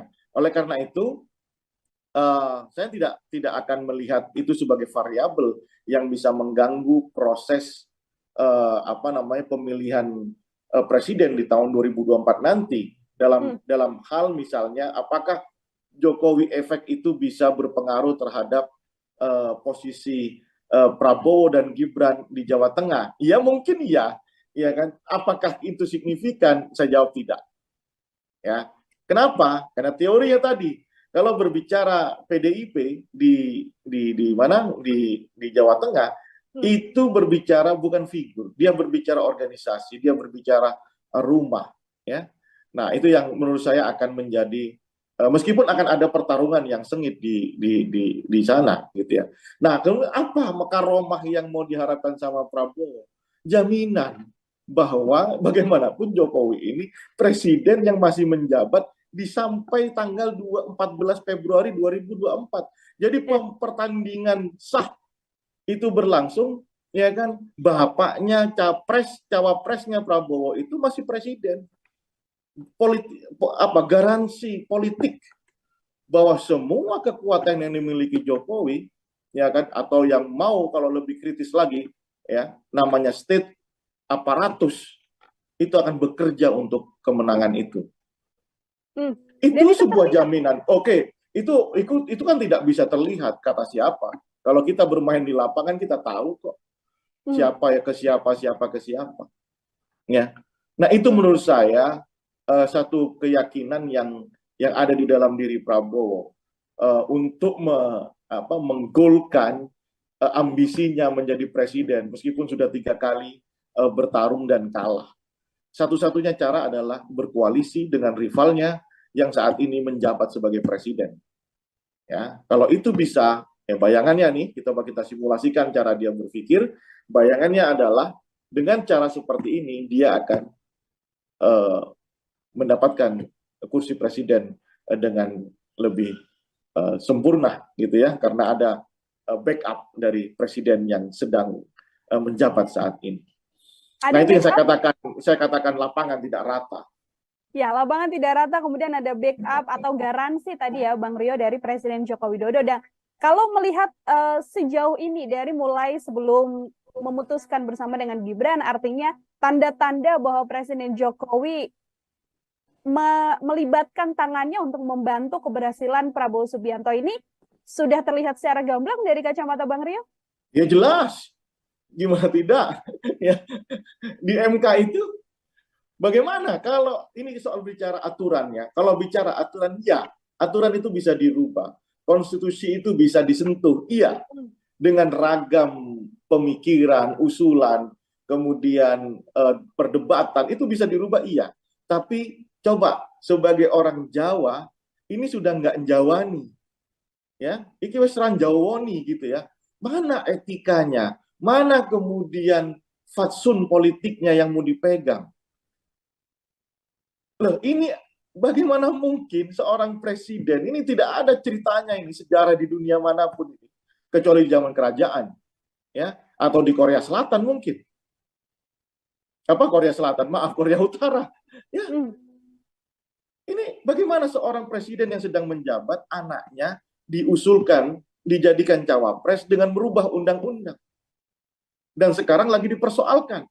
Bayangkan coba Nila, bagaimana ketika nanti MK mengatakan bahwa ini terjadi pelanggaran etik. Sementara aturan sudah tidak bisa dirubah. Loh, ini kan bobrok ini. Perpolitikan kita kan sudah tidak rata, sudah tidak rata untuk semua kandidat. Itu yang kami kesalkan, ini yang membuat kami merasa bahwa ada hal yang lebih besar dari sekedar kekuasaan. Tapi bagaimana menjaga martabat bangsa dan negara ini. Saya tidak ada urusan ya dengan Jokowi, relasi Jokowi dengan Megawati, itu urusan dinamika politik ya. Bagaimana respon, bahkan termasuk isu PDI main dua kaki ya. Ya itu realitas politik mulai zamannya Game of Thrones-nya sampai sekarang, namanya realitas politiknya seperti itu. Ya, mulai zaman Alif sampai zaman sekarang, realitas politiknya seperti itu. Ada pengkhianatan, ada ada balas dendam, begitu aja. Cuman kan bentuknya berbeda-beda seperti kebudayaan, gitu ya. Nah, yang tidak berbeda adalah bagaimana menjaga etika kepemimpinan, bagaimana menjaga etika dia sebagai seorang negarawan. Itu yang saya tidak melihat di sisi ini, gitu ya. Terlalu berpikir bahwa realisme politik itu menjadi ujung tombak dari segala untuk mencapai kekuasaan. Apa yang mau dibagi buat generasi kita mendatang. Itu yang saya sesalkan gitu ya. Dan saya yakin ya pemilih-pemilih kita itu sudah bisa menilai, terutama yang tadi ini berkaitan ya. Saya berbicara seperti ini bukan hanya ungkapan pribadi, tapi saya juga ingin melihat peta. Bagaimanapun basis-basis Ekmasumi itu terkenal sebagai pemilih yang kritis. Ya, kritis. Sehingga mereka mulai merasakan dengan adanya anak Jokowi di situ, ada isu politik dinasti, ada kemudian masalah undang-undang yang dirubah oleh MK, kasus MK ini, itu sudah mulai tuh kita lihat orang-orang sudah tidak mau lagi ke Prabowo dan Gibran. Dan saya temukan itu di Sumatera, Jawa Barat dan Banten. Saya datang ke lapangan dan cek, betul itu terjadi. Meskipun dapat substitusi dari Jawa Tengah, ya kan? Nah, substitusi Jawa Tengah apakah seimbang dengan apa yang terbuang di wilayah Ekmasumi? Nah, itu pertanyaan. Saya belum bisa menyimpulkan karena kami belum melakukan survei. Tapi kalau itu benar-benar terjadi, ya, kalau 5% saja, maka itu flat di angka 30% semuanya. Flat. Artinya ya besok bisa ada pertengkaran politik hanya karena kekalahan yang 0, sekian persen untuk masuk ke putaran kedua. Atau kalau basis Prabowo sampai berpindah ke basis Amin atau ke mana? Ke Ganjar, maka dia akan kehilangan kesempatan untuk masuk ke putaran kedua. Ini berbicara peta elektoral ya. Saya ringkas sekarang coba. Aceh itu pasti ke Amin, ya. Kemudian Sumbar itu mayoritas ke Amin.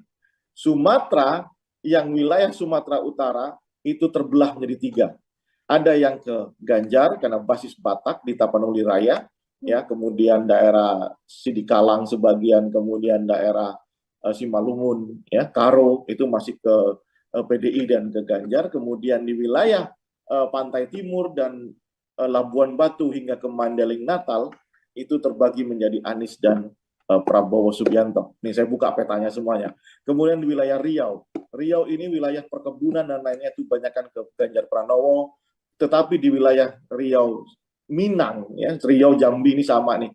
Yang basisnya itu Minang itu lebih banyak ke Anies Baswedan, Melayu itu banyak ke Anies Baswedan. Sementara yang Jawa yang ada di perkebunan itu lebih banyak ke Ganjar Pranowo. Sumatera Selatan saya melihat masih menang Prabowo Subianto karena banyak perkebunan dia di sana, dan kemudian Lampung lebih banyak ke wilayah menjadi wilayah kekuasaan Ganjar Pranowo ketimbang Prabowo maupun Anies Baswedan. Jakarta mutlak ke Anies Baswedan, Banten menang Anies Baswedan, Jawa Barat akan menang Anies Baswedan, Jawa Tengah menang Ganjar Pranowo, di wilayah Jawa Timur akan menang Ganjar Pranowo. Selebihnya Sulawesi itu mungkin akan dimiliki oleh Prabowo Subianto. Kalimantan itu menjadi basis dari Anies dan Prabowo. Selebihnya ceruk pemilih yang kecil, tetapi akan menjadi perebutan di antara Ganjar dan Prabowo Subianto. Itu pertarungannya semua inilah.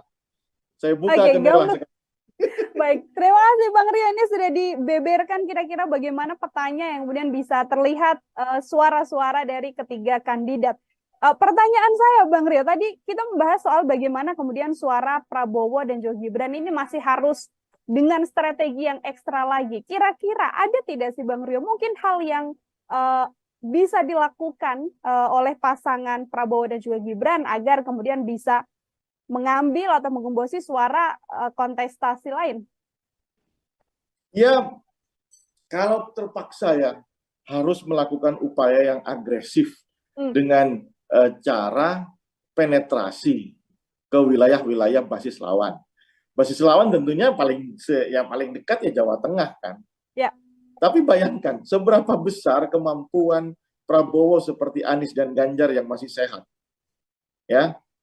Saya lihat Anies dan Ganjar itu satu hari bisa sampai 10 titik. Ya, saya tidak meragukan Prabowo, tapi kan umur juga mengatakan demikian. Nah, yang bisa tentu adalah Gibran Rakabuming Raka untuk melakukan penetrasi. Tapi ya, itu juga menjadi pertaruhan dirinya dan keluarganya. Jika dia benar-benar mengkonsolidasi basis PDIP di Jawa Tengah, maka dia akan berhadapan dengan PDIP itu sendiri. Dan itu tidak mudah. Gibran tentu akan kesulitan masuk ke basis PKB di Pantura misalnya. Ya, ke Pantura Jawa Tengah maksud saya. Kemudian Gibran juga akan kesulitan masuk ke wilayah-wilayah non PDIP. Kalaupun mau masuk ke wilayah Gerindra dan Golkar, ya untuk apa? Kan tidak akan menambah suara itu.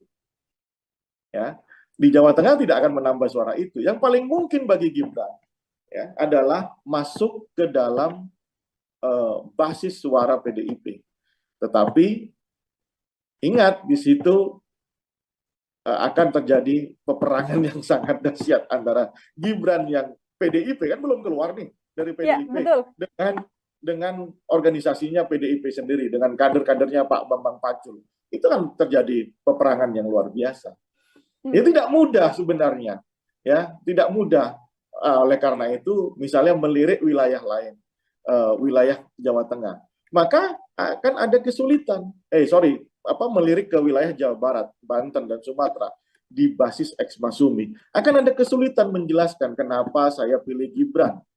Ini kan rival politik Pak Jokowi. Dengan alasan rekonsiliasi politik, menurut saya tidak cukup menjelaskan terpilihnya anak muda yang tidak punya pengalaman cukup di dalam organisasi, ya, kemudian masuknya pun lewat putusan MK yang bermasalah, itu diterima oleh basis-basis X Masumi. Ya, saya selalu katakan X Masumi lebih mudah kan menyatakan Jawa Barat, Banten dan Sumatera. Nela. Baik, Bang Rio, ini dua pertanyaan terakhir dari saya. Yang pertama terkait bagaimana kemudian nantinya hari ini akan ada sidang MK begitu. Berkemungkinan besarkah nantinya suara Prabowo dan juga Gibran akan jauh lebih turun lagi apabila memang hasilnya dikatakan ada pelanggaran etik dalam keputusan Mahkamah Konstitusi ini? Yes, saya yakin itu. Sebab dengan ini terjaganya kritisisme masyarakat sipil terhadap proses naiknya Gibran sebagai cawapres Prabowo itu yang akan menjaga akan memberikan dampak negatif elektoral kepada Prabowo dan Gibran. Itu yang membuat kita ini para analis politik nggak habis pikir gitu ya. Kenapa ini sampai dilakukan? Padahal secara survei paling unggul dengan Prabowo dengan Erick Thohir gitu ya. Tidak ada itu Prabowo dengan Gibran yang unggul dibanding yang lain, tidak ada. Bahkan kalau menggunakan uji simulasi sebelum keputusan pendaftaran kemarin kan sempat kami survei, itu menunjukkan bahwa Gibran mengalami penurunan sama Gibran ketimbang dengan Ridwan Kamil atau dengan Khofifah bahkan atau dengan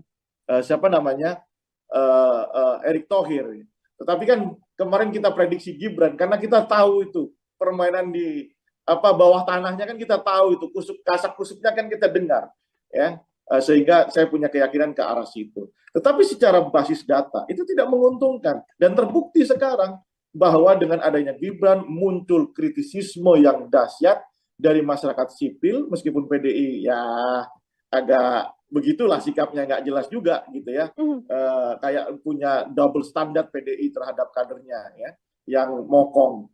Nah, tapi ternyata masyarakat sipil bergerak dan Prabowo dan Gibran serta Jokowi sebagai kingmaker-nya harus benar-benar sweeping the issues. Bagaimana caranya? Nah, itu tantangannya. Ya, setiap presiden punya tantangannya ya. Setiap calon presiden pasti punya tantangannya. Sekarang tantangan Prabowo, kalau ini bisa diatasi, he's become a leader. Yes, baik. Apakah kemudian bantuan dari Presiden Jokowi dengan kemarin mempertemukan ketiga kandidat untuk makan siang bersama di istana, mewujudkan bentuk netralitas dari seorang Presiden Jokowi, bisa menutup situasi yang terjadi ini, Bang Rio? Inilah orang Jawa, ya, menang tanpa ngisor akeh. Itu statement saya. Ya, kemarin diwawancara sama salah satu portal berita. Itu statement saya. Menang tanpa ngisor akeh. Jokowi itu orang Jawa. Cara berpolitiknya Jawa banget. Dia tahu hari ini secara psikologi dia tuh memenangkan pertarungan ini. Baik antara relasinya dengan Prabowo yang pernah menjadi rivalnya, dia merasa unggul. Kemudian pertarungan dengan dengan Anies dan Nasdem, dia juga merasa unggul karena sampai sekarang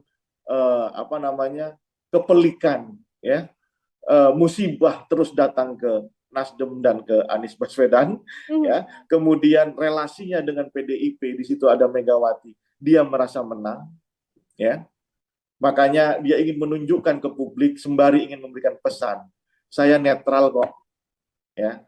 Saya tetap menjadi negarawan yang sejati.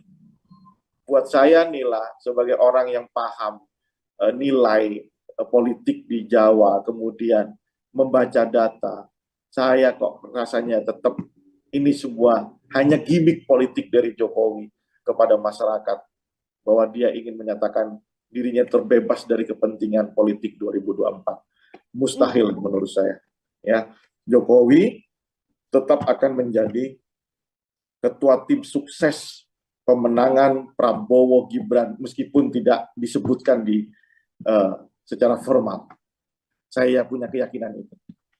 Ya, masih berkeyakinan besar bahwa berdiri di balik sang putra begitu ya, Bang Rio ya. Ketua tim sukses bahkan. Ya. Ketua tim sukses bahkan. Ketua tim sukses untuk kemudian bisa memenangkan Prabowo Gibran, yang mana dalam bahasan ini rasanya sedikit sulit, sedikit bergejolak ini elektabilitas dan elektoralnya di kondisi-kondisi yang memang terjadi belakangan ini. Bang Rio, terima kasih banyak untuk kesempatannya berbincang bersama dengan saya. Semoga di lain kesempatan kita bisa berbincang lagi dengan bahasan-bahasan lain, Bang Rio. Terima kasih Nela, terima kasih Tribun. Sampai ketemu lagi ya. Ya, sampai ketemu lagi Bang Rio. Tribuners, demikian Tribun News on Focus kali ini. Nantikan juga obrolan-obrolan lain saya dengan tema-tema lainnya dalam program Tribun News on Focus. Saya Nila Irda pamit undur diri. Terima kasih dan sampai jumpa. Download Tribun X sekarang. Menghadirkan lokal menjadi Indonesia.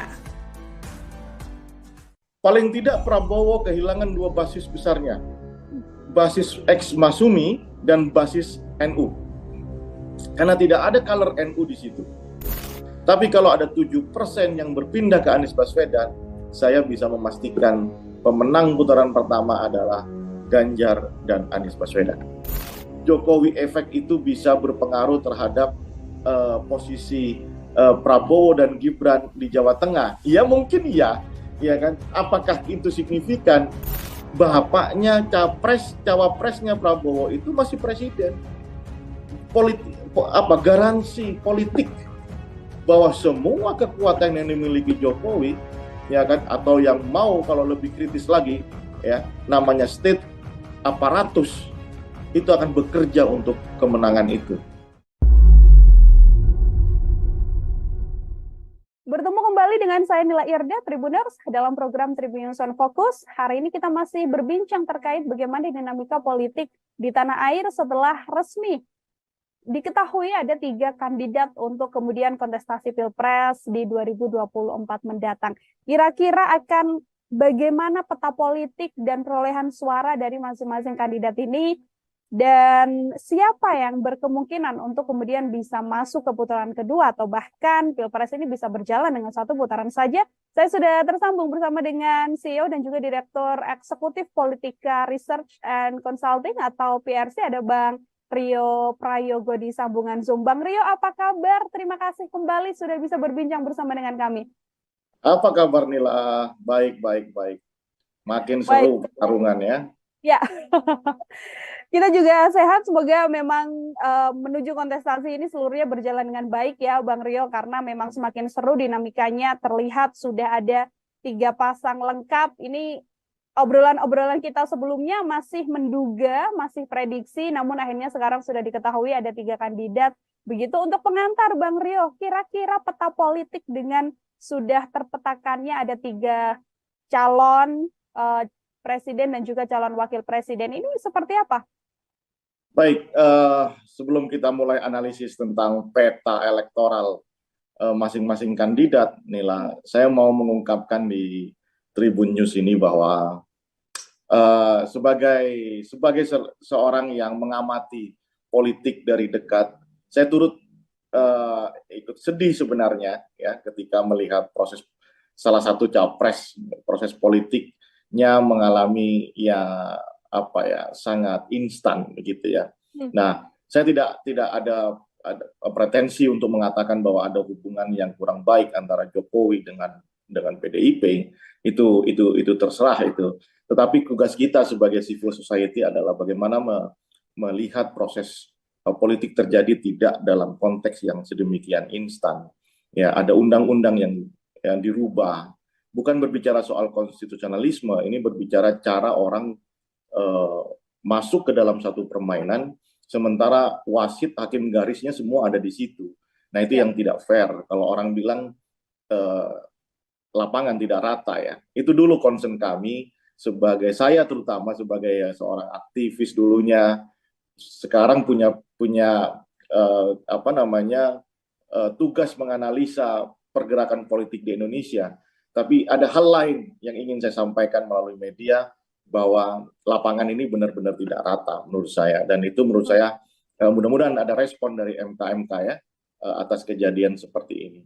Nah, yang kedua, apapun ceritanya, ada yang mengatakan bahwa keputusan MK tidak bisa diganggu-gugat, ya sudahlah, kita ikuti ini ya. Ada 3 pasangan calon, ada Prabowo Subianto dan anak emas dari Joko Widodo ya, Gibran Rakabuming Raka, kemudian ada Ganjar Pranowo dengan Mahfud MD, dan tentunya ada Anies serta Muhaimin Iskandar. Banyak memprediksi setelah Gibran masuk akan ada kekisruhan politik, ada narasi yang sedemikian kencang, dan itu terjadi sehingga itu bisa mengurangi peta elektoral dari Prabowo Subianto. PRC sendiri belum melakukan survei pasca pendaftaran 3 pasangan calon tersebut. Jadi kami akan baru melakukan survei setelah ada penetapan itu. Sehingga data yang kami miliki adalah analisa yang kita hitung sejak tahun-tahun kami mengadakan survei, tahun-tahun 2020, 2021, 2022, dan 2023. Ada yang menarik di situ ketika ada pandangan dalam konteks ini mengenai akan turunnya basis Prabowo dan pindahnya ke Anies Baswedan. Kalau itu benar terjadi, maka pilihan politik Prabowo Subianto yang sering kita bahas, ingin terus bersama Jokowi, ingin mendapatkan karomah Jokowi, itu adalah pilihan yang luput atau salah. Karena basis ex Masumi inilah di wilayah Jawa Barat, Banten, Sumatera, itu adalah basis yang kritis dan sangat mungkin itu memindahkan dukungannya kepada Amin, ya, kepada Anies Baswedan yang dianggap memiliki karakter ideologi yang sama dengan Prabowo. Oleh karena itu, kalau itu benar-benar terjadi dan kami akan cek itu, ya, beberapa lembaga survei sudah merilis di Jawa Barat, di Banten itu sudah dimenangkan oleh Amin, gitu ya. Nanti kalau Jawa Barat juga dimenangkan oleh Amin, maka pertarungan ini akan menjadi sangat seru, ya. Katakanlah kita mengasumsikan atau mensimulasikan 5% saja ada mutasi pemilih basis Islam Prabowo ke Amin, maka kondisi elektoralnya itu sudah di angka 29 sampai 32% untuk semua pasangan calon. Bayangkan kalau itu terjadi, ini akan menjadi pertarungan strategi, pertarungan taktik yang akan memberikan peluang mereka lebih besar untuk lolos ke putaran kedua. Jadi inilah konteks hari ini, Ganjar saya bisa pastikan tetap akan lolos di putaran pertama, maka pertarungan milik Prabowo dan Anies Baswedan. Itu dulu pengantar dari saya. Oke, pertarungan justru bergeser sekarang milik Prabowo Subianto dan juga Anies Baswedan. Artinya Bang Rio melihat kondisi dipilihnya Gibran Rakabuming Raka yang mana kita tahu pasti Jokowi ingin meraup suara dukungan dari pro Jokowi, begitu justru bisa merugikan untuk kemudian kemenangan Prabowo di kontestasi ini, Bang Rio. Ya, paling tidak Prabowo kehilangan dua basis besarnya. Basis ex Masumi dan basis NU. Karena tidak ada color NU di situ. Ya, wakilnya bukan orang NU. Andaikan kemarin itu Kofifa, mungkin pertarungan akan berbeda. Ya kan? Maka ada kompetisi yang sangat sengit untuk memperebutkan wilayah Jawa Timur dan Jawa Tengah. Nah, sekarang Prabowo bukan juga merepresentasikan kelompok-kelompok Islam manapun. Sehingga menurut saya itu akan menjadi obstacle, ya, rintangan Prabowo ke depannya dalam meyakinkan pemilihnya di sisa 3 bulan ini. Pun demikian, Prabowo masih punya keuntungan dengan adanya Gibran. Ya, tentulah infrastruktur politik presiden ini kan nggak mungkin. Pernah kita bahas kemarin, jangankan Gibran mau calon wakil presiden, anak saya mau main layangan aja kita izin dulu sama orang tuanya, ya. Bahkan kita antarkan, ya, kemudian kita awasi dia gimana main layangannya, ya kan, luka apa tidak tangannya, apalagi ini seorang yang mencalonkan diri sebagai calon wakil presiden. Saya pikir mustahil politik itu netral, ya. Saya paling tidak percaya dengan politik yang netral, tetapi yang bisa kita amati sejauh mana proses ini akan dipandang oleh masyarakat, terbuka, vulgar atau tidak. Kalau itu dilakukan seperti melakukan proses pergantian undang-undang di MK kemarin, maka itu justru akan merugikan Prabowo sendiri. Kebencian, kritisisme masyarakat akan tumbuh di wilayah basis-basis yang membesarkan Prabowo. Di mana itu? Di wilayah ex Masumi, yakni Jawa Barat, Banten, dan Sumatera. Bagaimana dengan Ganjar Pranowo? Ganjar lebih santai menurut saya, ya kan, tidak terpengaruh dengan isu itu karena sering kita bahas juga, Nela, basis Ganjar ini basis yang tidak untouchable. Bahwa kemudian nanti Gibran itu bisa melakukan penetrasi di basis Jawa Tengah, ya saya masih bisa mengukur kemampuan. Karena apa? Di Jawa Tengah itu dia tidak pernah berbicara figur, dia tidak pernah berbicara orang per orang. Mereka itu berbicara simbol besar, Red Bull, ya, banteng, ya. Mereka pernah saya katakan bahwa biar gepeng asal banteng. Nah, kalimat itu terindoktrinasi secara masif di Jawa Tengah. Jadi bahwa kemudian ada traction pemilih Ganjar, pemilih PDI akan pindah, atau basis pemilih Jokowi yang selama ini memilih Ganjar akan pindah ke Gibran, ya itu mungkin hanya tidak akan pernah sampai bisa mengalahkan Ganjar Pranowo di Jawa Tengah. Perkiraan saya dari data-data yang kami olah, dengan kondisi saat ini Ganjar tetap akan menang di Jawa Tengah di atas 50%. Selebihnya akan menjadi milik Prabowo Gibran dan Anies Mohaimin. Bagaimana dengan Jawa Timur? Jawa Timur saya masih juga memprediksi ini di putaran pertama itu akan dimenangkan oleh Ganjar Pranowo dengan nomor 2 adalah Anies Baswedan. Ya, nomor 3 adalah Prabowo Subianto dan Gibran Rakabuming Raka. Jawa Barat akan menjadi basis pertarungan yang seru bersama Banten dan di Sumatera, ya, kecuali Lampung, untuk melihat ex Masumi, ya, basis-basis Islam yang identik selama ini dengan, kalau saya lebih mengistilahkan itu namanya ex basis Masumi, ya, melihat pemilu tahun 55. Itulah pertarungan hidup dan mati antara Prabowo Subianto, Gibran Rakabuming Raka dengan Anies Baswedan dan Mohaimin Iskandar. Itu pertarungan sesungguhnya. Kalau ada mutasi saja, pemilih Prabowo 5%, apalagi sampai 7%, kalau 5% itu bisa dipastikan pertarungan ini ketat sekali. Mungkin nanti di putaran pertama selisihnya hanya 1%, 2%. Tapi kalau ada 7% yang berpindah ke Anies Baswedan, saya bisa memastikan pemenang putaran pertama adalah Ganjar dan Anies Baswedan. Bisa berganti pemenang di putaran pertama adalah Ganjar dan juga Anies Baswedan di kondisi dipilihnya Mas Gibran, begitu ya, Bang Rio, untuk kemudian bersama dengan Prabowo Subianto.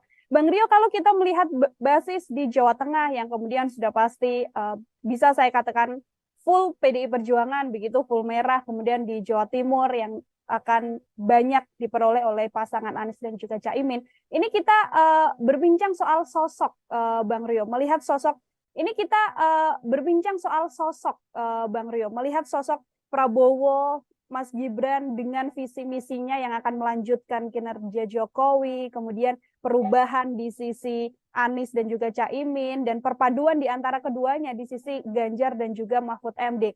Visi misi ini apakah kemudian juga berpengaruh untuk menggerakkan pergerakan suara di kontestasi ini? Nila percaya dengan pemilih rasional nggak? Ya kan, ada perdebatan di dalam konteks wacana ilmu politik gitu ya. Ada nggak itu pemilih rasional yang benar-benar rasional melihat seorang figur itu secara programatik begitu ya. Saya percaya, tapi itu peluangnya sangat kecil ya. Visi misi itu dikemukakan, saya tidak yakin yang datang dan berdoyong datang ke TPS memberikan dukungan yang masif, menjadi relawan atau menjadi buzzer, itu bukan soal seberapa baik visi misi pasangan tertentu. Ini lebih, apalagi berbicara di Asia, berbicara di Indonesia, ini lebih soal bagaimana emosi, ya, kedekatan, ya, primordialisme, ya, kesamaan ideologi, emosi, ya, lebih ke bagaimana emotional bonding di antara figur dengan calon pemilihnya. Isu apa yang kemudian lebih sensitif mereka rasakan, bukan soal isu-isu yang sifatnya kinerja dan programatik. Ya, mungkin itu ada, tapi porsinya tidak akan sebesar isu-isu yang saya sebutkan secara emosional tadi antara figur dengan pemilihnya.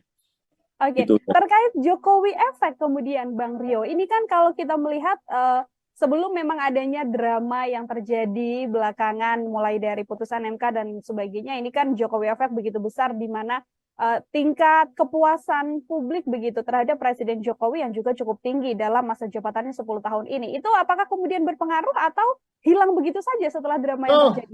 Bukan begitu melihatnya. Jokowi efek atau tingkat kepuasan yang sampai di angka 80%, itu di survei kami harus akui itu ada, iya. Tetapi pernah nggak berpikir apa masalah yang paling besar dihadapi masyarakat? Ya, data survei yang sama menunjukkan harga sembako. Ya, nah bagaimana kemudian mengkombinasikan antara dua temuan ini? Satu sisi harga sembako itu naik drastis, ya, cabai aja sekarang udah di 100.000, ya, salah satu itu komoditas. Ya, harga beras sulit, pupuk juga sulit, tapi kepuasan itu tinggi terhadap presiden. Bagaimana kita bisa korelasikan antara dua variabel temuan ini? Ternyata apa nih? Di situ ada ilusi pencitraan kalau mau saya katakan, ya, bahwa orang itu merasa bahwa puas itu adalah bantuan-bantuan yang selama ini digelontorkan oleh Presiden Jokowi, ya kan? Di puas itu bukan konstruksi yang utuh terhadap satu kebijakan formal, ya, yang misalnya kebijakan bagaimana menekan harga pasar, harga sembako di pasar, atau kemudian bagaimana lapangan pekerjaan buat anak-anak muda, bukan itu, ya. Saya yakin itu lebih karena program populis, ya, Jokowi selama ini sangat masif. Coba kita cek berapa jumlah bansos yang dikasihkan Jokowi di tahun 2023 aja. Nah, itu yang saya katakan ilusi. Jadi masyarakat masih cenderung melihat tingkat kepuasan itu dari apa yang diberikan, bukan apa yang dikerjakan. Nah, itu perbedaannya. Oleh karena itu, saya tidak akan melihat itu sebagai variabel yang bisa mengganggu proses pemilihan presiden di tahun 2024 nanti. Dalam hal misalnya, apakah Jokowi efek itu bisa berpengaruh terhadap posisi Prabowo dan Gibran di Jawa Tengah? Ya mungkin ya kan. Apakah itu signifikan? Saya jawab tidak. Ya, kenapa? Karena teorinya tadi, kalau berbicara PDIP di Jawa Tengah, itu berbicara bukan figur, dia berbicara organisasi, dia berbicara rumah, ya. Nah, itu yang menurut saya akan menjadi meskipun akan ada pertarungan yang sengit di sana, gitu ya. Nah, apa makaromah yang mau diharapkan sama Prabowo? Jaminan bahwa bagaimanapun Jokowi ini presiden yang masih menjabat sampai tanggal 14 Februari 2024. Jadi pertandingan sah itu berlangsung, ya kan? Bapaknya cawapresnya Prabowo itu masih presiden. Garansi politik bahwa semua kekuatan yang dimiliki Jokowi, ya kan, atau yang mau kalau lebih kritis lagi, ya, namanya state aparatus, itu akan bekerja untuk kemenangan itu. Itu sebuah jaminan. Oke, itu kan tidak bisa terlihat kata siapa. Kalau kita bermain di lapangan kita tahu kok siapa ya ke siapa. Ya. Nah, itu menurut saya satu keyakinan yang ada di dalam diri Prabowo untuk menggolkan ambisinya menjadi presiden meskipun sudah 3 kali bertarung dan kalah. Satu-satunya cara adalah berkoalisi dengan rivalnya yang saat ini menjabat sebagai presiden. Ya, kalau itu bisa, ya bayangannya nih, kita simulasikan cara dia berpikir, bayangannya adalah dengan cara seperti ini dia akan mendapatkan kursi presiden dengan lebih sempurna, gitu ya, karena ada backup dari presiden yang sedang menjabat saat ini. Nah, itu yang saya katakan lapangan tidak rata. Ya, lapangan tidak rata, kemudian ada backup atau garansi tadi ya, Bang Rio, dari Presiden Joko Widodo. Dan kalau melihat sejauh ini dari mulai sebelum memutuskan bersama dengan Gibran, artinya tanda-tanda bahwa Presiden Jokowi melibatkan tangannya untuk membantu keberhasilan Prabowo Subianto ini sudah terlihat secara gamblang dari kacamata Bang Rio? Ya jelas, gimana tidak?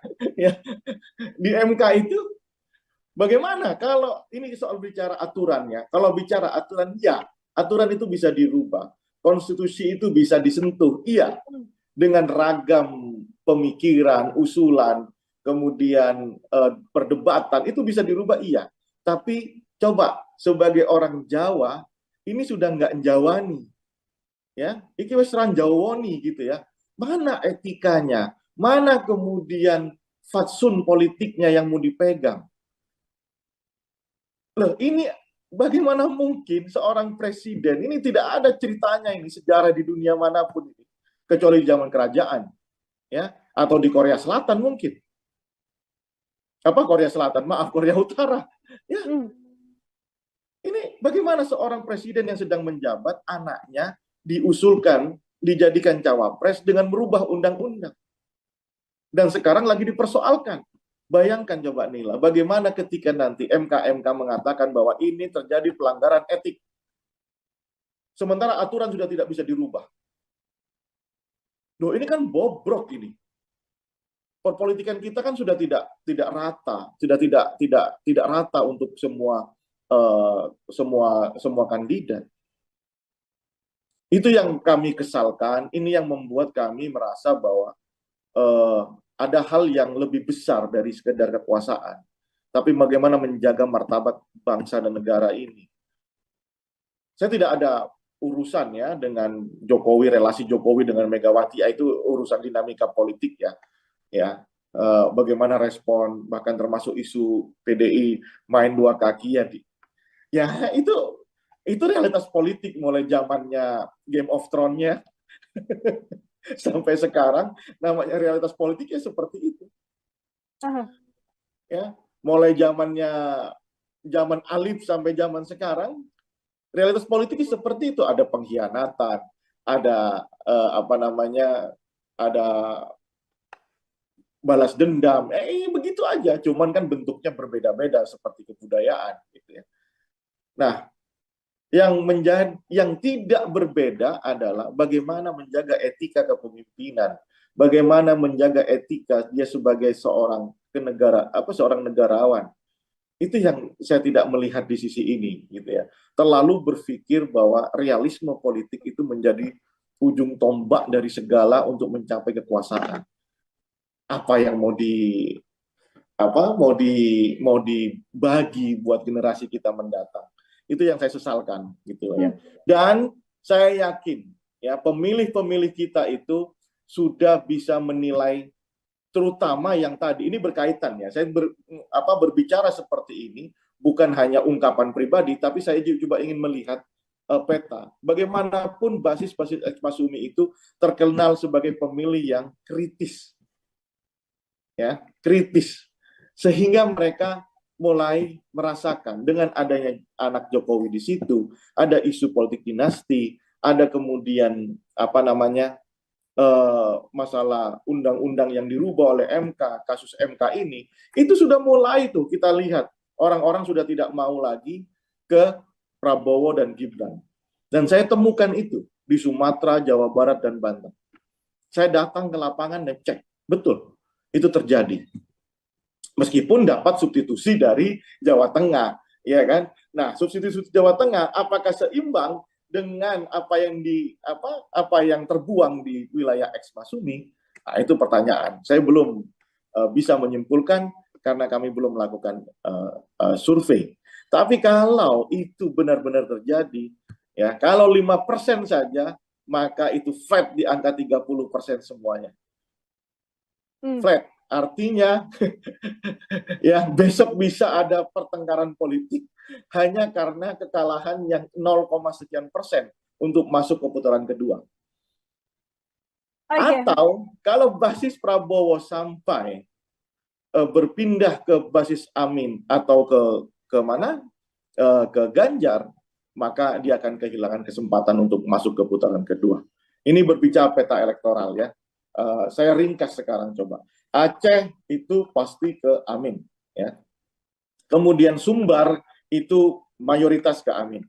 Sumatera, yang wilayah Sumatera Utara itu terbelah menjadi 3. Ada yang ke Ganjar karena basis Batak di Tapanuli Raya, ya. Kemudian daerah Sidikalang sebagian, kemudian daerah Simalungun, ya, Karo itu masih ke PDI dan ke Ganjar. Kemudian di wilayah Pantai Timur dan Labuan Batu hingga ke Mandailing Natal itu terbagi menjadi Anies dan Prabowo Subianto. Nih saya buka petanya semuanya. Kemudian di wilayah Riau ini wilayah perkebunan dan lainnya itu banyakkan ke Ganjar Pranowo. Tetapi di wilayah Riau Minang, ya, Riau Jambi ini sama nih, yang basisnya itu Minang itu lebih banyak ke Anies Baswedan, Melayu itu banyak ke Anies Baswedan. Sementara yang Jawa yang ada di perkebunan itu lebih banyak ke Ganjar Pranowo. Sumatera Selatan saya melihat masih menang Prabowo Subianto karena banyak perkebunan dia di sana, dan kemudian Lampung lebih banyak ke wilayah menjadi wilayah kekuasaan Ganjar Pranowo ketimbang Prabowo maupun Anies Baswedan. Jakarta mutlak ke Anies Baswedan, Banten menang Anies Baswedan, Jawa Barat akan menang Anies Baswedan, Jawa Tengah menang Ganjar Pranowo, di wilayah Jawa Timur akan menang Ganjar Pranowo. Selebihnya Sulawesi itu mungkin akan dimiliki oleh Prabowo Subianto, Kalimantan itu menjadi basis dari Anies dan Prabowo, selebihnya ceruk pemilih yang kecil, tetapi akan menjadi perebutan di antara Ganjar dan Prabowo Subianto. Itu pertarungannya semua, Nela. Saya buka ke Nela sekarang. Baik, terima kasih Bang Rio. Ini sudah dibeberkan kira-kira bagaimana petanya yang kemudian bisa terlihat suara-suara dari ketiga kandidat. Pertanyaan saya Bang Rio, tadi kita membahas soal bagaimana kemudian suara Prabowo dan juga Gibran ini masih harus dengan strategi yang ekstra lagi. Kira-kira ada tidak sih Bang Rio mungkin hal yang bisa dilakukan oleh pasangan Prabowo dan juga Gibran agar kemudian bisa mengambil atau menggembosi suara kontestasi lain? Ya, kalau terpaksa ya harus melakukan upaya yang agresif dengan cara penetrasi ke wilayah-wilayah basis lawan. Basis lawan tentunya yang paling dekat ya Jawa Tengah kan. Ya. Tapi bayangkan seberapa besar kemampuan Prabowo seperti Anies dan Ganjar yang masih sehat. Ya, saya lihat Anies dan Ganjar itu satu hari bisa sampai 10 titik. Ya, saya tidak meragukan Prabowo, tapi kan umur juga mengatakan demikian. Nah, yang bisa tentu adalah Gibran Rakabuming Raka untuk melakukan penetrasi. Tapi ya, itu juga menjadi pertaruhan dirinya dan keluarganya.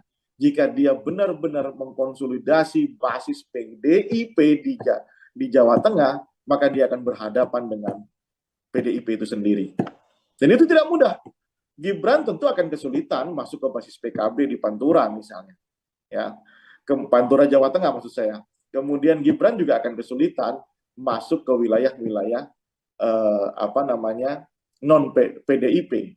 Kalaupun mau masuk ke wilayah Gerindra dan Golkar, ya untuk apa? Kan tidak akan menambah suara itu. Ya, di Jawa Tengah tidak akan menambah suara itu. Yang paling mungkin bagi Gibran ya adalah masuk ke dalam basis suara PDIP. Tetapi ingat di situ akan terjadi peperangan yang sangat dahsyat antara Gibran yang PDIP kan belum keluar nih dari PDIP ya, dengan organisasinya PDIP sendiri, dengan kader-kadernya Pak Bambang Pacul. Itu kan terjadi peperangan yang luar biasa. Ya tidak mudah sebenarnya. Ya, tidak mudah.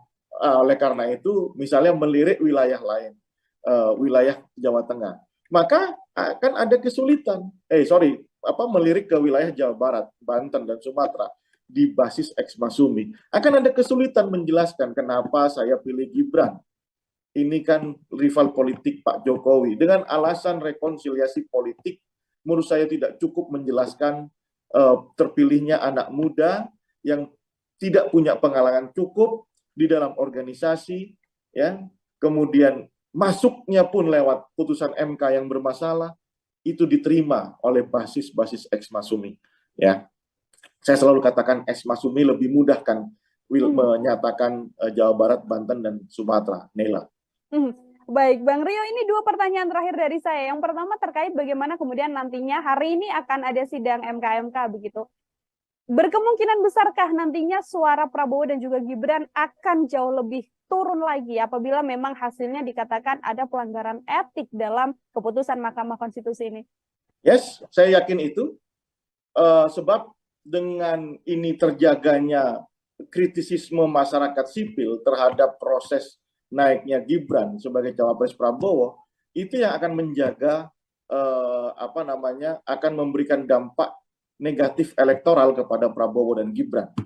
Itu yang membuat kita ini para analis politik nggak habis pikir gitu ya. Kenapa ini sampai dilakukan? Padahal secara survei paling unggul dengan Prabowo dengan Erick Thohir gitu ya.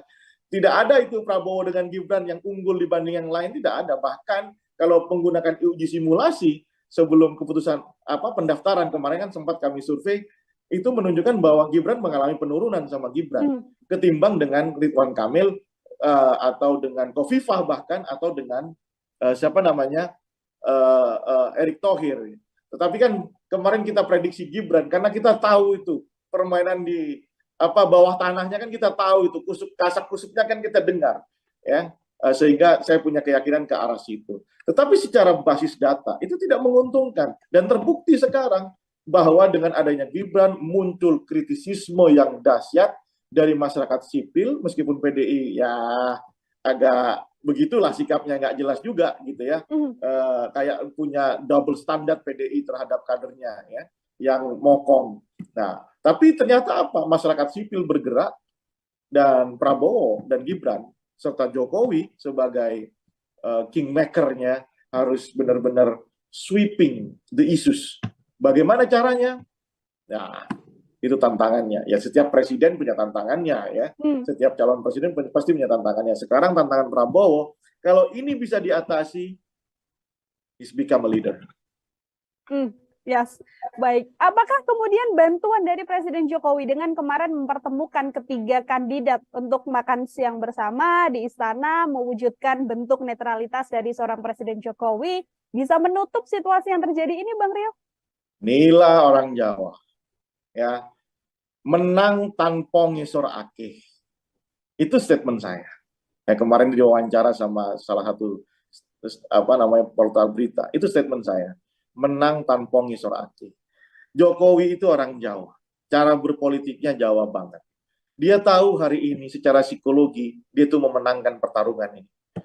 Baik antara relasinya dengan Prabowo yang pernah menjadi rivalnya, dia merasa unggul.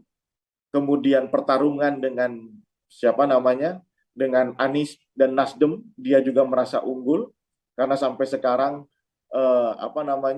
kepelikan ya, musibah terus datang ke Nasdem dan ke Anies Baswedan ya. Kemudian relasinya dengan PDIP, di situ ada Megawati, dia merasa menang ya.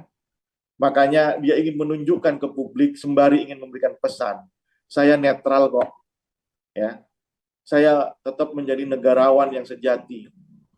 Buat saya Nila sebagai orang yang paham nilai politik di Jawa, kemudian membaca data, saya kok rasanya tetap ini sebuah hanya gimmick politik dari Jokowi kepada masyarakat, bahwa dia ingin menyatakan dirinya terbebas dari kepentingan politik 2024. Mustahil menurut saya. Ya, Jokowi tetap akan menjadi ketua tim sukses pemenangan Prabowo Gibran meskipun tidak disebutkan di secara formal. Saya punya keyakinan itu. Ya, masih berkeyakinan besar bahwa berdiri di balik sang putra begitu ya, Bang Rio ya. Ketua tim sukses bahkan. Ya. Ketua tim sukses bahkan. Ketua tim sukses untuk kemudian bisa memenangkan Prabowo Gibran, yang mana dalam bahasan ini rasanya sedikit sulit, sedikit bergejolak ini elektabilitas dan elektoralnya di kondisi-kondisi yang memang terjadi belakangan ini. Bang Rio, terima kasih banyak untuk kesempatannya berbincang bersama dengan saya. Semoga di lain kesempatan kita bisa berbincang lagi dengan bahasan-bahasan lain, Bang Rio. Terima kasih Nela, terima kasih Tribun. Sampai ketemu lagi ya. Ya, sampai ketemu lagi Bang Rio. Tribuners, demikian Tribun News on Focus kali ini. Nantikan juga obrolan-obrolan lain saya dengan tema-tema lainnya dalam program Tribun News on Focus. Saya Nila Irda pamit undur diri. Terima kasih dan sampai jumpa. Download Tribun X sekarang. Menghadirkan lokal menjadi Indonesia. Paling tidak Prabowo kehilangan dua basis besarnya. Basis ex-Masumi dan basis NU. Karena tidak ada color NU di situ. Tapi kalau ada 7% yang berpindah ke Anies Baswedan, saya bisa memastikan pemenang putaran pertama adalah Ganjar dan Anies Baswedan. Jokowi efek itu bisa berpengaruh terhadap posisi Prabowo dan Gibran di Jawa Tengah. Ya mungkin ya kan. Apakah itu signifikan? Bapaknya cawapresnya Prabowo itu masih presiden. Garansi politik bahwa semua kekuatan yang dimiliki Jokowi ya kan, atau yang mau kalau lebih kritis lagi ya, namanya state aparatus, itu akan bekerja untuk kemenangan itu. Bertemu kembali dengan dengan saya Nila Irda, Tribuners, dalam program Tribun News on Focus. Hari ini kita masih berbincang terkait bagaimana dinamika politik di tanah air setelah resmi diketahui ada 3 kandidat untuk kemudian kontestasi Pilpres di 2024 mendatang. Kira-kira akan bagaimana peta politik dan perolehan suara dari masing-masing kandidat ini? Dan siapa yang berkemungkinan untuk kemudian bisa masuk ke putaran kedua atau bahkan Pilpres ini bisa berjalan dengan 1 putaran saja? Saya sudah tersambung bersama dengan CEO dan juga Direktur Eksekutif Politika Research and Consulting atau PRC, ada Bang Rio Prayogo di sambungan Zoom. Bang Rio, apa kabar? Terima kasih kembali sudah bisa berbincang bersama dengan kami. Apa kabar Nila? Baik. Makin seru pertarungannya. Ya. Kita juga sehat, semoga memang menuju kontestasi ini seluruhnya berjalan dengan baik ya Bang Rio, karena memang semakin seru dinamikanya, terlihat sudah ada 3 pasang lengkap. Ini obrolan-obrolan kita sebelumnya masih menduga, masih prediksi, namun akhirnya sekarang sudah diketahui ada 3 kandidat. Begitu untuk pengantar Bang Rio, kira-kira peta politik dengan sudah terpetakannya ada 3 calon presiden dan juga calon wakil presiden ini seperti apa? Baik, sebelum kita mulai analisis tentang peta elektoral masing-masing kandidat, Nila, saya mau mengungkapkan di Tribun News ini bahwa sebagai seorang yang mengamati politik dari dekat, saya turut ikut sedih sebenarnya ya ketika melihat salah satu capres, proses politiknya mengalami sangat instan begitu ya. Nah, saya tidak ada pretensi untuk mengatakan bahwa ada hubungan yang kurang baik antara Jokowi dengan PDIP. Itu terserah itu. Tetapi tugas kita sebagai civil society adalah bagaimana melihat proses politik terjadi tidak dalam konteks yang sedemikian instan. Ya, ada undang-undang yang dirubah. Bukan berbicara soal konstitusionalisme, ini berbicara cara orang masuk ke dalam satu permainan, sementara wasit, hakim garisnya semua ada di situ. Nah, itu yang tidak fair. Kalau orang bilang lapangan tidak rata ya. Itu dulu concern kami, saya terutama sebagai seorang aktivis dulunya, sekarang punya tugas menganalisa pergerakan politik di Indonesia. Tapi ada hal lain yang ingin saya sampaikan melalui media, bahwa lapangan ini benar-benar tidak rata menurut saya, dan itu menurut saya mudah-mudahan ada respon dari MK ya atas kejadian seperti ini. Nah, yang kedua, apapun ceritanya, ada yang mengatakan bahwa keputusan MK tidak bisa diganggu gugat, ya sudahlah, kita ikuti ini ya. Ada 3 pasangan calon, ada Prabowo Subianto dan anak emas dari Joko Widodo ya, Gibran Rakabuming Raka, kemudian ada Ganjar Pranowo dengan Mahfud MD, dan tentunya ada Anies serta Muhaimin Iskandar. Banyak memprediksi setelah Gibran masuk akan ada kekisruhan politik, ada narasi yang sedemikian kencang, dan itu terjadi sehingga itu bisa mengurangi peta elektoral dari Prabowo Subianto. PRC sendiri belum melakukan survei pasca pendaftaran 3 pasangan calon tersebut. Jadi kami akan baru melakukan survei setelah ada penetapan itu. Sehingga data yang kami miliki adalah analisa yang kita hitung sejak tahun-tahun kami mengadakan survei, tahun-tahun 2020, 2021, 2022, dan 2023. Ada yang menarik di situ, ketika ada pandangan dalam konteks ini mengenai akan turunnya basis Prabowo dan pindahnya ke Anies Baswedan. Kalau itu benar terjadi, maka pilihan politik Prabowo Subianto yang sering kita bahas, ingin terus bersama Jokowi, ingin mendapatkan karomah Jokowi, itu adalah pilihan yang luput atau salah. Karena basis ex-Masumi inilah di wilayah Jawa Barat, Banten, Sumatera, itu adalah basis yang kritis dan sangat mungkin itu memindahkan dukungannya kepada Amin. Ya, kepada Anies Baswedan yang dianggap memiliki karakter ideologi yang sama dengan Prabowo. Oleh karena itu, kalau itu benar-benar terjadi, dan kami akan cek itu, ya, beberapa lembaga survei sudah merilis di Jawa Barat, di Banten itu sudah dimenangkan oleh Amin gitu ya. Nanti kalau Jawa Barat juga dimenangkan oleh Amin, maka pertarungan ini akan menjadi sangat seru ya. Katakanlah kita mengasumsikan atau mensimulasikan 5% saja ada mutasi pemilih basis Islam Prabowo ke Amin, maka kondisi elektoralnya itu sudah di angka 29 sampai 32% untuk semua pasangan calon. Bayangkan kalau itu terjadi, ini akan menjadi pertarungan strategi, pertarungan taktik yang akan memberikan peluang mereka lebih besar untuk lolos ke putaran kedua. Jadi inilah konteks hari ini, Ganjar saya bisa pastikan tetap akan lolos di putaran pertama, maka pertarungan milik Prabowo dan Anies Baswedan. Itu dulu pengantar dari saya.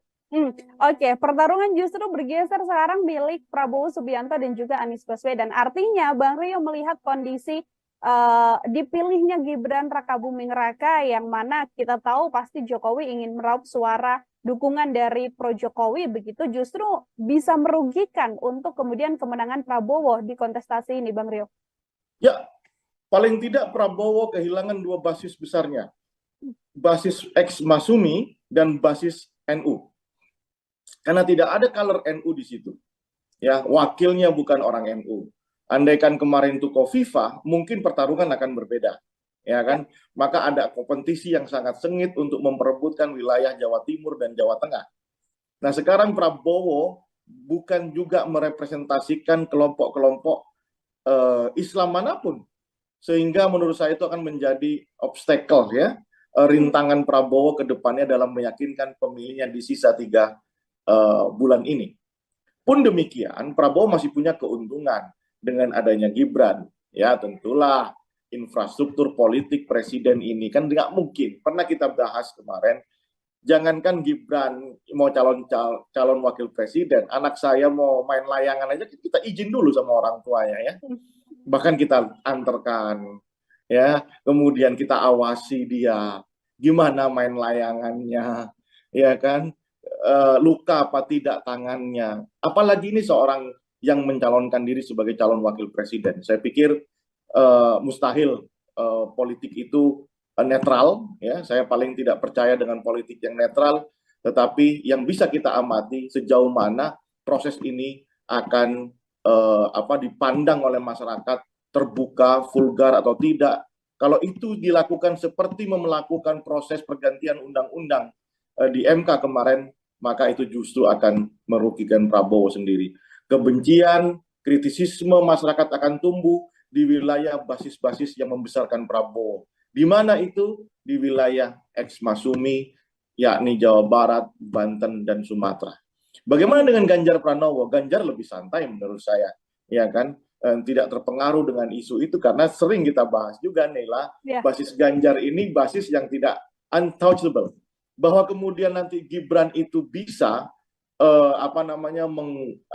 melakukan penetrasi di basis Jawa Tengah, ya saya masih bisa mengukur kemampuan. Karena apa? Di Jawa Tengah itu dia tidak pernah berbicara figur, dia tidak pernah berbicara orang per orang. Mereka itu berbicara simbol besar, Red Bull ya, banteng ya. Mereka pernah saya katakan bahwa biar gepeng asal banteng. Nah, kalimat itu terindoktrinasi secara masif di Jawa Tengah. Jadi bahwa kemudian ada traction pemilih Ganjar, pemilih PDI akan pindah, atau basis pemilih Jokowi yang selama ini pemilih Ganjar akan pindah ke Gibran, ya itu mungkin hanya tidak akan pernah sampai bisa mengalahkan Ganjar Pranowo di Jawa Tengah. Perkiraan saya dari data-data yang kami olah, dengan kondisi saat ini Ganjar tetap akan menang di Jawa Tengah di atas 50%. Selebihnya akan menjadi milik Prabowo, Gibran, dan Anies Mohaimin. Bagaimana dengan Jawa Timur? Jawa Timur saya masih juga memprediksi ini di putaran pertama itu akan dimenangkan oleh Ganjar Pranowo dengan nomor 2 adalah Anies Baswedan. Ya, nomor 3 adalah Prabowo Subianto dan Gibran Rakabuming Raka. Jawa Barat akan menjadi basis pertarungan yang seru bersama Banten dan di Sumatera, ya, kecuali Lampung, untuk melihat ex Masumi, ya basis-basis Islam yang identik selama ini dengan, kalau saya lebih mengistimewakan mengistilahkan itu namanya ex basis Masumi, ya, melihat pemilu tahun 55. Itulah pertarungan hidup dan mati antara Prabowo Subianto, Gibran Rakabuming Raka dengan Anies Baswedan dan Muhaimin Iskandar. Itu pertarungan sesungguhnya.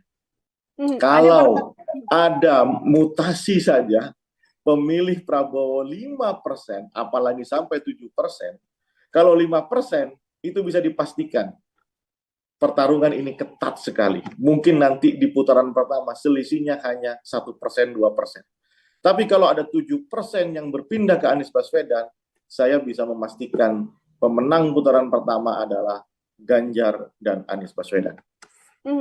Bisa berganti pemenang di putaran pertama adalah Ganjar dan juga Anies Baswedan di kondisi dipilihnya Mas Gibran, begitu ya, Bang Rio, untuk kemudian bersama dengan Prabowo Subianto. Bang Rio, kalau kita melihat basis di Jawa Tengah yang kemudian sudah pasti bisa saya katakan full PDI Perjuangan, begitu, full merah, kemudian di Jawa Timur yang akan banyak diperoleh oleh pasangan Anies dan juga Caimin. Ini kita berbincang soal sosok, Bang Rio, melihat sosok, ini kita berbincang soal sosok, Bang Rio, melihat sosok Prabowo, Mas Gibran dengan visi misinya yang akan melanjutkan kinerja Jokowi, kemudian perubahan di sisi Anies dan juga Caimin, dan perpaduan di antara keduanya di sisi Ganjar dan juga Mahfud MD. Visi misi ini apakah kemudian juga berpengaruh untuk menggerakkan pergerakan suara di kontestasi ini? Nila percaya dengan pemilih rasional nggak? Ya kan, ada perdebatan di dalam konteks wacana ilmu politik gitu ya. Ada nggak itu pemilih rasional yang benar-benar rasional melihat seorang figur itu secara programatik begitu ya. Saya percaya, tapi itu peluangnya sangat kecil ya. Visi misi itu dikemukakan, saya tidak yakin yang datang dan berdoyong datang ke TPS, memberikan dukungan yang masif, menjadi relawan atau menjadi buzzer, itu bukan soal seberapa baik visi misi pasangan tertentu. Ini lebih, apalagi berbicara di Asia, berbicara di Indonesia, ini lebih soal bagaimana emosi, ya, kedekatan, ya, primordialisme, ya, kesamaan ideologi, emosi, ya, lebih ke bagaimana emotional bonding di antara figur dengan calon pemilihnya. Isu apa yang kemudian lebih sensitif mereka rasakan, bukan soal isu-isu yang sifatnya kinerja dan programatik. Ya, mungkin itu ada, tapi porsinya tidak akan sebesar isu-isu yang saya sebutkan secara emosional tadi antara figur dengan pemilihnya. Oke, terkait Jokowi efek kemudian, Bang Rio, ini kan kalau kita melihat sebelum memang adanya drama yang terjadi belakangan, mulai dari putusan MK dan sebagainya, ini kan Jokowi efek begitu besar, di mana tingkat kepuasan publik begitu terhadap Presiden Jokowi yang juga cukup tinggi dalam masa jabatannya 10 tahun ini. Itu apakah kemudian berpengaruh atau hilang begitu saja setelah drama yang terjadi? Bukan begitu melihatnya. Jokowi efek atau tingkat kepuasan yang sampai di angka 80%, itu di survei kami harus akui itu ada, iya. Tetapi pernah nggak berpikir apa masalah yang paling besar dihadapi masyarakat? Ya, data survei yang sama menunjukkan harga sembako. Ya, nah bagaimana kemudian mengkombinasikan antara dua temuan ini? Satu sisi harga sembako itu naik drastis, ya, cabai aja sekarang udah di 100.000. Ya, salah satu itu komoditas. Ya, harga beras sulit, pupuk juga sulit. Tapi kepuasan itu tinggi terhadap presiden. Bagaimana kita bisa korelasikan antara dua variabel temuan ini?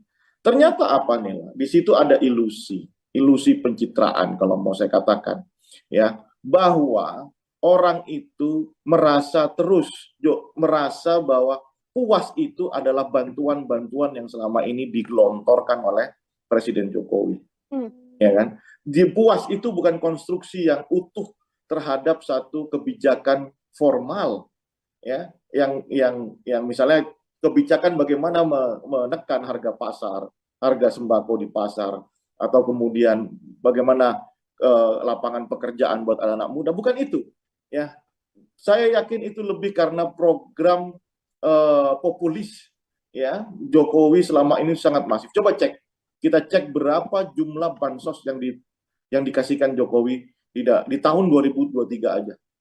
Nah, itu yang saya katakan ilusi. Jadi masyarakat masih cenderung melihat tingkat kepuasan itu dari apa yang diberikan, bukan apa yang dikerjakan. Nah, itu perbedaannya. Oleh karena itu, saya tidak akan melihat itu sebagai variabel yang bisa mengganggu proses pemilihan presiden di tahun 2024 nanti. Dalam hal misalnya, apakah Jokowi efek itu bisa berpengaruh terhadap posisi Prabowo dan Gibran di Jawa Tengah? Ya mungkin ya kan. Apakah itu signifikan? Saya jawab tidak. Ya, kenapa? Karena teorinya tadi, kalau berbicara PDIP di Jawa Tengah, itu berbicara bukan figur, dia berbicara organisasi, dia berbicara rumah, ya. Nah, itu yang menurut saya akan menjadi meskipun akan ada pertarungan yang sengit di sana, gitu ya. Nah, kemudian apa makaromah yang mau diharapkan sama Prabowo? Jaminan bahwa bagaimanapun Jokowi ini presiden yang masih menjabat sampai tanggal 14 Februari 2024. Jadi pertandingan sah itu berlangsung, ya kan? Bapaknya cawapresnya Prabowo itu masih presiden. Garansi politik bahwa semua kekuatan yang dimiliki Jokowi, ya kan, atau yang mau kalau lebih kritis lagi, ya, namanya state aparatus, itu akan bekerja untuk kemenangan itu. Itu sebuah jaminan. Oke, itu kan tidak bisa terlihat kata siapa. Kalau kita bermain di lapangan kita tahu kok siapa ya ke siapa. Ya. Nah, itu menurut saya satu keyakinan yang ada di dalam diri Prabowo untuk menggolkan ambisinya menjadi presiden meskipun sudah 3 kali bertarung dan kalah. Satu-satunya cara adalah berkoalisi dengan rivalnya yang saat ini menjabat sebagai presiden. Ya, kalau itu bisa, ya bayangannya nih, kita simulasikan cara dia berpikir, bayangannya adalah dengan cara seperti ini dia akan mendapatkan kursi presiden dengan lebih sempurna, gitu ya, karena ada backup dari presiden yang sedang menjabat saat ini. Nah, itu yang saya katakan lapangan tidak rata. Ya, lapangan tidak rata, kemudian ada backup atau garansi tadi ya, Bang Rio, dari Presiden Joko Widodo. Dan kalau melihat sejauh ini, dari mulai sebelum memutuskan bersama dengan Gibran, artinya tanda-tanda bahwa Presiden Jokowi melibatkan tangannya untuk membantu keberhasilan Prabowo Subianto ini sudah terlihat secara gamblang dari kacamata Bang Rio? Ya jelas. Gimana tidak? Ya. Di MK itu bagaimana kalau ini soal bicara aturannya? Kalau bicara aturan, ya, aturan itu bisa dirubah. Konstitusi itu bisa disentuh, iya.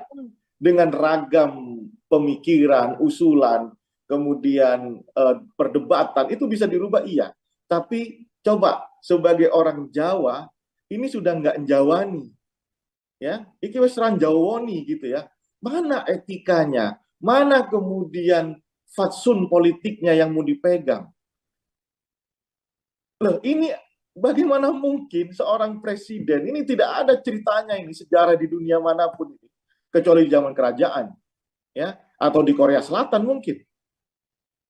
Korea Selatan? Maaf, Korea Utara. Ya. Ini bagaimana seorang presiden yang sedang menjabat, anaknya diusulkan, dijadikan cawapres dengan merubah undang-undang. Dan sekarang lagi dipersoalkan. Bayangkan coba Nila, bagaimana ketika nanti MK mengatakan bahwa ini terjadi pelanggaran etik. Sementara aturan sudah tidak bisa dirubah. Loh, ini kan bobrok ini. Perpolitikan kita kan sudah tidak rata, sudah tidak rata untuk semua kandidat. Itu yang kami kesalkan, ini yang membuat kami merasa bahwa ada hal yang lebih besar dari sekedar kekuasaan. tapi bagaimana menjaga martabat bangsa dan negara ini. Saya tidak ada urusan ya dengan Jokowi, relasi Jokowi dengan Megawati, itu urusan dinamika politik ya. Bagaimana respon, bahkan termasuk isu PDI main dua kaki ya itu realitas politik mulai zamannya Game of Thrones-nya sampai sekarang, namanya realitas politiknya seperti itu.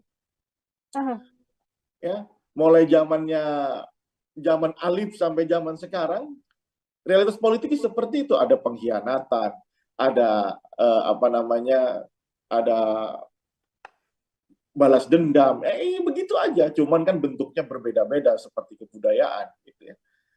Nah, yang tidak berbeda adalah bagaimana menjaga etika kepemimpinan, bagaimana menjaga etika dia sebagai seorang negarawan.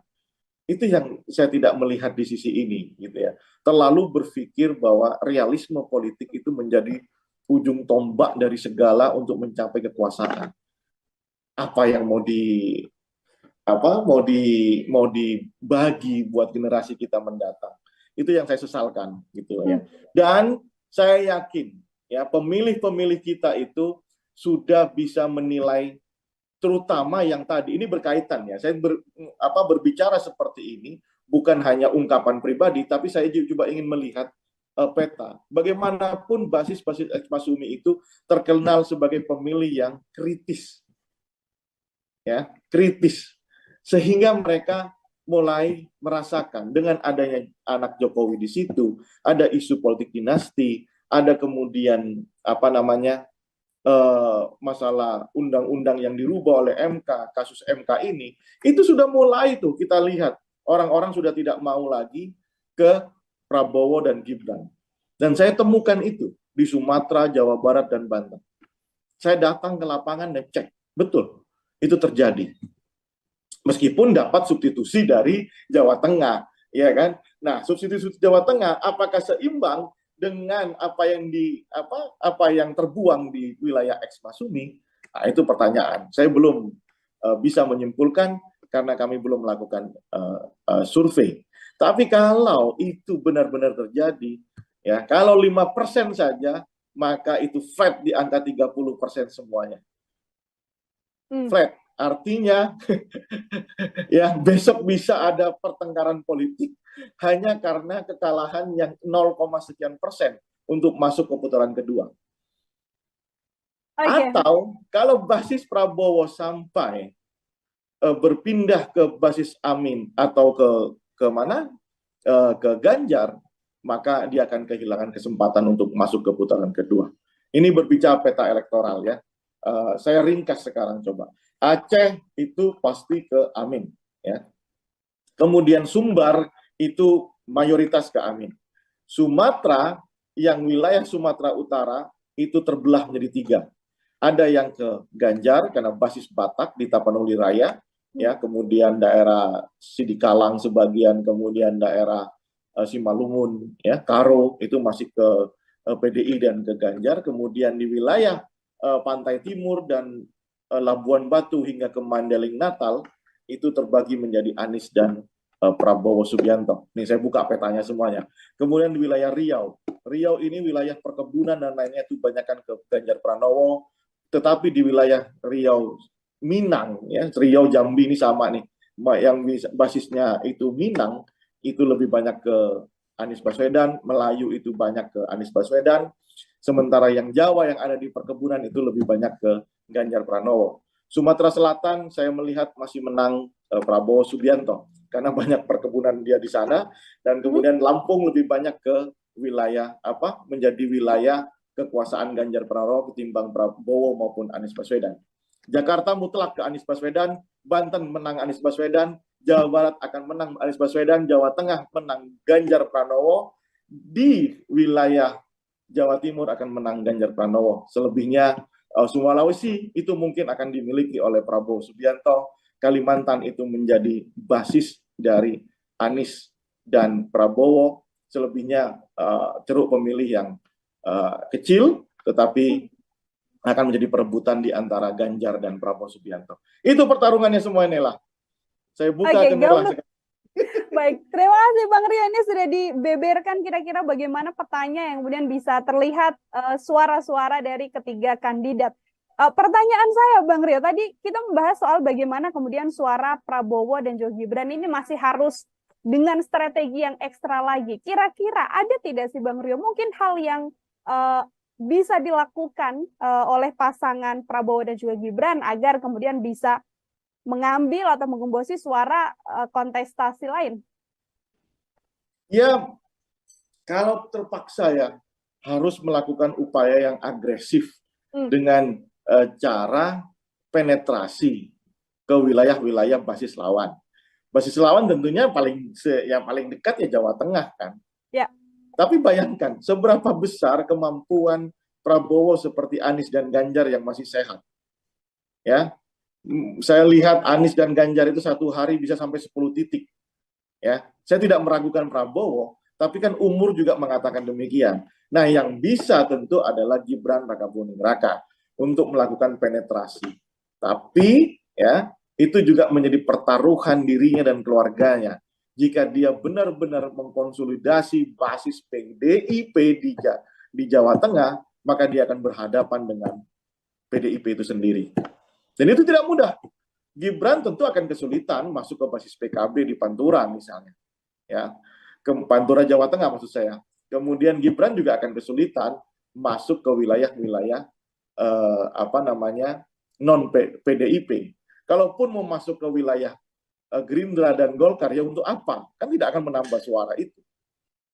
Ya, di Jawa Tengah tidak akan menambah suara itu. Yang paling mungkin bagi Gibran ya adalah masuk ke dalam basis suara PDIP. Tetapi ingat di situ akan terjadi peperangan yang sangat dahsyat antara Gibran yang PDIP kan belum keluar nih dari PDIP ya, dengan organisasinya PDIP sendiri dengan kader-kadernya Pak Bambang Pacul. Itu kan terjadi peperangan yang luar biasa. Ini tidak mudah sebenarnya, ya tidak mudah. Oleh karena itu, misalnya melirik wilayah lain, wilayah Jawa Tengah, maka akan ada kesulitan. Melirik ke wilayah Jawa Barat, Banten dan Sumatera di basis X Masumi, akan ada kesulitan menjelaskan kenapa saya pilih Gibran.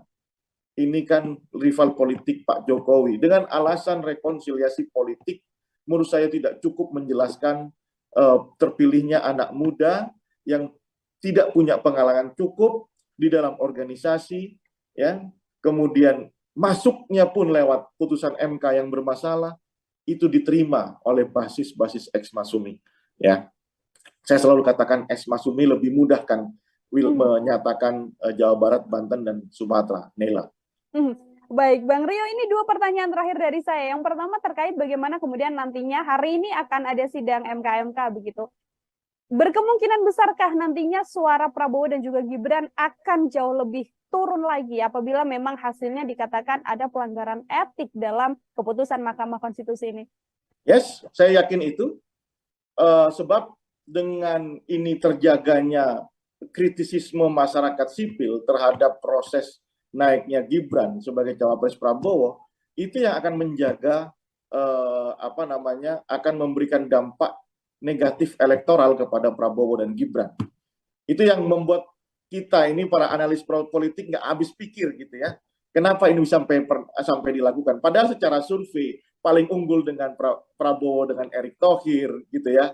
Tidak ada itu Prabowo dengan Gibran yang unggul dibanding yang lain, tidak ada. Bahkan kalau menggunakan uji simulasi sebelum keputusan pendaftaran kemarin kan sempat kami survei, itu menunjukkan bahwa Gibran mengalami penurunan sama Gibran ketimbang dengan Ridwan Kamil atau dengan Khofifah bahkan atau dengan Erick Thohir. Tetapi kan kemarin kita prediksi Gibran karena kita tahu itu permainan di bawah tanahnya kan kita tahu itu kasak-kusuknya kan kita dengar ya, sehingga saya punya keyakinan ke arah situ. Tetapi secara basis data itu tidak menguntungkan dan terbukti sekarang bahwa dengan adanya Gibran muncul kritisisme yang dahsyat dari masyarakat sipil, meskipun PDI ya agak begitulah sikapnya, nggak jelas juga gitu ya, kayak punya double standar PDI terhadap kadernya ya. yang mokong. Nah, tapi ternyata apa? Masyarakat sipil bergerak dan Prabowo dan Gibran serta Jokowi sebagai kingmaker-nya harus benar-benar sweeping the issues. Bagaimana caranya? Nah, itu tantangannya. Ya, setiap presiden punya tantangannya ya. Setiap calon presiden pasti punya tantangannya. Sekarang tantangan Prabowo, kalau ini bisa diatasi, he's become a leader. Yes, baik. Apakah kemudian bantuan dari Presiden Jokowi dengan kemarin mempertemukan ketiga kandidat untuk makan siang bersama di istana, mewujudkan bentuk netralitas dari seorang Presiden Jokowi, bisa menutup situasi yang terjadi ini, Bang Rio? Inilah orang Jawa, ya, menang tanpa ngisor akeh. Itu statement saya. Kemarin diwawancara sama salah satu portal berita. Itu statement saya. Menang tanpa ngisor akeh. Jokowi itu orang Jawa. Cara berpolitiknya Jawa banget. Dia tahu hari ini secara psikologi dia tuh memenangkan pertarungan ini. Baik antara relasinya dengan Prabowo yang pernah menjadi rivalnya, dia merasa unggul. Kemudian pertarungan dengan dengan Anies dan Nasdem, dia juga merasa unggul karena sampai sekarang kepelikan ya, musibah terus datang ke Nasdem dan ke Anies Baswedan ya. Kemudian relasinya dengan PDIP, di situ ada Megawati, dia merasa menang ya. Makanya dia ingin menunjukkan ke publik sembari ingin memberikan pesan, saya netral kok ya. Saya tetap menjadi negarawan yang sejati. Buat saya Nila sebagai orang yang paham nilai politik di Jawa, kemudian membaca data, saya kok rasanya tetap ini sebuah hanya gimmick politik dari Jokowi kepada masyarakat, bahwa dia ingin menyatakan dirinya terbebas dari kepentingan politik 2024. Mustahil menurut saya. Ya, Jokowi tetap akan menjadi ketua tim sukses pemenangan Prabowo Gibran meskipun tidak disebutkan secara formal. Saya punya keyakinan itu. Ya, masih berkeyakinan besar bahwa berdiri di balik sang putra begitu ya, Bang Rio ya. Ketua tim sukses bahkan. Ya. Ketua tim sukses bahkan.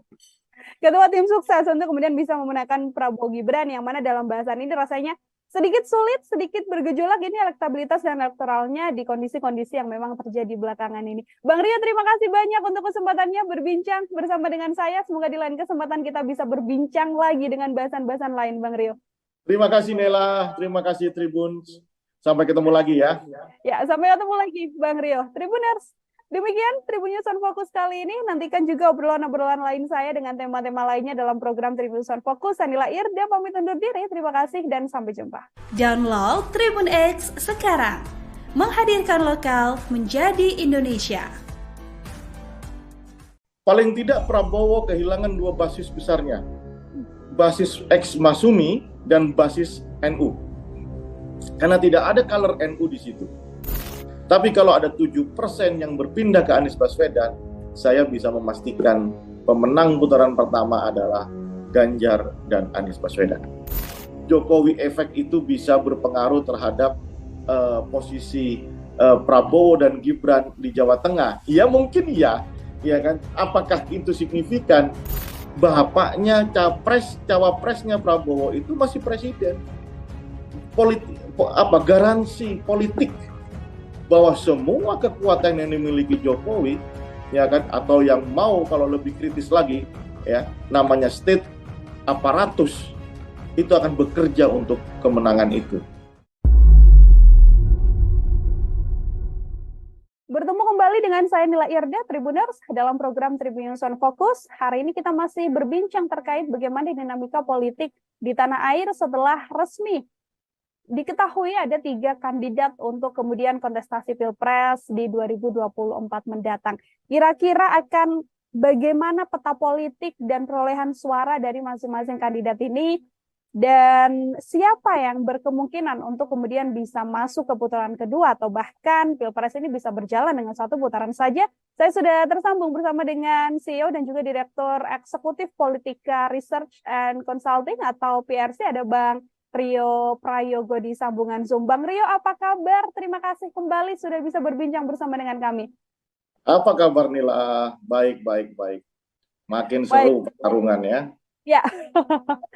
Kita juga sehat, semoga memang menuju kontestasi ini seluruhnya berjalan dengan baik ya Bang Rio, karena memang semakin seru dinamikanya, terlihat sudah ada 3 pasang lengkap. Ini obrolan-obrolan kita sebelumnya masih menduga, masih prediksi, namun akhirnya sekarang sudah diketahui ada 3 kandidat. Begitu untuk pengantar Bang Rio, kira-kira peta politik dengan sudah terpetakannya ada 3 calon presiden dan juga calon wakil presiden ini seperti apa? Baik, sebelum kita mulai analisis tentang peta elektoral masing-masing kandidat, Nila, saya mau mengungkapkan di Tribun News ini bahwa sebagai seorang yang mengamati politik dari dekat, saya turut ikut sedih sebenarnya ya ketika melihat salah satu capres, proses politiknya mengalami sangat instan begitu ya. Nah, saya tidak ada pretensi untuk mengatakan bahwa ada hubungan yang kurang baik antara Jokowi dengan PDIP. Itu terserah itu. Tetapi tugas kita sebagai civil society adalah bagaimana melihat proses politik terjadi tidak dalam konteks yang sedemikian instan. Ya, ada undang-undang yang dirubah. Bukan berbicara soal konstitusionalisme, ini berbicara cara orang masuk ke dalam satu permainan, sementara wasit, hakim garisnya semua ada di situ. Nah, itu yang tidak fair. Kalau orang bilang lapangan tidak rata ya. Itu dulu concern kami, saya terutama sebagai seorang aktivis dulunya, sekarang punya tugas menganalisa pergerakan politik di Indonesia. Tapi ada hal lain yang ingin saya sampaikan melalui media, bahwa lapangan ini benar-benar tidak rata menurut saya, dan itu menurut saya mudah-mudahan ada respon dari MK ya atas kejadian seperti ini. Nah, yang kedua, apapun ceritanya, ada yang mengatakan bahwa keputusan MK tidak bisa diganggu gugat, ya sudahlah, kita ikuti ini ya. Ada 3 pasangan calon, ada Prabowo Subianto dan anak emas dari Joko Widodo ya, Gibran Rakabuming Raka, kemudian ada Ganjar Pranowo dengan Mahfud MD, dan tentunya ada Anies serta Muhaimin Iskandar. Banyak memprediksi setelah Gibran masuk akan ada kekisruhan politik, ada narasi yang sedemikian kencang, dan itu terjadi sehingga itu bisa mengurangi peta elektoral dari Prabowo Subianto. PRC sendiri belum melakukan survei pasca pendaftaran 3 pasangan calon tersebut. Jadi kami akan baru melakukan survei setelah ada penetapan itu. Sehingga data yang kami miliki adalah analisa yang kita hitung sejak tahun-tahun kami mengadakan survei, tahun-tahun 2020, 2021, 2022, dan 2023. Ada yang menarik di situ, ketika ada pandangan dalam konteks ini mengenai akan turunnya basis Prabowo dan pindahnya ke Anies Baswedan. Kalau itu benar terjadi, maka pilihan politik Prabowo Subianto yang sering kita bahas, ingin terus bersama Jokowi, ingin mendapatkan karomah Jokowi, itu adalah pilihan yang luput atau salah. Karena basis ex-Masumi inilah di wilayah Jawa Barat, Banten, Sumatera, itu adalah basis yang kritis dan sangat mungkin itu memindahkan dukungannya kepada Amin. Ya, kepada Anies Baswedan yang dianggap memiliki karakter ideologi yang sama dengan Prabowo. Oleh karena itu, kalau itu benar-benar terjadi, dan kami akan cek itu, ya, beberapa lembaga survei sudah merilis di Jawa Barat, di Banten itu sudah dimenangkan oleh Amin, gitu ya. Nanti kalau Jawa Barat juga dimenangkan oleh Amin, maka pertarungan ini akan menjadi sangat seru, ya. Katakanlah kita mengasumsikan atau mensimulasikan 5% saja ada mutasi pemilih basis Islam Prabowo ke Amin, maka kondisi elektoralnya itu sudah di angka 29 sampai 32% untuk semua pasangan calon. Bayangkan kalau itu terjadi, ini akan menjadi pertarungan strategi, pertarungan taktik yang akan memberikan peluang mereka lebih besar untuk lolos ke putaran kedua. Jadi inilah konteks hari ini, Ganjar saya bisa pastikan tetap akan lolos di putaran pertama, maka pertarungan milik Prabowo dan Anies Baswedan. Itu dulu pengantar dari saya. Oke, pertarungan justru bergeser sekarang milik Prabowo Subianto dan juga Anies Baswedan. Artinya Bang Rio melihat kondisi dipilihnya Gibran Rakabuming Raka yang mana kita tahu pasti Jokowi ingin meraup suara dukungan dari pro Jokowi, begitu justru bisa merugikan untuk kemudian kemenangan Prabowo di kontestasi ini, Bang Rio. Ya, paling tidak Prabowo kehilangan dua basis besarnya, basis ex Masumi dan basis NU, karena tidak ada color NU di situ. Ya, wakilnya bukan orang NU. Andaikan kemarin itu Kofifa, mungkin pertarungan akan berbeda, ya kan? Maka ada kompetisi yang sangat sengit untuk memperebutkan wilayah Jawa Timur dan Jawa Tengah. Nah, sekarang Prabowo bukan juga merepresentasikan kelompok-kelompok Islam manapun, sehingga menurut saya itu akan menjadi obstacle, ya, rintangan Prabowo ke depannya dalam meyakinkan pemilihnya di sisa 3 bulan ini. Pun demikian, Prabowo masih punya keuntungan dengan adanya Gibran. Ya, tentulah infrastruktur politik presiden ini kan nggak mungkin. Pernah kita bahas kemarin, jangankan Gibran mau calon wakil presiden, anak saya mau main layangan aja kita izin dulu sama orang tuanya, ya.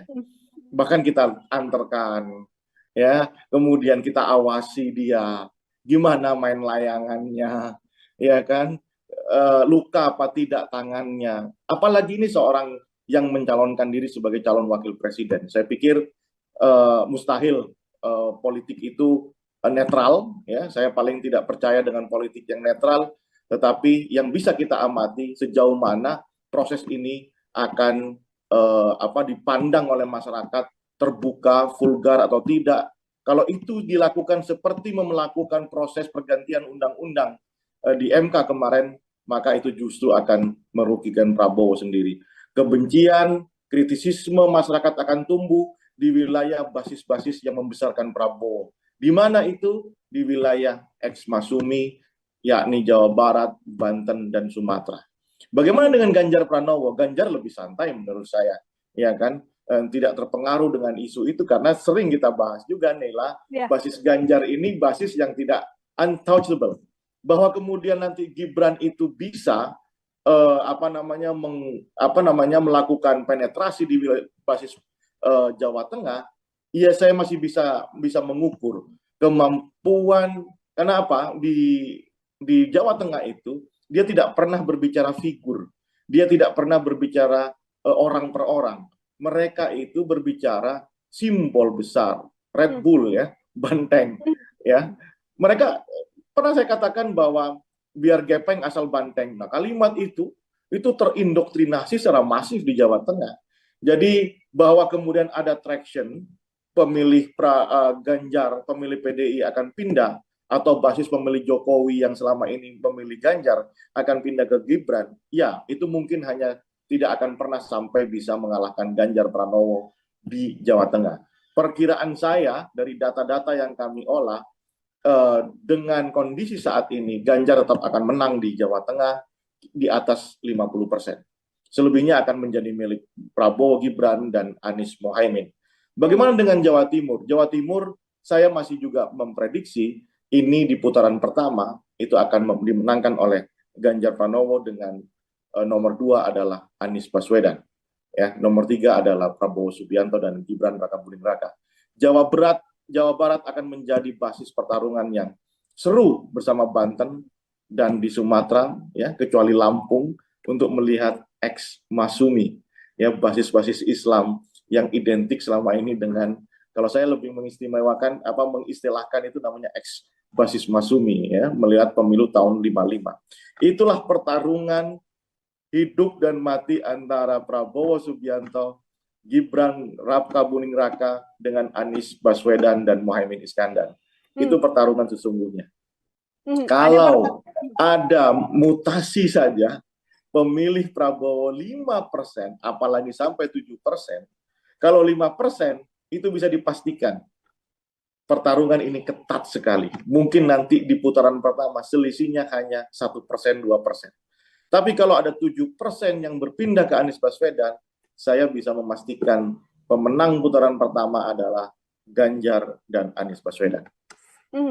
Bisa berganti pemenang di putaran pertama adalah Ganjar dan juga Anies Baswedan di kondisi dipilihnya Mas Gibran begitu ya, Bang Rio, untuk kemudian bersama dengan Prabowo Subianto. Bang Rio, kalau kita melihat basis di Jawa Tengah yang kemudian sudah pasti bisa saya katakan full PDI Perjuangan begitu, full merah, kemudian di Jawa Timur yang akan banyak diperoleh oleh pasangan Anies dan juga Caimin. Ini kita berbincang soal sosok, Bang Rio, melihat sosok.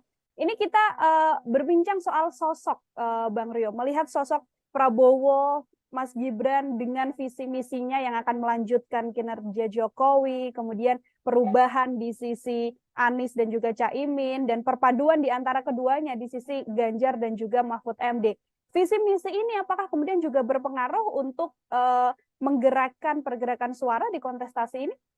Nila percaya dengan pemilih rasional nggak?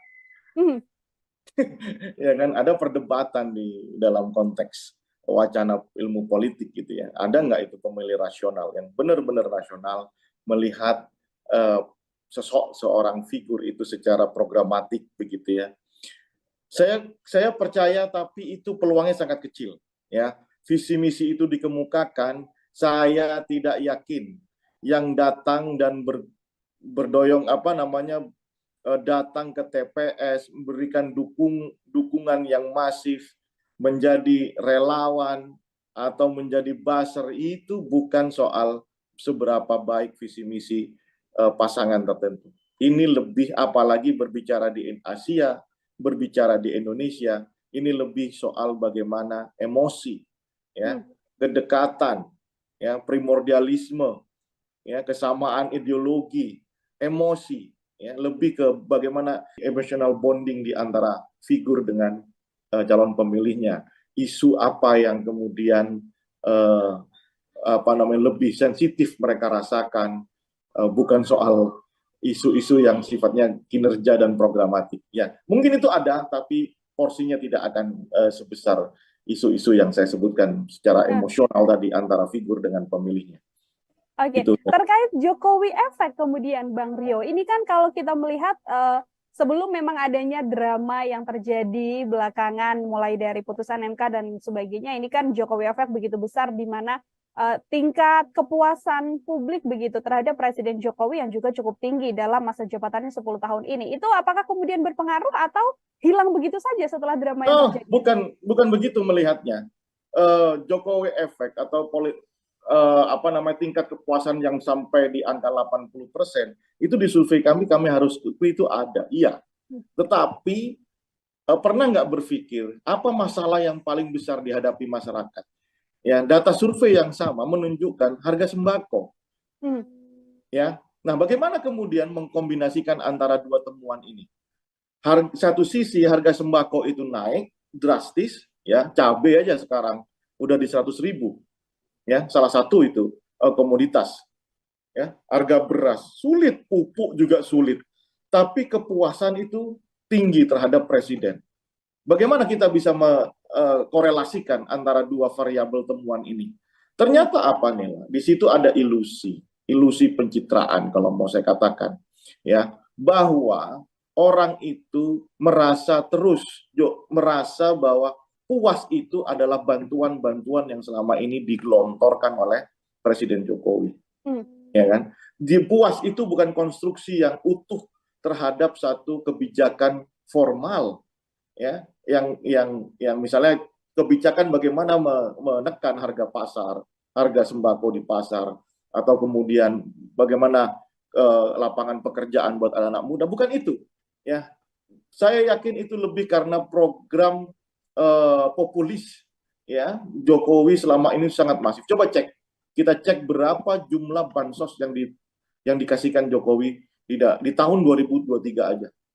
Nah, itu yang saya katakan ilusi. Jadi masyarakat masih cenderung melihat tingkat kepuasan itu dari apa yang diberikan, bukan apa yang dikerjakan. Nah, itu perbedaannya.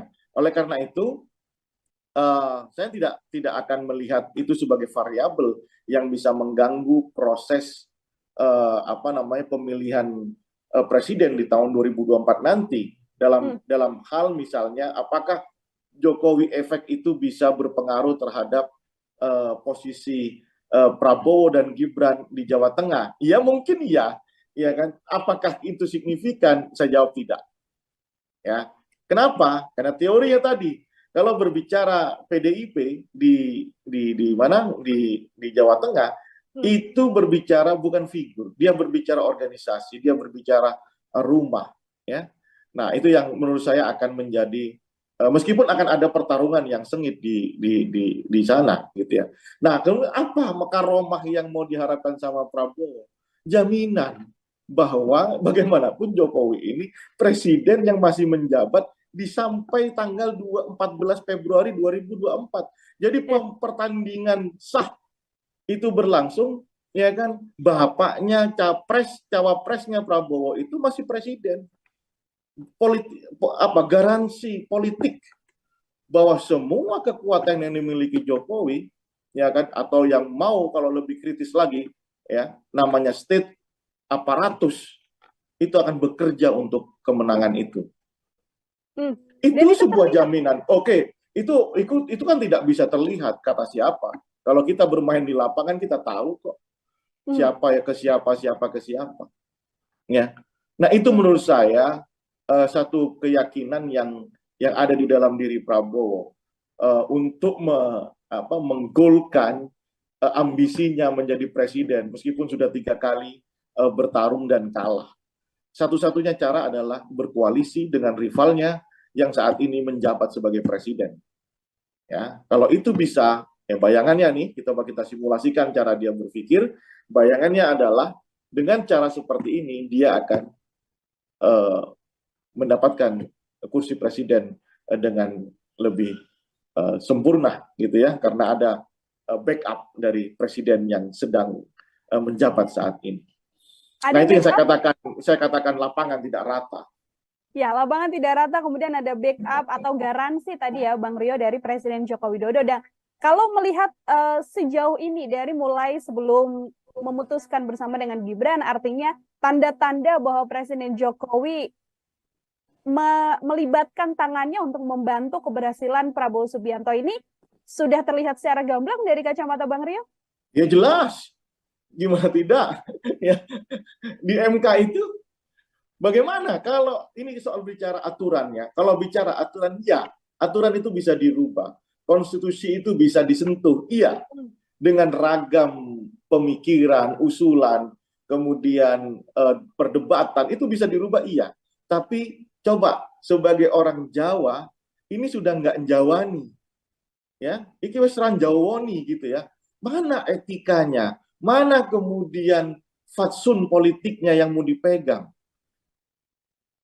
Loh, ini bagaimana mungkin seorang presiden, ini tidak ada ceritanya ini, sejarah di dunia manapun ini, kecuali di zaman kerajaan, ya, atau di Korea Selatan mungkin. Korea Selatan? Maaf, Korea Utara. Ya. Ini bagaimana seorang presiden yang sedang menjabat, anaknya diusulkan, dijadikan cawapres dengan merubah undang-undang. Dan sekarang lagi dipersoalkan.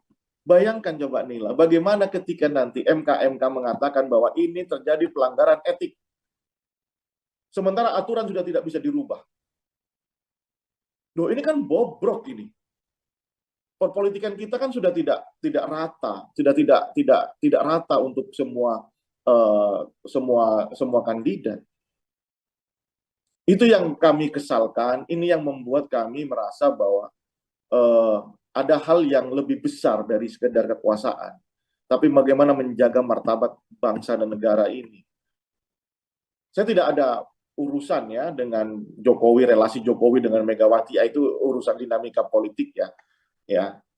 Bagaimana respon, bahkan termasuk isu PDI main 2 kaki ya. Ya itu realitas politik mulai zamannya Game of Thrones-nya sampai sekarang, namanya realitas politiknya seperti itu. Ya, mulai zaman Alif sampai zaman sekarang, realitas politik seperti itu, ada pengkhianatan, ada ada balas dendam, begitu aja, cuman kan bentuknya berbeda-beda seperti kebudayaan gitu ya. Nah, yang tidak berbeda adalah bagaimana menjaga etika kepemimpinan, bagaimana menjaga etika dia sebagai seorang negarawan. Itu yang saya tidak melihat di sisi ini gitu ya. Terlalu berpikir bahwa realisme politik itu menjadi ujung tombak dari segala untuk mencapai kekuasaan. Apa yang mau dibagi buat generasi kita mendatang. Itu yang saya sesalkan gitu ya. Dan saya yakin ya pemilih-pemilih kita itu sudah bisa menilai, terutama yang tadi ini berkaitan ya. Saya berbicara seperti ini bukan hanya ungkapan pribadi, tapi saya juga ingin melihat peta. Bagaimanapun basis-basis Ekmasumi itu terkenal sebagai pemilih yang kritis, ya, kritis, sehingga mereka mulai merasakan dengan adanya anak Jokowi di situ, ada isu politik dinasti, ada kemudian masalah undang-undang yang dirubah oleh MK, kasus MK ini, itu sudah mulai tuh kita lihat orang-orang sudah tidak mau lagi ke Prabowo dan Gibran. Dan saya temukan itu di Sumatera, Jawa Barat, dan Banten. Saya datang ke lapangan dan cek, betul, itu terjadi. Meskipun dapat substitusi dari Jawa Tengah, ya kan? Nah, substitusi Jawa Tengah apakah seimbang dengan apa yang terbuang di wilayah Ekmasumi? Nah, itu pertanyaan. Saya belum bisa menyimpulkan karena kami belum melakukan survei. Tapi kalau itu benar-benar terjadi, ya, kalau 5% saja, maka itu flat di angka 30% semuanya.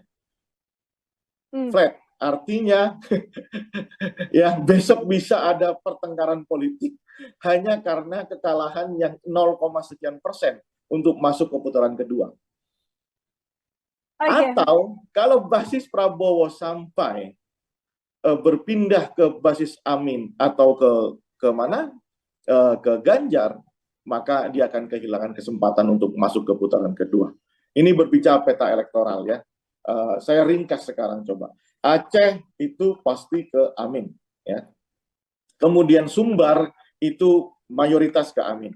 Sumatera, yang wilayah Sumatera Utara itu terbelah menjadi 3. Ada yang ke Ganjar karena basis Batak di Tapanuli Raya, ya. Kemudian daerah Sidikalang sebagian, kemudian daerah Simalungun, ya, Karo itu masih ke PDI dan ke Ganjar. Kemudian di wilayah Pantai Timur dan Labuan Batu hingga ke Mandailing Natal itu terbagi menjadi Anies dan Prabowo Subianto. Nih saya buka petanya semuanya.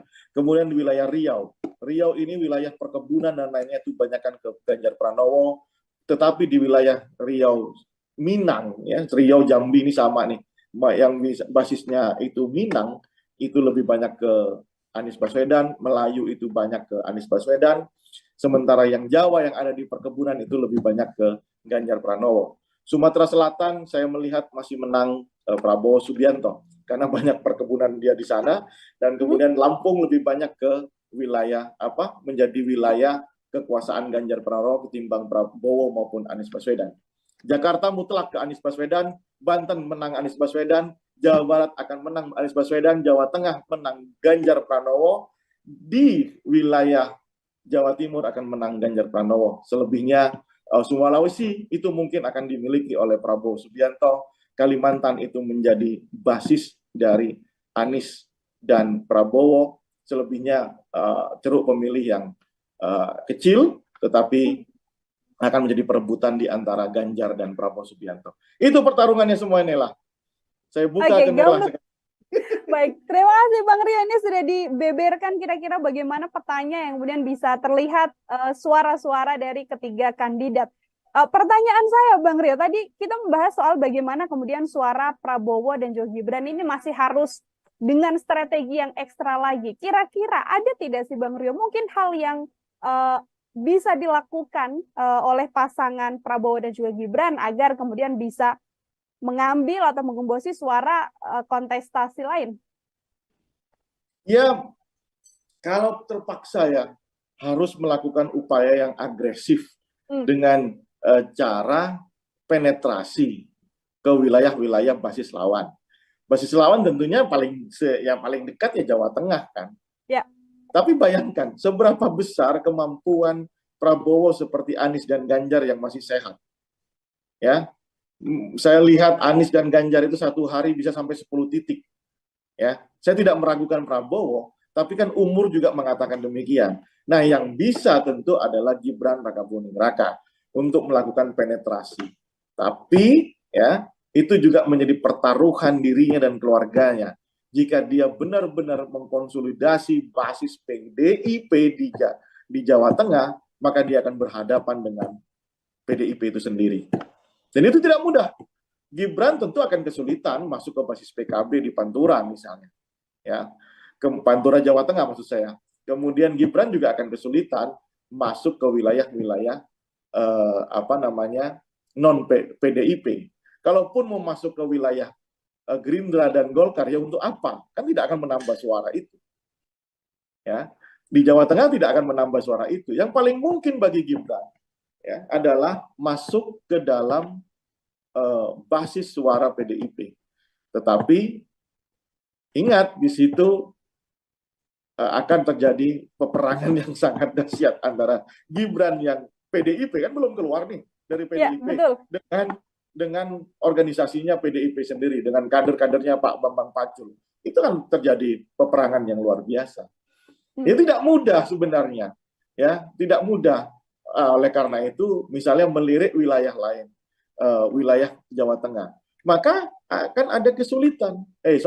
Melirik ke wilayah Jawa Barat, Banten dan Sumatera di basis X Masumi, akan ada kesulitan menjelaskan kenapa saya pilih Gibran.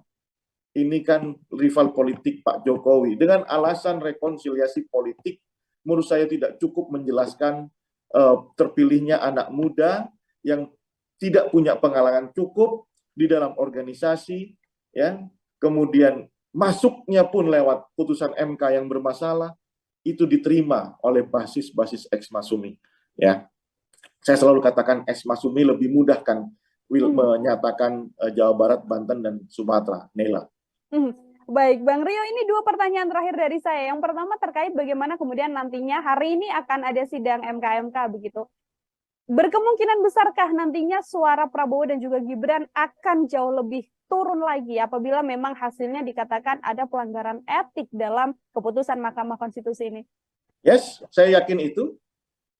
Sebab dengan ini terjaganya kritisisme masyarakat sipil terhadap proses naiknya Gibran sebagai cawapres Prabowo, itu yang akan menjaga akan memberikan dampak negatif elektoral kepada Prabowo dan Gibran.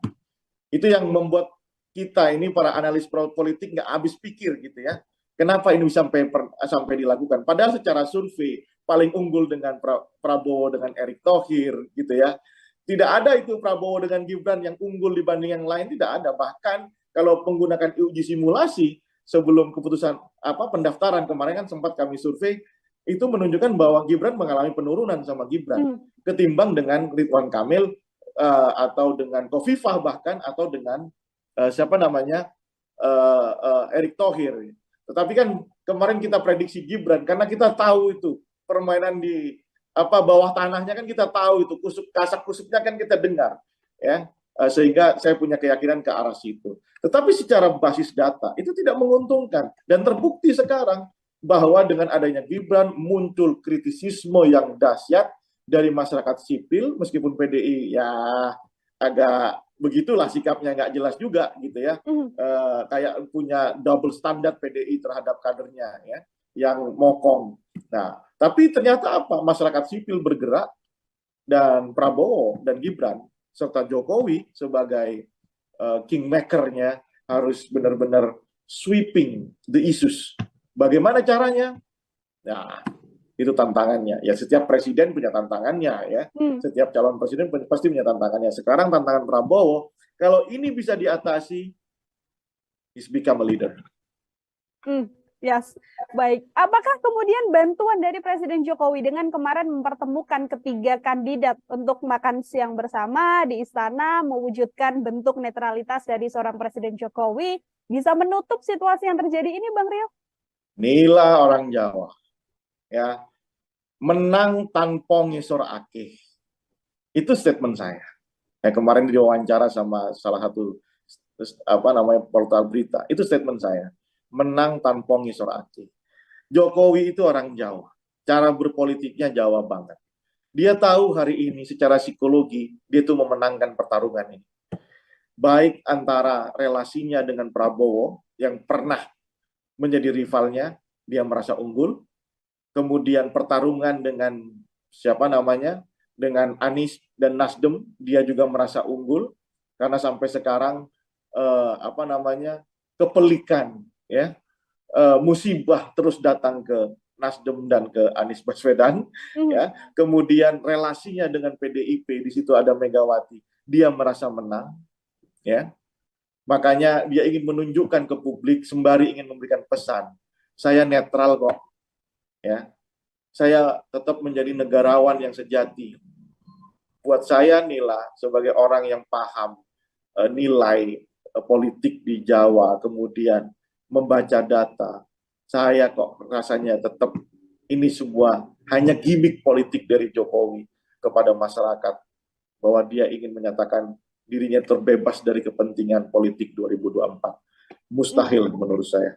Ya, Jokowi tetap akan menjadi ketua tim sukses pemenangan Prabowo Gibran meskipun tidak disebutkan di secara formal. Saya punya keyakinan itu. Ya, masih berkeyakinan besar bahwa berdiri di balik sang putra begitu ya, Bang Rio ya. Ketua tim sukses bahkan. Ya. Ketua tim sukses bahkan. Ketua tim sukses untuk kemudian bisa memenangkan Prabowo Gibran, yang mana dalam bahasan ini rasanya sedikit sulit, sedikit bergejolak ini elektabilitas dan elektoralnya di kondisi-kondisi yang memang terjadi belakangan ini. Bang Rio, terima kasih banyak untuk kesempatannya berbincang bersama dengan saya. Semoga di lain kesempatan kita bisa berbincang lagi dengan bahasan-bahasan lain, Bang Rio. Terima kasih Nela, terima kasih Tribun. Sampai ketemu lagi ya. Ya, sampai ketemu lagi Bang Rio. Tribuners, demikian Tribun News on Focus kali ini. Nantikan juga obrolan-obrolan lain saya dengan tema-tema lainnya dalam program Tribun News on Focus. Saya Nila Irda pamit undur diri. Terima kasih dan sampai jumpa. Download Tribun X sekarang.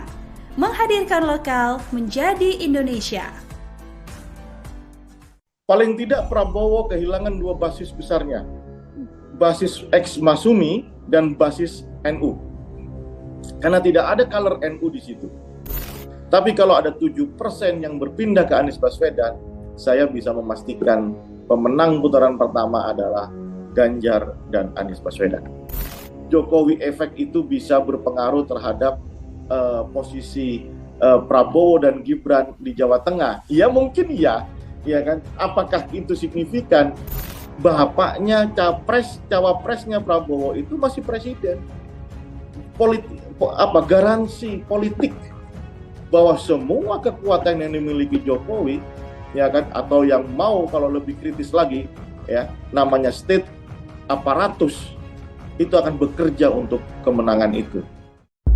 Yang berkemungkinan untuk kemudian bisa masuk ke putaran kedua atau bahkan Pilpres ini bisa berjalan dengan satu putaran saja. Saya sudah ungkapkan di Tribun News ini bahwa sebagai seorang yang mengamati politik dari dekat, politiknya pretensi untuk mengatakan bahwa ada hubungan yang kurang baik antara Jokowi dengan PDIP, itu terserah itu. Tetapi tugas kita sebagai civil society adalah bagaimana ya ada undang-undang yang dirubah. Bukan berbicara soal konstitusionalisme, ini berbicara cara orang masuk ke dalam satu permainan, sementara wasit, hakim garisnya semua ada di situ. Nah itu yang tidak fair. Kalau orang bilang lapangan tidak rata ya. Itu dulu concern kami saya terutama sebagai seorang aktivis dulunya, sekarang punya tugas menganalisa pergerakan politik di Indonesia. Tapi ada hal lain yang ingin mudah-mudahan ada respon dari MK ya. Katakan bahwa keputusan MK tidak bisa diganggu gugat, ya sudah, anak emas dari Ganjar Pranowo dengan Mahfud MD dan tentunya ada Anies serta Muhaimin Iskandar. Banyak memprediksi setelah Gibran masuk akan ada kekisruhan politik, ada narasi yang sedemikian kencang, dan itu terjadi sehingga itu bisa mengurangi peta elektoral dari Prabowo Subianto. Pendaftaran 3 pasangan calon tersebut. Jadi kami akan baru melakukan survei setelah ada penetapan itu. Sehingga data yang kami miliki adalah analisa yang kita hitung sejak tahun-tahun kami undangan dalam konteks ini mengenai akan turunnya basis Prabowo dan pindahnya ke Anies Baswedan. Kalau itu benar terjadi bersama Jokowi, ingin mendapatkan karomah Jokowi, itu adalah pilihan yang luput atau salah. Mungkin itu memindahkan dukungannya kepada Prabowo. Oleh karena itu, rilis di Jawa Barat, di Banten menjadi sangat seru. Ya, katakanlah kita memutasi pemilih di angka 29 sampai 32% untuk semua pasangan calon. Bayangkan kalau itu. Jadi maka pertarungan milik Prabowo Subianto dan juga Anies Baswedan, mana kita tahu pasti Jokowi ingin meraup suara Prabowo di kontestasi ini, Bang Rio. Ya, kami dan basis NU. Karena tidak ada color NU di situ. Ya, wakilnya bukan orang NU.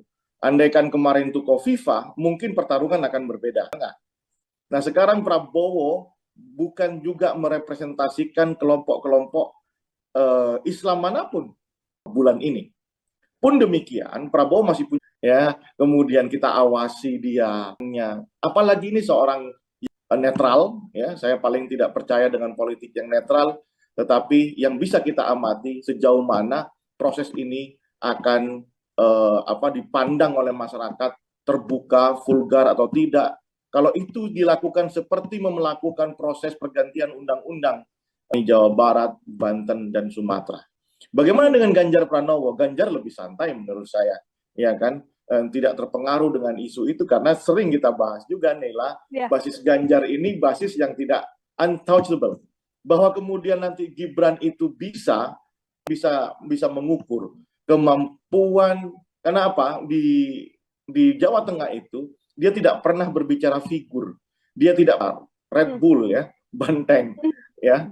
Mereka pernah saya katakan bahwa biar gepeng asal banteng. Nah, kalimat pemilih Ganjar, pemilih PDI akan pindah, atau basis pemilih Jokowi yang selama ini pemilih Ganjar akan pindah ke Gibran, ya itu mungkin hanya dari data-data yang kami set. Selebihnya akan menjadi milik Prabowo. Prediksi ini di putaran, ya, nomor 3 adalah Prabowo bersama Banten yang identik selama ini dengan, kalau saya lebih mengistimewahkan mengistilahkan itu namanya ex basis Masumi, ya, melihat pemilu tahun 55. Itulah pertarungan hidup dan mati antara Prabowo Subianto, Gibran Rakabuming Raka dengan Anies Baswedan dan Muhaimin Iskandar. Itu pertarungan sesungguhnya. Kalau ada mutasi saja, pemilih pertarungan ini ketat sekali. Mungkin nanti di putaran pertama selisihnya hanya 1%, 2%. Tapi kalau ada 7% yang berpindah ke Anies Baswedan, saya bisa berganti pemenang di putaran pertama adalah Ganjar dan juga Anies Baswedan di kondisi dipilihnya Mas Gibran, begitu ya, Bang Rio, untuk kemudian bersama dengan Prabowo Subianto. Bang Rio, kalau kita melihat basis di Jawa Tengah yang kemudian sudah pasti bisa saya katakan full PDI Perjuangan, begitu, full merah, kemudian di Jawa Timur yang akan banyak diperoleh oleh pasangan Anies dan juga Caimin. Ini kita berbincang soal sosok, Bang Rio. Melihat sosok, ini kita berbincang soal sosok, Bang Rio. Melihat sosok Prabowo bahan di sisi Anies dan juga Caimin, dan perpaduan di antara keduanya di sisi Ganjar dan juga Mahfud MD. Visi misi ini apakah kemudian juga berpengaruh untuk menggerakkan pergerakan suara di kontestasi ini? Nila percaya dengan pemilih rasional nggak? Ya kan, ada perdebatan di dalam konteks wacana ilmu politik gitu ya. Ada nggak itu pemilih rasional yang benar-benar rasional melihat? Saya percaya, tapi itu peluangnya sangat kecil. Datang dan berdoyong datang ke TPS, memberikan dukungan yang masif, menjadi relawan tertentu. Ini lebih ya, kedekatan ya, bagaimana emotional bonding di antara figur dengan calon pemilihnya, isu apa yang kemudian lebih sensitif mereka. Mungkin itu ada, tapi porsinya tidak akan sebesar isu-isu yang saya sebutkan secara emosional tadi antara figur dengan pemilihnya. Oke, terkait Jokowi efek kemudian Bang Rio, ini kan kalau kita melihat sebelum memang adanya drama yang begitu terhadap Presiden Jokowi yang juga... Bukan begitu melihatnya, Sen. Itu di survei kami harus itu ada, iya, tapi masyarakat. Ya, data survei yang sama menunjukkan harga sembako